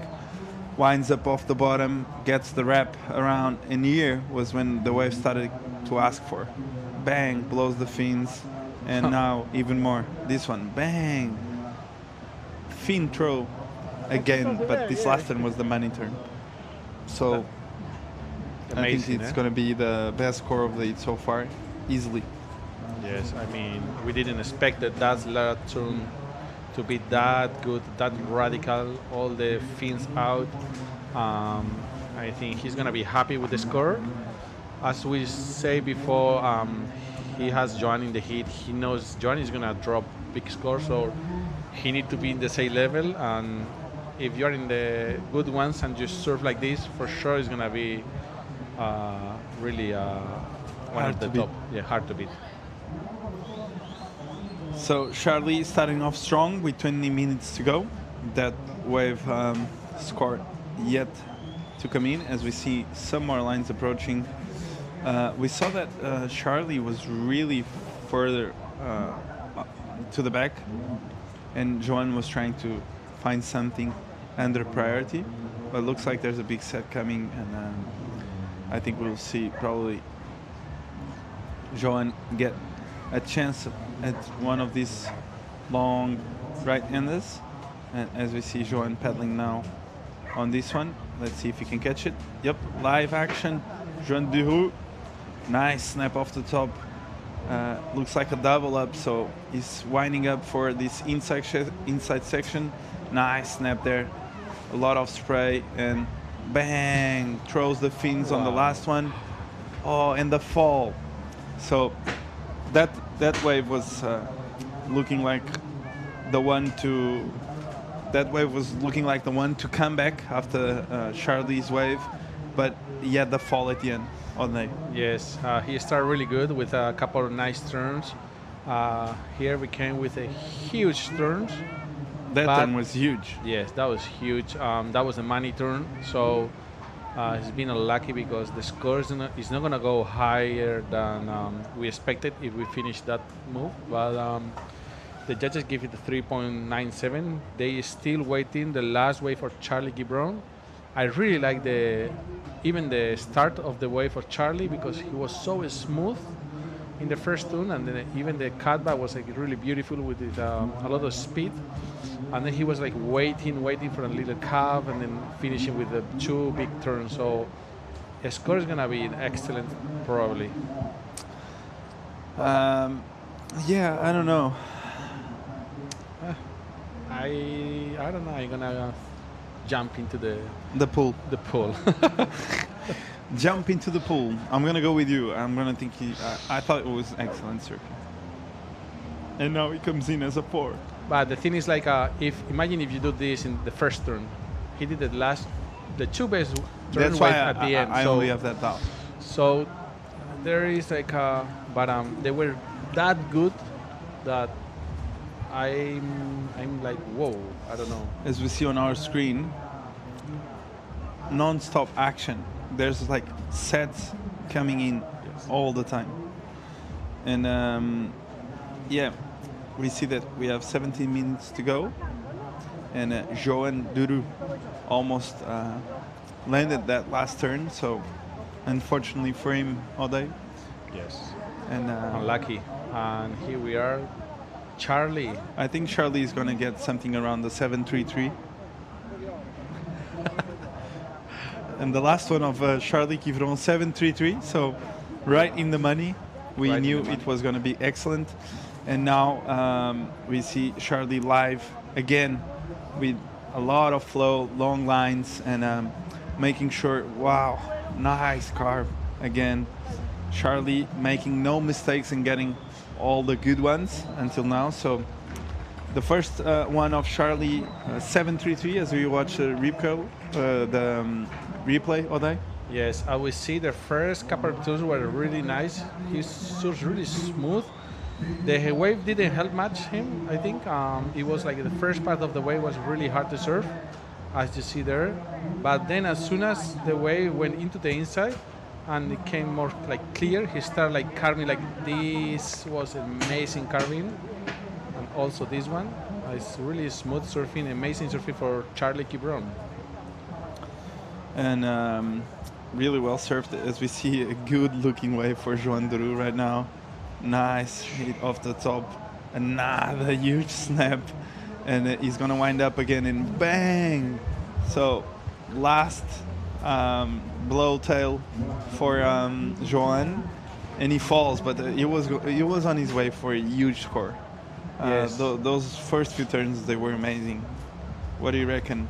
I think it's weird to see Joan fall, but I think he just the third wave that he didn't finish. And I don't know if he's over surfing. I mean, this turn was huge, but that was like trying maybe too much. So it's hard to see Joan falling on a wave. And seeing the second turn and the third one was really good, like with a lot of spray. Probably if he could finish that turn, he could go with a 6 probably. So he could be like right there in the heat. But yeah, I like to see him like going really big. If he could make this one, he could go really high. But 15 minutes remaining. We're still waiting for the last wave of Joan Duru. He's probably gonna better his second score, like the backup, the 9.97. But Charlie is in a good situation right now with a priority with a 7.33 and a 4.77. Yep, as you said, it's really rare to see Joan fall so much. Maybe pushing a bit too much on those last sections, because he was on his way to a big number, and yeah, I think that if he landed those last two waves, the last two turns of the last two waves, they were really similar, but he would be on the 6th range, I think. So last of Charlie Quivron, 477. So beautiful surfing, but not as committed. And we are waiting for the wave of Joan Duru, the last one. And I'm going to see what the score is. But as we see some more lines approaching, the waves are non-stop all day. So we see Joan Duru on a good-looking wave again. This wave looks amazing from the start.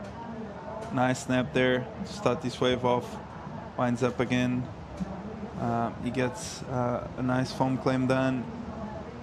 Looks like the wave is going to double up now. Nice snap off the top. Tries to get around it and bang! Big air reverse and he falls. So Joan really trying everything on those last maneuvers.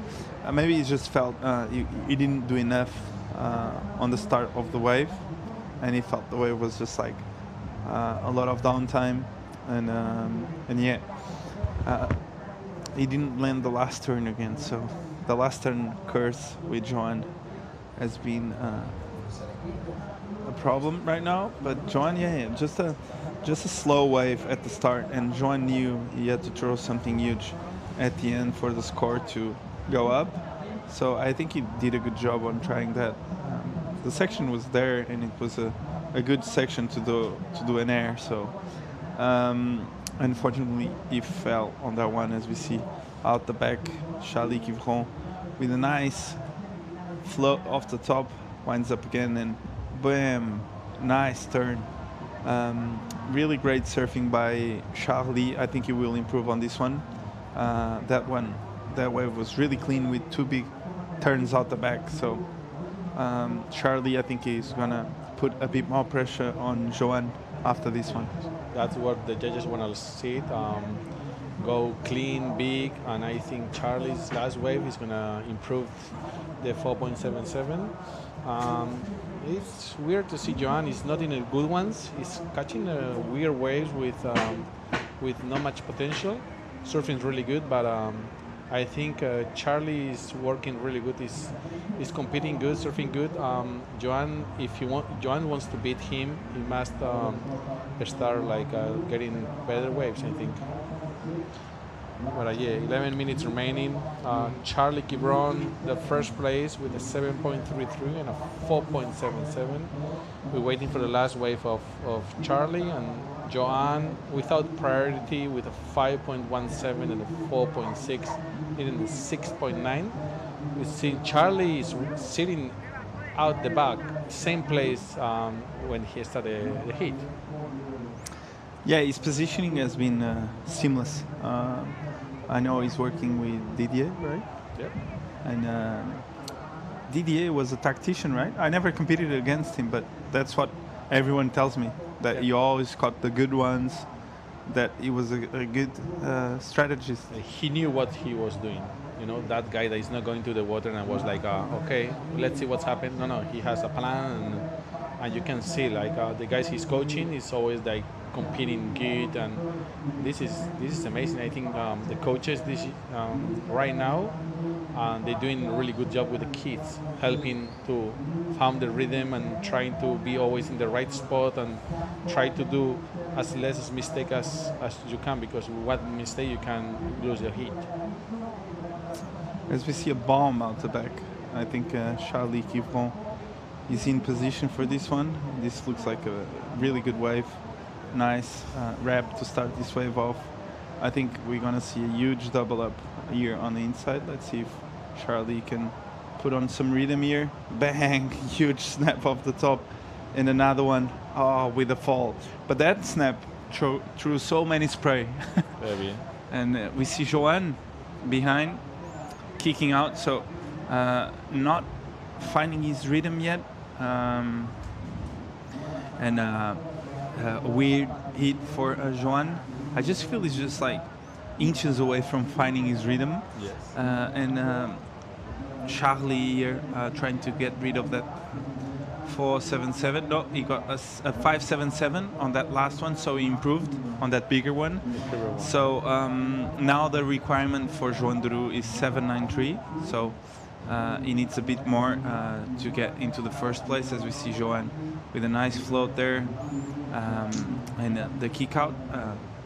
But he was on with a good flow after that float. Imagine if he has like a open face. Good wall, eh? Yeah, open face. He was going with speed already, so he was gonna attack it because he's on attack mode right now.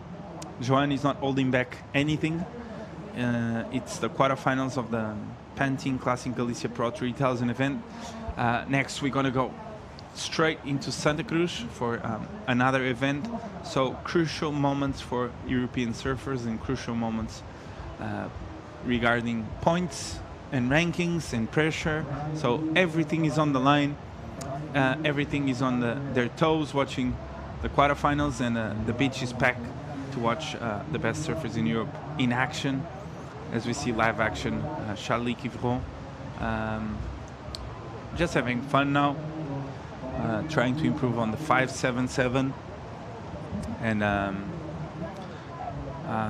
We have one more heat to go after this one, and then we are off for the day. So tomorrow is finals day here at the Pantin Classic Galicia Pro. So anyone that wants to join us for finals day tomorrow, you are invited to come to the Playa de Pantin and have a beautiful day watching the semis in the finals. So tomorrow, if you come and join us, you're gonna see who's the winner of this event, which is something great to see who wins it. And we see Joan Duru now, live action on a good looking wave. Throws the fins a bit, he's gonna go all the way around, and now he's gonna attack. Bang, huge vertical snap there. He's gonna have the opportunity to do one more, I think, now on the end, and he's gonna do just that. So nice wave for Joan.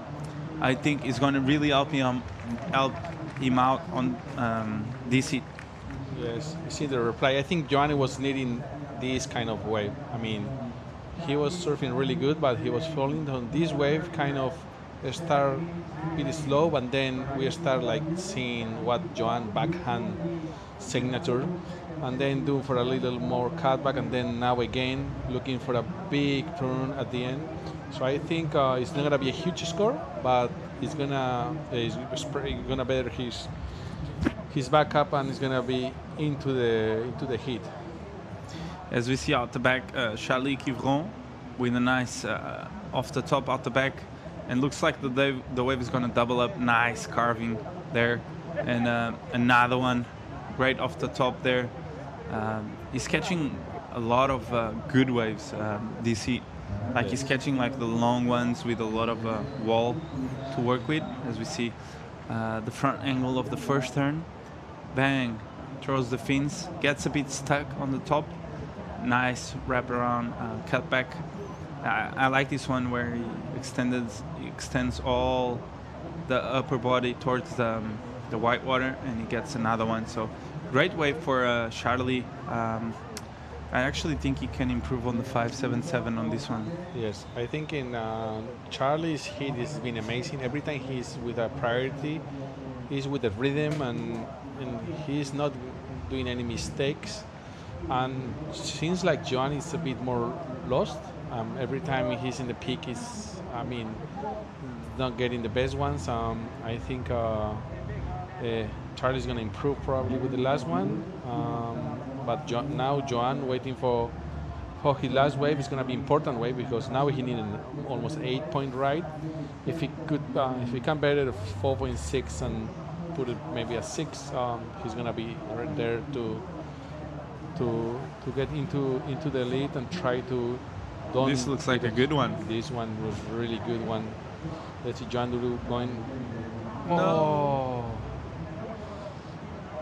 We've seen Joan. It's not the first one. Just only like 2-3 waves. It's falling. So that was bad for him. I mean, it's only 4 minutes remaining.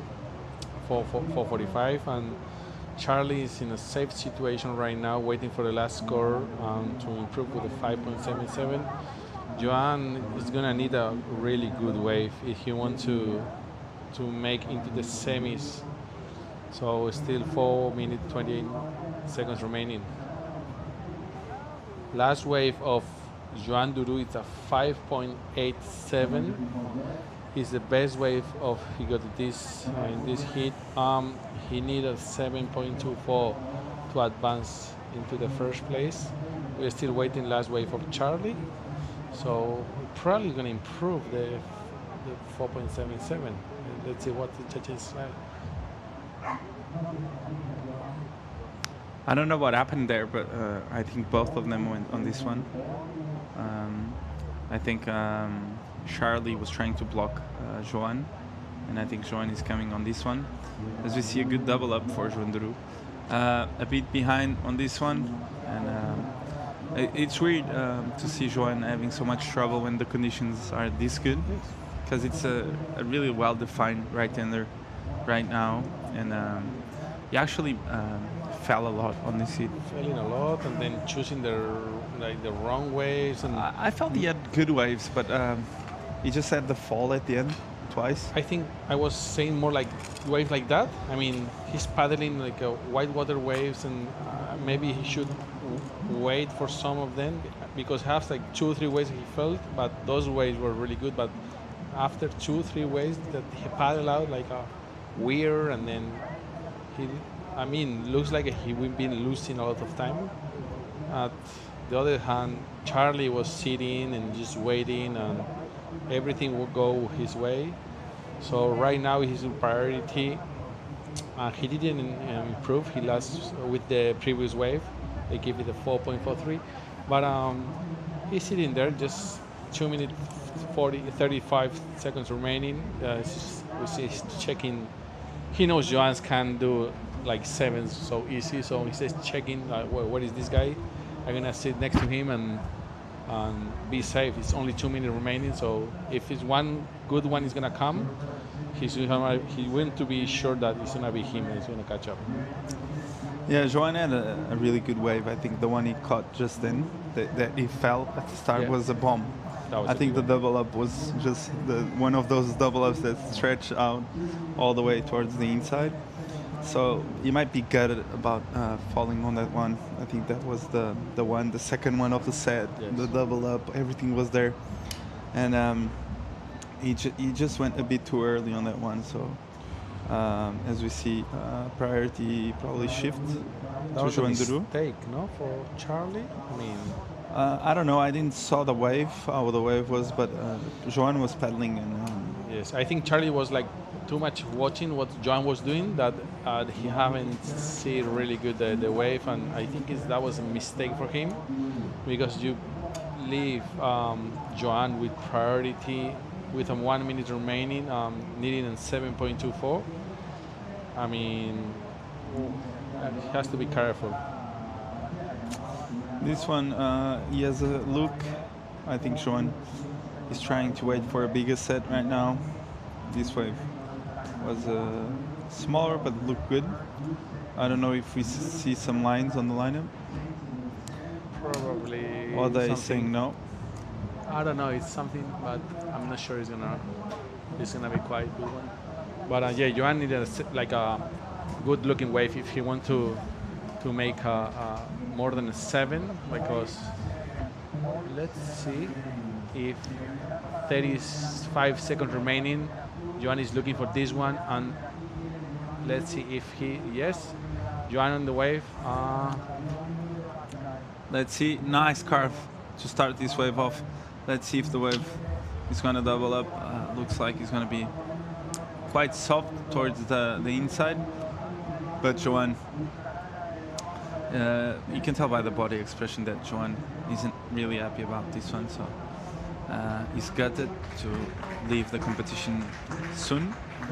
I think quarterfinal finish for Joan de Roux is soon, so congrats to Charlie Quivron, an amazing hit against one of the best, Joan de Roux. So I think we're going to go for a quick commercial, and we're going to be back to the quarterfinal number 4 with Joaquim Chaves and Kauli Vast.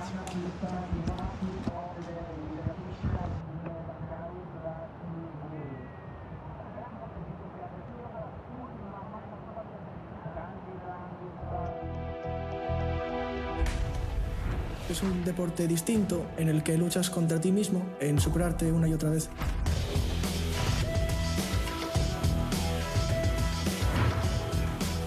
Si tú entrenas mucho y te esfuerzas, pues al final pues ves cómo van subiendo los kilos y cómo mejoras, y esa sensación de saber que estás mejorando y saber que estás yendo por el buen camino es como pues increíble. Hay a veces que no das por la cabeza, no por los músculos.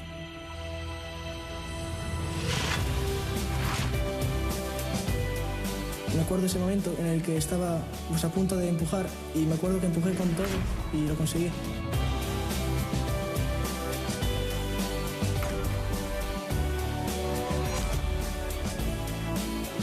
Soy Jaime y practico halterofilia.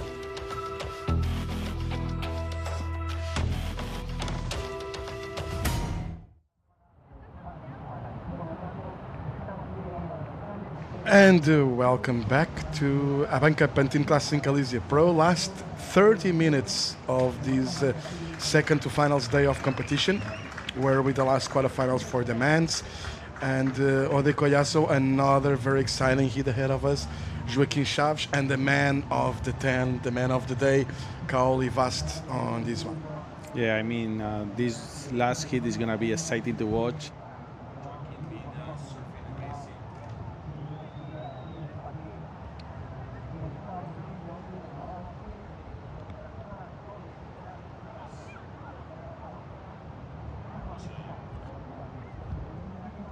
So with Kaoli in blue, and a little bit of some technical issues here with Ode's mic. Hello? Yeah, I'm back. I was saying like this last hit is gonna be exciting to watch. Kaoli has been surfing amazing the whole event, but Joaquin with the last hit with that big right-hander, he was like that. He was needing that confidence. Okay, I make that hit because he has an amazing hit with the amazing surfers like Marla Kumar. So as soon as you beat guys like him, your confidence going up, and now you come into men on men hits. This is another thing, but you have nothing to lose, so you can prove like, okay, I'm ready to make hits in the men on men, and who better than Kaoli Bass to say, hey, I'm here, I'm gonna want you. So I think it's gonna be a good one to watch. I'm curious to see how Kaoli is gonna deliver now after that 10. Sometimes that can work a little bit against you if you pick too early on the event. Although I feel that Kaoli is very in shape, very in form, and I'm curious to see how this hit is gonna unfold. It's been a little bit weird, you know. We've been talking a lot about Kaoli, and he's delivering big time on the World Tour events. But honestly, on the Challenger Series, it's not like we've been seeing a lot from Kaoli so far. We were like kind of hoping once he made it to the Challenger, it would be like a quick run into the World Tour, and he's struggling a little bit. That's why he's competing here in Europe. So he's still pretty young, and he's still lacking a bit of experience. And another thing, he travels a lot, you know. We're talking about he was in Tahiti, then coming all the way to Europe, and there's a lot of media focus on Kaoli as well, especially from those events at Teahupo. So I'm curious to see Kaoli is really, after that 10, if he's gonna stay focused. Well, you'll stay focused, but if he's gonna keep with that high level and staying all the way until the final, being the best surfer. Because so far, undoubtedly, he's the best surfer in the event. Yeah, I think he's the guy to beat. He's been surfing amazing whole contest. Yesterday we have tiny conditions. He was surfing really good, really fast, really like solid. Even today in the morning with the solid waves, he was in the same level. You know, and then even now I want to see him with the high tide, with the mashy waves, and if he can keep that level, because it's not easy, but he put the level that high that I don't know if he's gonna keep that one. So I think he's the guy to beat. Next to him, he has Joaquim Chavez, an amazing surfer from Portugal, a good backhand. He has a really good backhand, and it's gonna be good to see because they both like kind of different kind of style. Yeah. Joan more like stylish and more like carving, and then Kaoli need more like a wall just to hit and go more like radical. So it's gonna be interesting to see both guys about the direction of the waves and if it go big or no. Or let's see what we can offer them. I think these conditions work for Joaquim better than the conditions we had early in the morning. If you're gonna face a surfer like Kaoli. Like you were saying, Kaoli is really aggressive, and you watch it on the previous heat, these waves are getting longer and longer, and it does look like, and there's a lot of power on the ocean, but it's not easy to find a steep section out there, and Joaquim usually adapts really good to those conditions. So conditions are going more for Joaquim. I'm not saying he's the favorite in the heat, but I think he has more chances under these conditions than earlier in the morning. Yeah, probably the waves fit more in Joaquim's style. No? Exactly. But after doesn't mean that it's going to win the contest, the favorite. No, I think in Kaoli it's probably one step more than the rest. But that's a good news for Joaquin. It's like, whoa, those conditions fits really good with me. So I'm gonna give 100%. I'm gonna choose the right ones. And right now he's sitting in the right place. I think that's really important because if you leave Kaoli alone in his waiting for a good one and he's catching that one, I think it's gonna be a wrong decision. So it's good to put him pressure. Okay, if he come in a good one, I'm gonna be there. So let's see what's going on here. I think Kaoli is maybe the next one, but if the next one is gonna be the good one, Joaquin is there. So I think it's a good strategy right now. Even warming up, I could tell, Kaoli way more aggressive during his warm-up outside. Joaquin just very quiet and watching the ocean. And you look at Kaoli, it was like he was about to enter the ring for a fight, the way he warms up and psychs himself up for the heat, and Joaquin way more mellower. And another thing was, I believe Joaquin is getting his best result on the regional qualifyings with this quarterfinal, so he has absolutely nothing to lose. And for Kaoli, well, this is a very important 3,000 event. He needs to start building on those points to make sure that he stays into the Challenger Series for the next year. There's still a few events ahead of us before we finish this year. Actually, we're going to go into 2024 to finish the tour. There will be more events in Morocco, in Caparica to finish this one. So still a long way to go. And Kaoli, if he wants to stay on the top 10, he has to start delivering big results. Now, Joaquin, like I said, his best results. And here we go. It's Kaoli starting this hit. And we've seen the first big turn for Kaoli, coming with a huge carving. Is another beautiful coming. I think he's going to wait for the big finishing turn. So it's a really good way to start for Kaoli Bust. Yeah, what I feel about Kaoli, let's watch this one again, as his approaches these steep sections, very, very focused. I mean, it makes it look easy. Kind of a midway turn there, but well put it for the finish. It's not going to be nothing huge, but good way to start the heat. This could work as a backup later on. For sure, 21 minutes remaining. You start with a beautiful wave. Don't forget, Joaquin was more deeper than Kaoli, so it's a good one done for Kaoli that Joaquin didn't get that one. Yeah, kind of not under priority, but he was way better positioned, like you said, Joaquin. And a 5.83, so a mid-range score to start this one. It's a good way to warm up, kind of a warm up by Kaoli, and Joaquin now with priority. And let's see how Joaquin answers. Yes, we see that beautiful wave for Kaoli. The wave didn't stand like really clean. It was like kind of bumpy, but he realized like he didn't oversurf. I think he was surfing like really clean and trying to do his 4 turns, and we figured out he finished the wave with a 5.83 and 20 minutes remaining on Joaquin with Praio piling for this one. There goes Joaquin on his backhand, first wave for the surfer from Portugal. Nice release there and close-out section. This one closes out fast. And I was looking for a way to approach the wave of Kaoli, and it just helped me, Ode, because it was pretty well surfed. But for the amount of aggression that we used to see for Kaoli, that looked like safe surfing, which actually was not. And he finished with we just used to see Kaoli being way more aggressive on his waves that we saw on that one. So it was a little bit safe surfing from what we used from Kaoli, but enough for almost a good score, almost on the 6-point range, that 5.83. Then 2-turn combo there for Joaquin. Let's see how the judges score that one. It was a nice turn to finish. So I think it's going to be pretty even, the hit so far. Yes, it was. We've seen the last one of Joaquin. We have the scores is 4.17, 2 beautiful turns. I just say about Kaoli, yesterday and today, all the way he catch, they were with a lot of wall, so the surfing was really aggressive.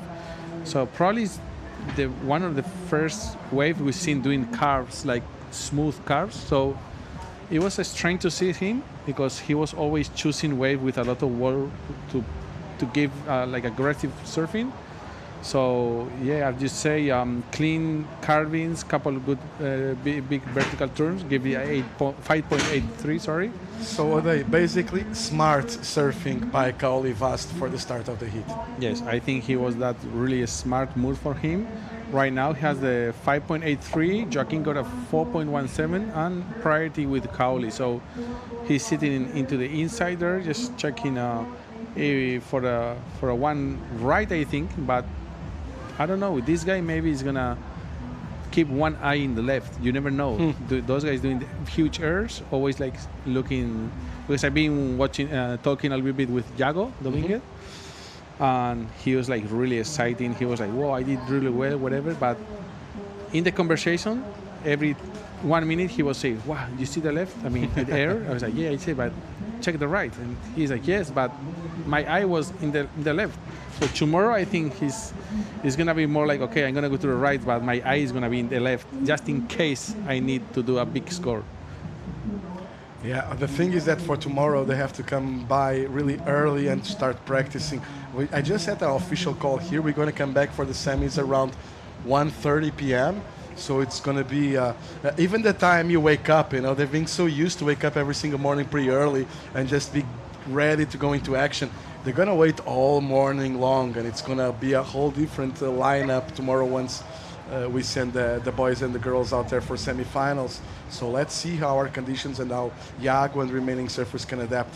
I'm glad to see the judges not having any issues whatsoever, throwing a mid score of 5.83 for that wave of Kaoli. Sometimes, you know, when you're surfing really good, and I believe the biggest example of that, the best example of that we have is Felipe Toledo and John as well. The judges are expecting from you more than from the other surfers, you know. And after the 10 of Kaoli, I was thinking maybe they're going to throw them a 4-5 on that first one of Kaoli.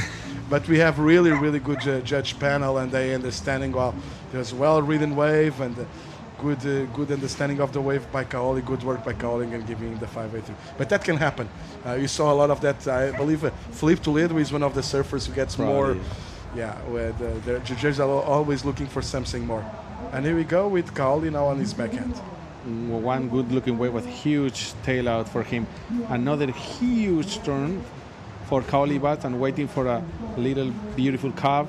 Now going for another snap and going into the inside for a quick, beautiful turn, and he's gonna wait for a big close out. So that wave was a really, really good surf for Kaoli Bass. Here the replay. So well ridden. There's two paces of this wave by Kaoli. Here he gets really aggressive while the wave still allows him to do that.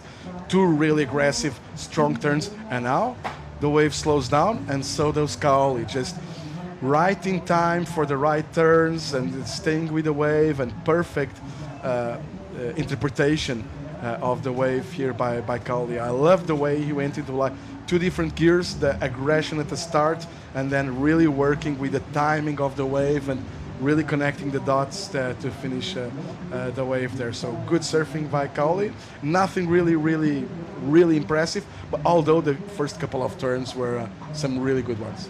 As you say, it's two kind of part in this wave.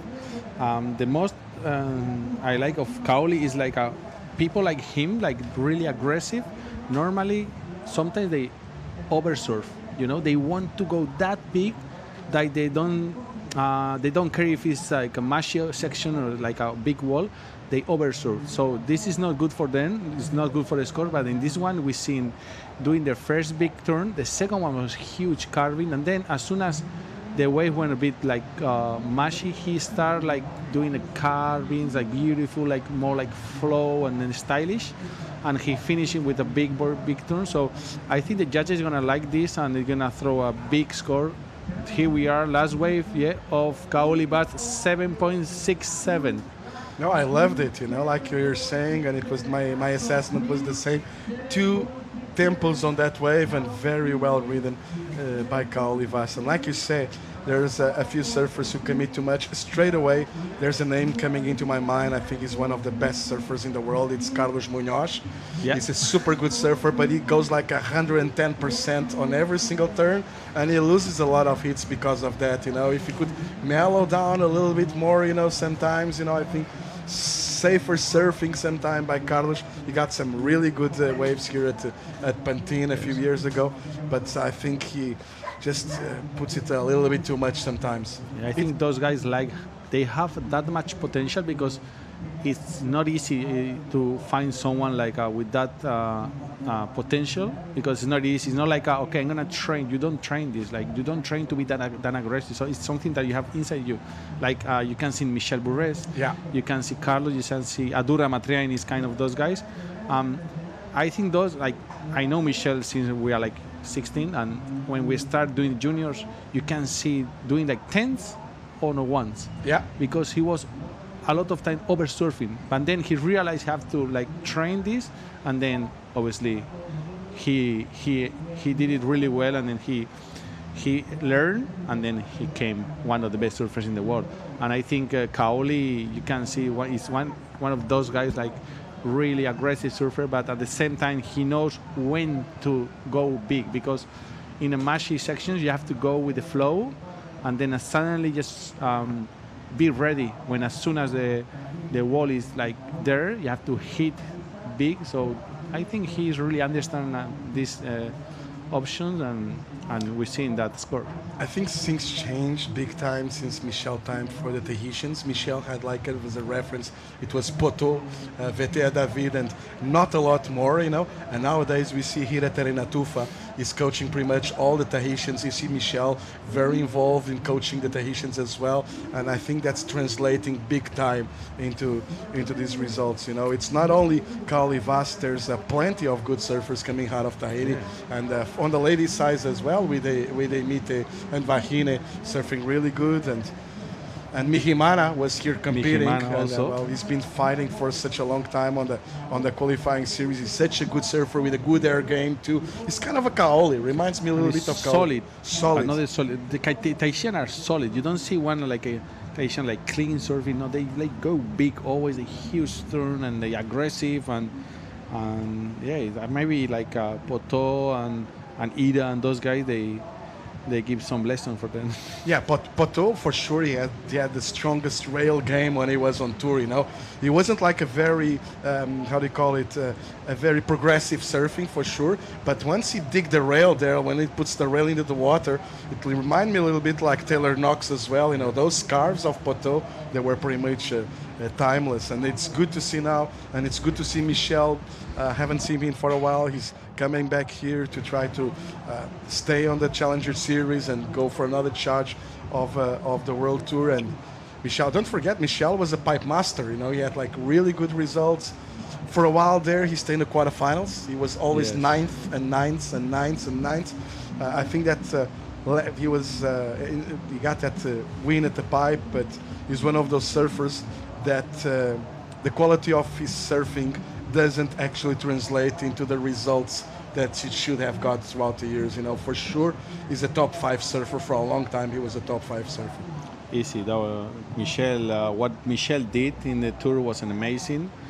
Coming from an island, Tahiti, I see him growing up and looking when he was young, and how he progressed. I mean, he was really good when we were young for the juniors, but he improved so much. You see, he has a talent, but I think he went more than everyone thinks. So it was amazing to see him raping and doing what he was doing in the city. Did you compete with him at the Confital? No, I surfed with him in Pro Junior in Ericeira, Ribeira. He was like the king of Confital. Confital was the guy to beat, no? Amazing, you know, they're like on the barrels, and that their second section of Confital. Yeah, and the carves, and that their second section. I was talking with Michel, and this happened like 15 years ago.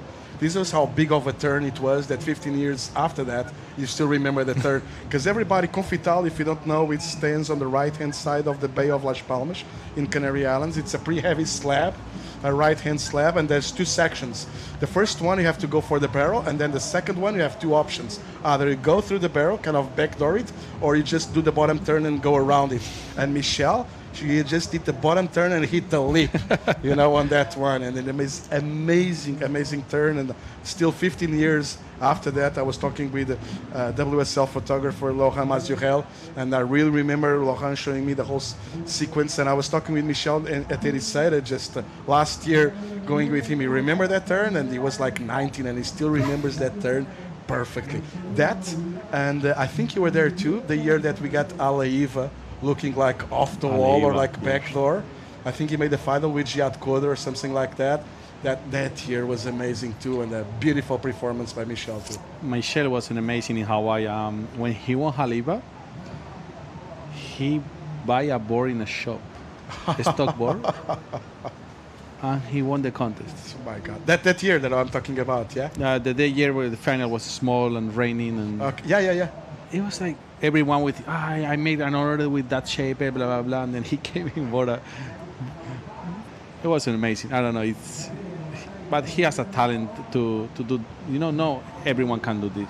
Go to the shop, buy a board, and won a prime. Here we are. Joaquin Chavez, really important way for him. Very important, because time is flying by. Not a lot of things happening in this heat. And today there's under 8 minutes remaining. This was Joaquin already chasing a 9.33 after the 7.67 of Kaoli. So Joaquin, it was a very important wave to get back into the heat. Let's watch this of Kaoli. He was trying to improve on a 5.83. It's a throwaway. Well, it's a throwaway for sure. And now Joaquin. This one turn was huge turn, and I like also this beautiful snap. And I think he's back in the heat because he's going to improve his score. He only had one wave, 4.17. He went to the 6.83. Yeah, very smart surfing again now by Joaquin. We saw that for Kaoli at the start, and now Joaquin really smart surfing on that wave. It was not like super critical turns, but the combination of those turns built that score for the 6.83.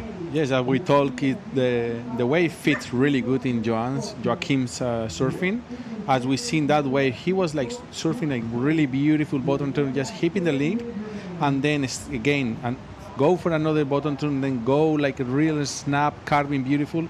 So the judges like it, go for the 6.83, and now he's back in the heat. He was really important, that wave, because now with 6 minutes, 30 seconds remaining, Kaoli with priority, but Joaquin right now needs a 6.68. So he just needs to surf as the 6.3. Yeah, exactly. He found a formula on the previous one. He just needs to find another similar one and perform the same. Although Kaoli is trying to improve on a pretty low backup, average backup, a 5.83, which shouldn't be that hard for Kaoli. The thing is like 6 minutes remaining, and you have priority. So Kaoli is like, okay, I'm calm, I'm doing good. If it's a good one is coming, I'm there. But what you should do, like I sit next to him, or maybe Joaquin gonna go. But I think it's breaking in the same place. It's only right. We don't see more left. So both guys sitting in the same place. Joaquin going for that little wave. I don't know if it's gonna be a good options, because 6.68. You must go for a bigger wave. So with the high tide, those little ones are not offering much. So I think he has to wait for a bigger one. Yeah, well, I think that what should go into this boy's mind right now is that each one of them will have one more good opportunity, and they can't screw it up. They have to deliver on that opportunity. If Kaoli uses his opportunity, it doesn't improve on a 5.83, you will leave definitely the door open for Joaquin. Joaquin should be aware, okay, what I need to do is there's still 5 minutes remaining. Probably I will finish this heat with priority, because Kaoli now with priority most probably is going to catch one wave before the end of the heat. So Joaquin has to stay calm and collective, and once the opportunity shows, deliver and do something like he did on the previous one. Now Kaoli has to be also selective with his priority. He will try to improve on that 5.83 for sure. Joaquin will try to play mind games with Kaoli for sure. He will try to sell a wave. Joaquin wants badly to have that priority. Let's see if one of them makes a mistake.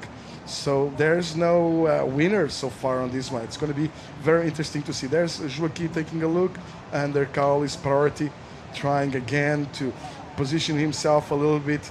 You know, I heard something very interesting from Felipe Toledo a while ago.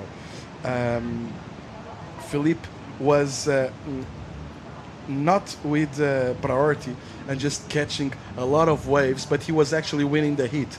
So on the interview, they asked him, well, why without priority you're catching so much waves, and you don't need to catch those waves. You're obviously leading the heat. And what Felipe said was, if I'm sitting by the side of the other competitor, you will still be looking to the horizon and focusing on the next set. If I'm surfing all the time, you will be second guessing and looking at me too. So I'm getting focus out of him. I'm taking focus from my competitor into the ocean and bringing that focus into me, you know. So we've been seeing Joaquim quiet, but I think that's a good strategy too, you know. Try to just put attention on you, and having the other surfing, having second thoughts and doubting. Obviously, with 3 minutes remaining, there's not a lot that Joaquim can do, but I liked the way Joaquim was moving around, you know, trying to take the focus of Kaoli from the ocean to his adversary, you know. We can see many challengers, people sitting in front of the guy. Oh yeah. We see a lot this. When I used to compete, I didn't see much this, but now I see many people when he's making a hit, he's getting first, and then have second priority, just sitting in front of the guy like this. The guy is not clear, he's not watching really clear the ocean. It's like, whoa, what is this guy is doing? Yeah. Here you have live action. Wow, that's a huge turn for Joaquim Chavez. Yeah, well done within the 3 minutes. That was a beautiful, good-looking wave. It's all going to be about this last section. Wow, that was an amazing surfing for Joaquim, and watch out, because it's a pretty sick attack and solid attack to the first place of the heat. That is gonna be close, because he surfed really, really good. Start with a huge tail out, then the wave didn't offer him much, but I started like doing good carvings, waiting for a good section that he came right now, doing a huge turn, throwing a lot of spray, and finishing with another little carve. So interesting wave for Joaquim Chavez, nearing 6.68. You know, comparing with the 6.83, like you said, I think it's going to be a very close call. Very close. I don't know if it's going to go as high as the 6.83, but it's going to be really in that range. And again, you could tell Kaoli, while Joaquim was surfing, kind of looking over his shoulder and trying to see what Joaquim was doing. About what you said about sitting up in front on during the heat, well, you just go for a free surf. If somebody does that to you, you're going to be upset. You're going to be out of focus for sure, you know. So even what happened between Ziklau and John at Bell's a couple of years ago, you know, I kind of appreciate that. I know it looks bad, but if it's in the rules, you know, and you can use mind games, you know, I think you should use it. You should every tool that you have on your box to try to win a hit, if it's in the rules. If it's in the rule, of course. Like and it's not like he was insulting John. You know, it's just like bending around him. You have to do this, like Gabriel when he dropped Caio in pipe. That was so amazing. You know, but not even the commentators were aware of the whole situation. What is he doing? You know, but it's in the rules, and then they change. I know that after it's okay, but at that time, people is like, wow. Some people. Wow, that was amazing. Other guys, wow, you can't do this. Like, in the rules, sorry, but... No, I love when they do that, you know. If they change the rules, then the rules are changed. It's a whole different deal. But if you're playing and you have to use all your tools, scores are not yet on the board for that last one of Joaquim Chavez. And we're finishing the heat. This one of Kaoli, I'm not 100% sure if it's still in time or not. Anyways, it's not going to make any difference. No way it's going to improve on a 5.83 on that last one. So we are standing by for scores on the Joaquim Chavez, letting you know as well that after we're going to go into highlights and going to leave you with the highlights of the whole day. I'm checking right now the official call for tomorrow morning as we wait for scores for Joaquim Chavez. We're still waiting on a very important score of Joaquim. I'm going to ask our director, to stay with us a little bit more. We are waiting for a very important score, and we have the first call for tomorrow, 1:30. It's right now 10:07, so 6:50 p.m. and 6-9-3 for Joaquim Chaves, and Joaquim makes it, advances to the next round, beats Kaoli Vast, and they 13.76 against 13.5, 26 hundredths of a point between them, and the man with the 10 got a 5-8-3 back up on this one and lost the heat, and we have Joaquim in the semifinals. That was amazing, amazing work for Joaquim. I mean, without priority, he got an excellent goal with the 6.9, and Kaoli with priority, he was waiting for outside, and I think it was a little mistake for him. But well done for Joaquim, and good luck Kaoli for next contest. I'm gonna show you. This is what the boys will be fighting for tomorrow. The winner cup of this 36th edition of the Classic, the Pantin Classic, will be coming back at 1:30 tomorrow morning. Oday, it's been a real pleasure. Well, I've been announcing for you for a long time. It's been a real pleasure to sit on the booth with you and Francisco. We're gonna go with the highlights, and we'll be back tomorrow morning with more action from Pantin. Aloha.